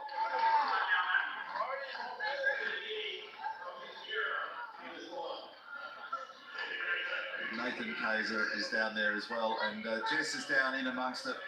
She'll make her way through the confetti and the celebrations, and we'll hear some more from Brody, who's just done an epic job this afternoon. It's a really emotional and a very, very special moment for him and all of the men and women in that outfit. It certainly is. What a moment down here in the Pertec Victory Lane for our 2023 Repco Supercars champion, Brody Kostecki. Really happened. Is it sunk in? Is it really starting to sink in for you? Yeah, most definitely. Yeah, it's a bit of a tough race for us, but yeah, stoked to get the team's championship and the drivers' championship. It's just yeah, it's been all the hard work that's gone in all season, and the team truly deserves it, and we're truly humbled to be here. What does this mean to you, though? I know you've had all night to sweat on the burnout and the celebrations, but being able to come here today and to really show people what you're made of, to be a real champion, just tell us about, on a personal level for you, what the emotion is in this moment. Yeah, it's very special for me, and not only just me, a lot of my close family, friends, supporters, they know how much I put into this. So yeah, it's a special one for me and everyone that's close around me, and I'm very much looking forward to defending that title next year. So, yeah, we'll have a little bit of a break in the off-season and, yeah, we'll come back bigger and stronger. Tell us about when the reality of the opportunity that was in front of you really started to sink in this year, because coming into season 2023, you never actually won a Supercars race, and you did that back at the Grand Prix this year. When did you know that you could be a champion this year? Probably Taylor and Ben this year when we won all 3 races, to be honest. But no, I actually believed in the team the whole way through. Yeah, we had, glimpses of, success there, even, with the old generation of cars. But to be able to fire off so strong at Newcastle, start with the first pole for the Gen 3 era, and, to end it this weekend, with the last pole for the year is pretty awesome. Would have been good to get a stronger result, but, yeah, we'll definitely enjoy this tonight. Tell us how the stature and confidence for the team has continued to grow through the season. Yeah, it's been one of those funny ones. A lot of people counted us out halfway through the season. We went through, a bit of a lull period, but, we sort of bounced back, bigger and stronger, and, we had some really good car speed there, and we executed well, and had awesome pit stops, and yeah, we really just kept it all together, and that's why we're here today. Is all these guys and girls all behind me put in, such enormous hours, even last night bringing car 9 back in just to be in the hunt for the team's championship. So, yeah, awesome weekend for the team and awesome year. When you think back to that first dream you had as a little kid to be a Supercars champion, just tell us what it's actually taken to become a champion, to get to this moment. A lot of bloody hard work, a lot of grease, and yeah, honestly, it's been a lot of hard work for myself, and yeah, to get here, it's it's an awesome feeling. I'm truly humbled to be here, and it's great to be here with so many fans here as well. And yeah, honestly, I'm just looking forward to getting my teeth stuck in it next year already, and I can't wait to defend this title. Tell us about the team, the people that have been really pivotal in this campaign. George Commons, we know you're as thick as thieves. He's ridden you the whole year to get to this point, but also Betty and Daniel, who are there in the background, Barry Ryan, all of the guys and girls at Erebus Motorsport that have made this possible. Yeah, most definitely. It's we've been building this program for 3 seasons now, and when we first jumped in, and it was my first full-time drive in 2021. A lot of people counted Erebus out, with 2 rookies joining the team, and it was a pretty big rebuild for a team. Erebus is only small in numbers, but yeah, it was we just got through it all, and we've kept the same people around, and we really just pushed each other along, and got the most out of each other, and that's why we're here today. It's just that trace, that fight, that faith, and that's the type of stuff you need around you to breed that success. So yeah, it's truly awesome to be here, and honestly, I can't wait to just celebrate with the whole team tonight. It's going to be awesome. Well, tell us about the celebrations. How do you celebrate this one? You have clean swept it this year. Probably a lot of alcohol, to be honest, and a lot of Coca-Cola mixed with a few other products. We're covered in it down here. Brody, congratulations on your tenacity, on never giving up. You are the 2023 Repco Supercars champion. Woo!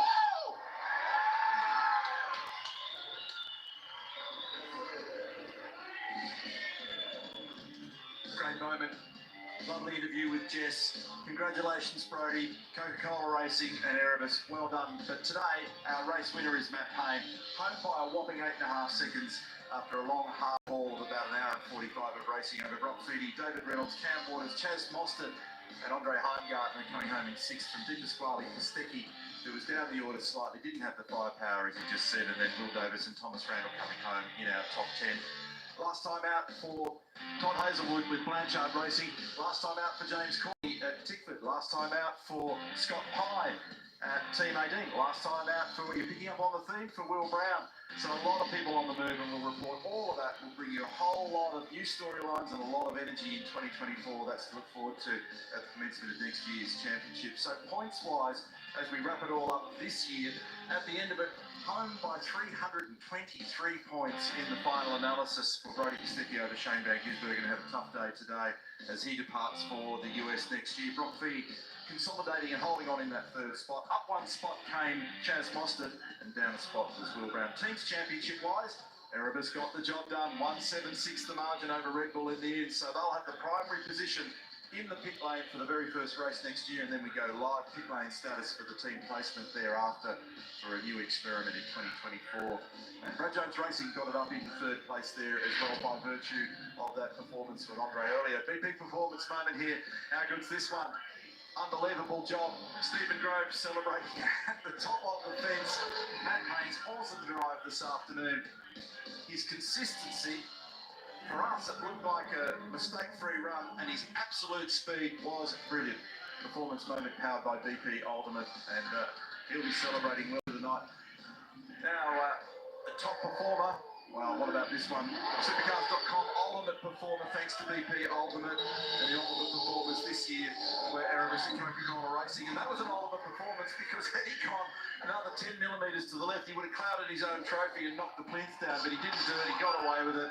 And he's our champion for 2023. That was an unbelievable flick spin. That was unbelievably lucky for Brodie Kostecki.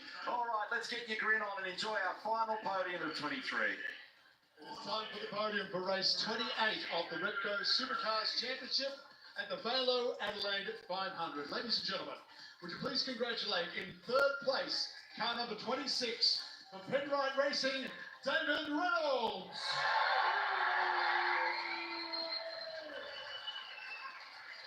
In second place, car number 88 for Red Bull Ampol Racing, Brock Feeney.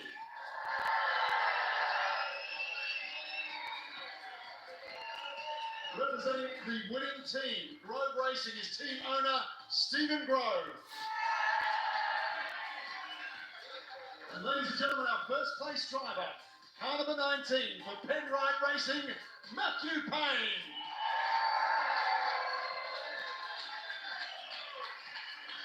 Making the presentation of the third place trophy is the inaugural winner of the Adelaide 500 in 1999, Craig Lowndes.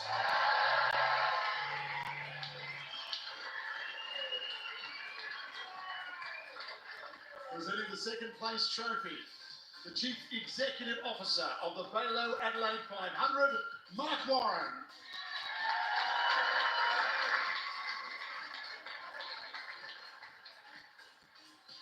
Presenting the winning team, the CEO and founder of our major sponsor Vailo, Aaron Hickman.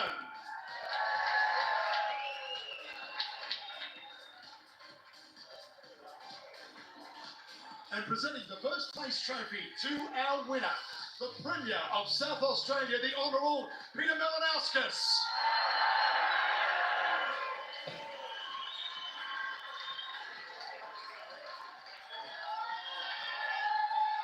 Making the presentation of the winning laurel is Carolyn Mitchell, the Deputy Chair of the South Australian Motorsport Board.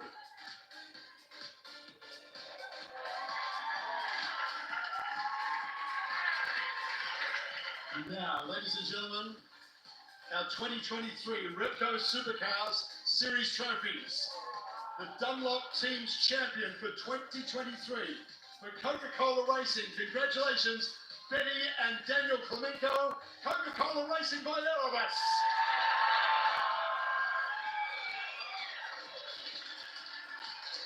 And now, the Repco Supercars champion for 2023 for Coca-Cola Racing by Erebus, Brodie Kostecki.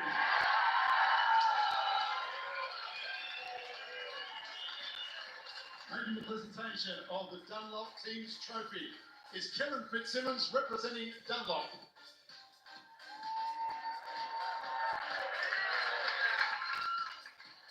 And presenting the Repco Supercars Champion Trophy, the CEO of Repco, Wayne Bryant.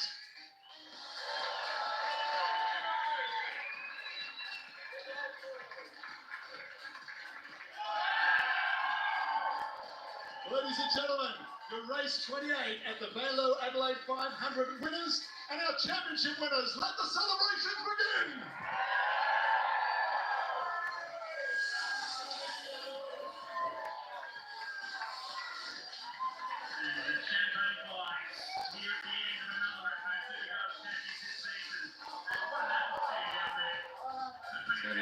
A very sweet taste for Matt Payne this afternoon after that wonderful drive where he didn't put a foot wrong for the entire journey. And a 1 and 3 there for Penrite Racing in the end. Brock Feeney in the middle. Boost Mobile highlights will take you back to the middle of the afternoon.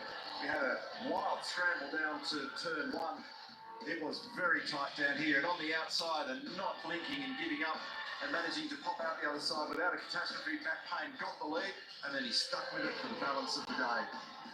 More sunshine around in our afternoon today. How was that for a moment as Jack Smith was making his way to the pit lane? And this was a wild move by Brock Feeney down the inside of Brody Kostecki, who then crisscrossed and got back up the other side. There was some very, very high quality exchanges going on out there today, which we thoroughly enjoyed throughout the day. Another beautiful day of hard work and a great result for Brock Feeney today, building off the back of what he achieved here last year as well. Great respect being shown by many competitors as they battled in all the passing zones around here. Passes were cleanly made, continuing to swap out for the minors, but what we did not see, other than perhaps that, was anything in the way of an error. No lock brakes, no sliding cars, no damage hitting other cars. That plane was just able to scoot away. He did a beautiful job today. Steered clear well and truly of all those marbles as well, which was the biggest part of the story. And then just in front of the entire team at the end, he takes the checkered flag. An outstanding drive today by Matt. All congratulations to him. 21 years of age, a very fast young Kiwi, and a new hero is entered into our books. 28 incredible races, one grand finale here in Adelaide, and the season is done and dusted. Congratulations to Matt Payne. What a win today, Jack. And Brody Kostecki, what a champion. What a story for Coca-Cola by Erebus. What a team they've been. Yeah, it's a great story, man. Matt Payne winning his first race today, Brody Kostecki winning his first championship, and Erebus winning their first team's championship. First team owner, female team owner to win in Betty Clemenco. Good stories all around, Brett. And for me personally, being a part of the Erebus team at Bathurst, it's a really good achievement. Tell us, what is it? What makes that team so good? They just seem like you go in that garage, they're all happy, they're all working together. There's just a great atmosphere. Yeah, they've just nailed this year, Brett. The new car build, they've built the best Chevy Camaros, they've got good engineers, good mechanics. They executed the year perfectly, and they were fast week in, week out. So hats off to the whole team. A thoroughly deserved result for them and their sponsor, Coca-Cola. Good stuff, Jack. What a season it has been. So many great memories along the way. Hope you've enjoyed it here on 7, and we are back bigger and better in 2024 with another big series of races. Hope you can join us then. We can't wait to have your company. Hope you've enjoyed this incredible season. It has been fantastic. Jack Perkins, thanks for your help. Have a great night, everyone. See you soon.